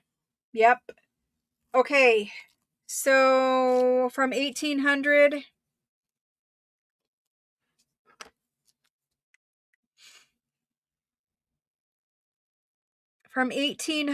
to 12. Because this is one that if I cut him up and put him in packs, y'all would like it. So he is down from 1800 to 12. This is a 1777 rag paper ledger. There's the total, or there's the go for that one. I mean, 1777.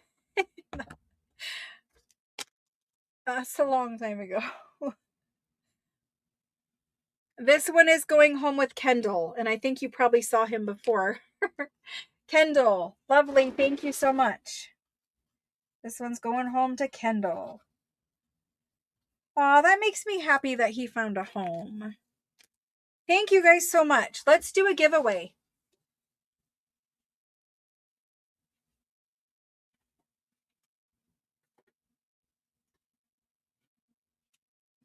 So, for all of you who just sat and watched me sell those ledgers, we have at least 40 more whole ledgers in the pile scheduled to go this sale. So what does that mean? That means tomorrow we will do a mix of whole ledgers and the other merchandise that I have pulled. I have pulled ephemera packs, and we have all of the leftover things that were throughout the 7 days. We have those. So we will be doing encore presentations for all of the items that I showed during the 7-day sale. If there's anything left, those will be offered tomorrow. Everything from stuff from day 1, day 2, day 3, day 4, day 5, day 6, and then whatever we do tomorrow. So I will show all of that and whole ledgers. Plus there is a whole bin of things we did not even get to yet. Plus I've already shown you things, and so we have plenty of stuff for tomorrow. I hope you guys are going to join me again tomorrow at 6 p.m. Let me get this giveaway stuff out here and turn on the light so we don't have so much glare. My giveaway package. Where did my giveaway package go? There it is. We have lots of giveaways this time.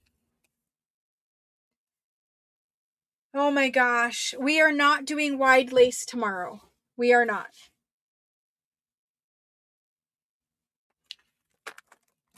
There is wide lace available in Etsy, and there is a lace package that we had planned to do. I hope we get it tomorrow. I will let you know. Well, you'll see it tomorrow, but we do have a lace package that we prepped for this sale. I hope to get to it.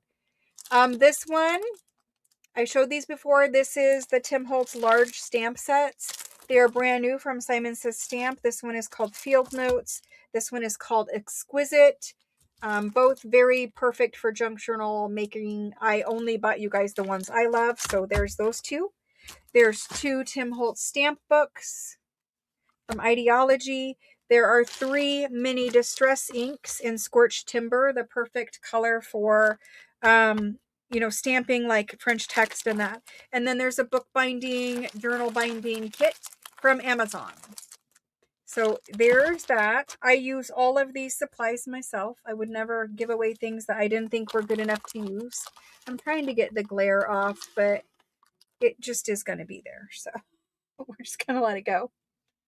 All right. So if you missed out on a whole French ledger tonight, please come back tomorrow. I will be doing discounts the entire day tomorrow. We have the last call and the rest of the ledgers, and there's at least 40 of them still in the pile. So let's keep going. Exquisite. Exquisite is, and it has the advertising up here, that lovely large floral spray that you can stamp on the sides of a page, and then some French text down there at the bottom. So that's that one. Okay. Let's go ahead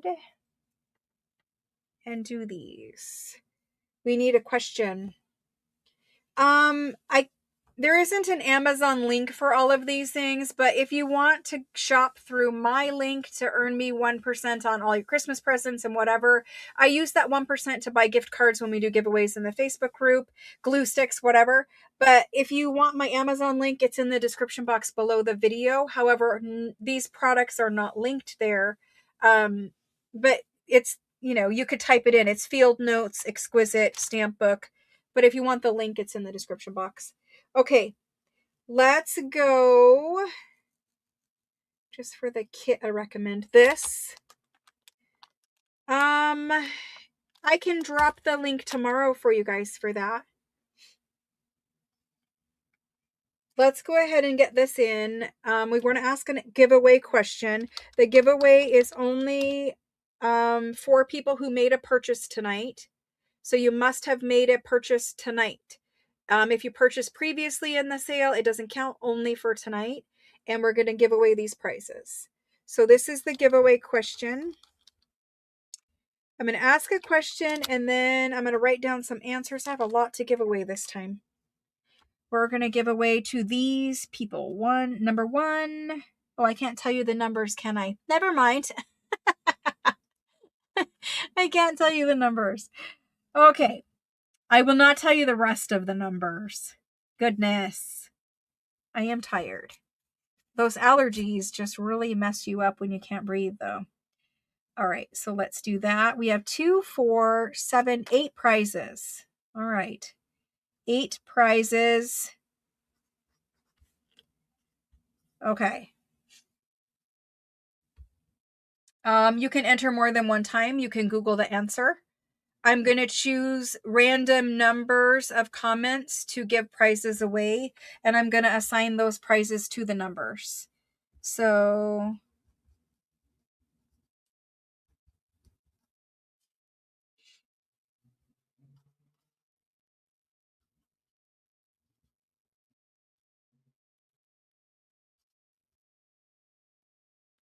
okay, then we're going to do this and this and this and this. Okay, I've got them all assigned. Now I just have to find a question. There's those tucked under there. Can you enter if you bid but didn't win? It's just for people who won. Yeah, just for people who won, who actually claimed something. And I know it's hard because you were trying to claim, but every night I have been doing it for the same set of rules. And so we're just going to stick with that. Tomorrow I'll have more prizes. Okay, so the giveaway question.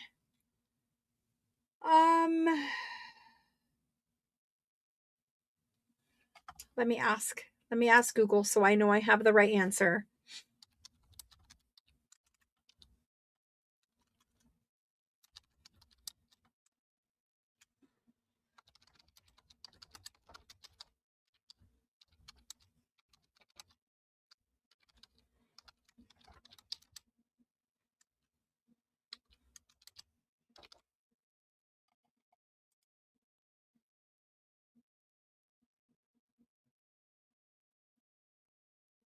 Aww.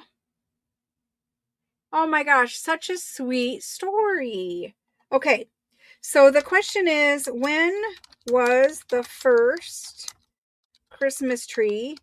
And I've already asked a similar question. It's not the same one. When was the first Christmas tree displayed at, oh my gosh. Okay, when was the first Christmas tree displayed at Rockefeller Center? Ready? Go.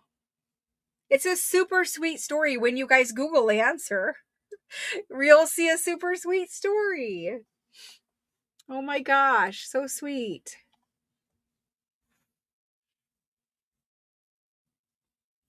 Super sweet. It says, because you're Googling, you're getting it right. So it says the first Christmas tree at Rockefeller Center it appeared in 1931, erected by construction workers building the center during the Depression. The workers pooled their money to decorate a 20-foot balsam fir with homemade ornaments, starting a beloved holiday tradition that became official in 1933.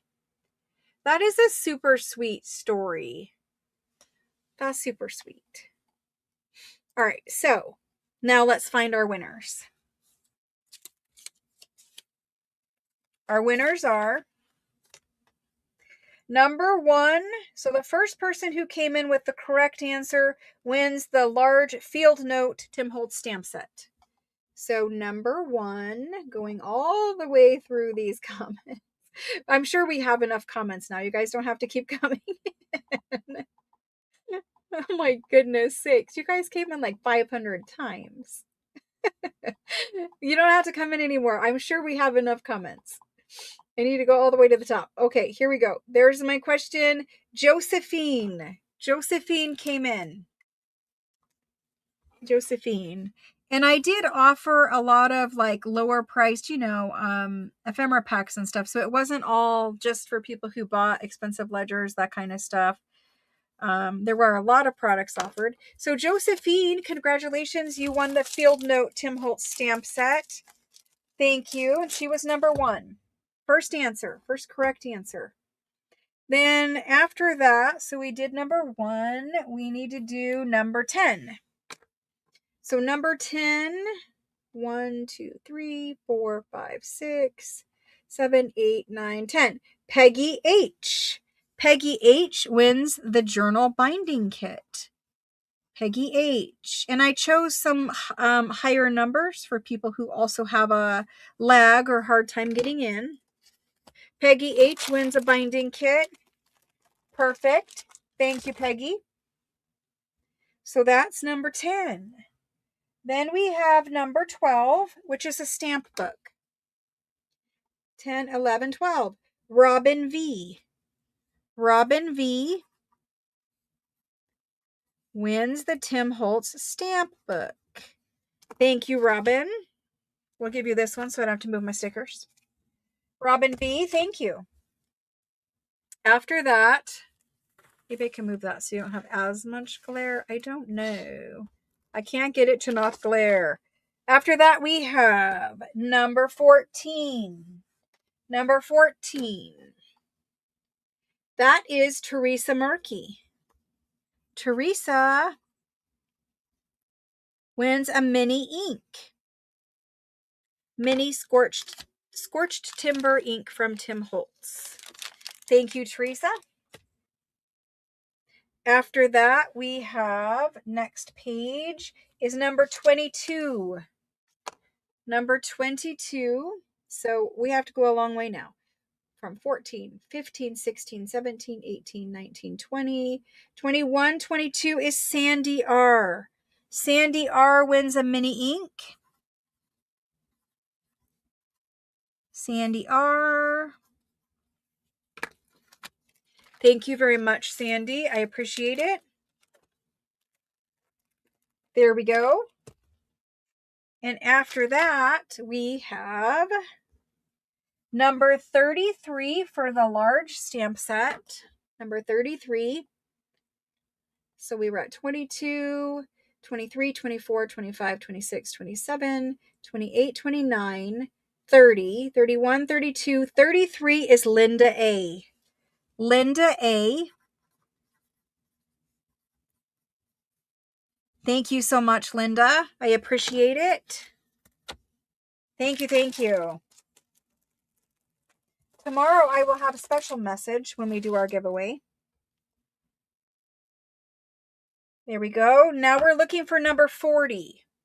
Number 40 from 33. So 33, 34, 35, 36, 37, 38, 39, 40 is Allison A. Allison A wins the stamp book. I'm sorry, not Allison A. Allison R wins the stamp book. Let me verify. Yes, Allison A. Oh my God. Allison R. I need to quit. Allison R. It's because I don't actually see your name, but Allison wins the stamp book. Thank you, Allison. I see your answer and I see your user ID. So after that, we need number 50. Number 50. So we had 40. Now we need 50. 41, 42, 43, 44, 45, 46, 47, 48, 49, 50 is Linda RB. Linda BES is actually what we call you. Thank you guys. Thank you. Congratulations. We will have another giveaway tomorrow. So these were the prizes. They are all claimed. I'm going to scroll to the bottom now because in case somebody wanted to forfeit, they already won the same thing, etc. We're going to scroll to the bottom. Pass, you have one. Okay, so Linda is passing.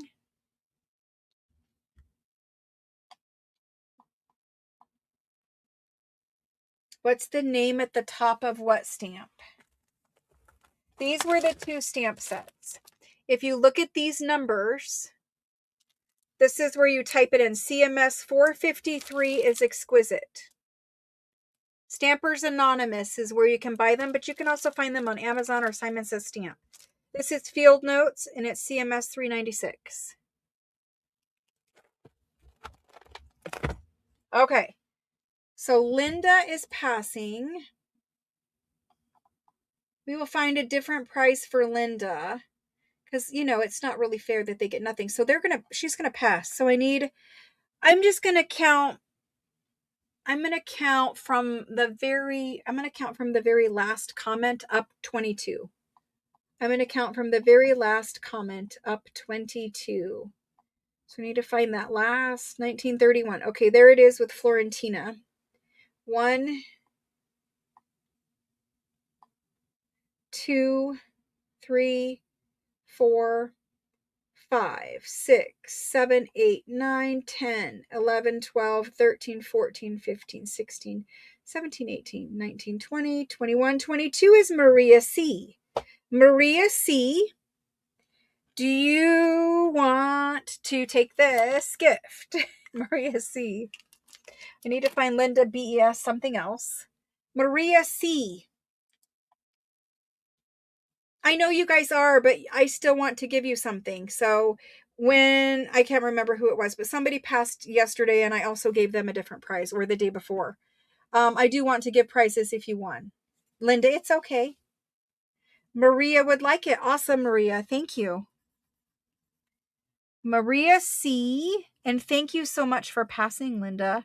It's okay. I have plenty of things and I don't mind at all. I don't mind at all. Totally good. And I'm happy that somebody else also wins something. It works out. So Maria C is getting it and I will find Linda something else. So that's that. It'll be a surprise for Linda. Oh my goodness. So much fun. I don't know. I like to give things away too. It's all good. It makes me happy. So tomorrow at 6 p.m. is the grand finale. What does that mean? That means we're going to wrap this 7-day massive, I don't know how many hours it was, live sale up. I'm going to switch my camera back around. I'm sure I look like a complete mess, but you know, I have allergy. He's going. My hair is all a mess, but whatever. It's all good. Yeah, I do look like a mess. I should actually look in the mirror before I flip the camera around. Anyway, you can tell I've got massive allergies going right there. My face is Thank you guys so much for putting up with me. I know I'm a little bit losing it, but it is because it is like it's been it was 5 6-hour shows because we stayed late and 1 5-hour show. So it's a lot of hours to be live in 1 week. Plus every day there's the processing of all the things. So thank you guys for putting up with me, but more than that, on a very serious note, thank you so much for all of your purchases and your support. It does mean the world to me. It helps me clear out inventory, which is beneficial for lots of reasons. But also, it helps me support my family. It helps me, pay the taxes at the end of the year. So it's helping me in many ways. And I just want to say thank you so much. I enjoy hanging out with you guys. I'm looking forward to some crafting time where we can do crafting live over the Christmas break. I still want to do the mini journals, and I really want to do the Florentine file folder journal during Christmas break. So I might show you the mini quick, but make the file folder one. I think that is my plan because I've already done the minis once before. I will show you, maybe we will make one of those mini ones out of a greeting card, and then we'll make the file folder one. That probably is my plan. But I do want to do some crafting with you guys, hanging out live, because when I'm selling it, I don't get to read the whole chat and all that kind of stuff. Crafting, I don't really get to read the whole chat either, but more of it. So anyway, have a great rest of your Saturday night. I will be back here at 6 p.m. tomorrow for day 7. And I appreciate you guys so much. And hopefully you guys are enjoying the chatting. It seems like you guys are making some new friends over there. We've got new people joining every night. Still want to peek at the bin room? Oh my goodness sakes. You guys have no idea what you're asking. There is stuff everywhere. There's 2 garages full of stuff. There's bins everywhere. I joke with my family and I say we live in more of a warehouse than a home, because at this point it really is that. The business is taking over everything and the home is getting squished smaller and smaller, which is why we need to move, really. But anyway, I'll see you guys again tomorrow. Thanks so much. Bye.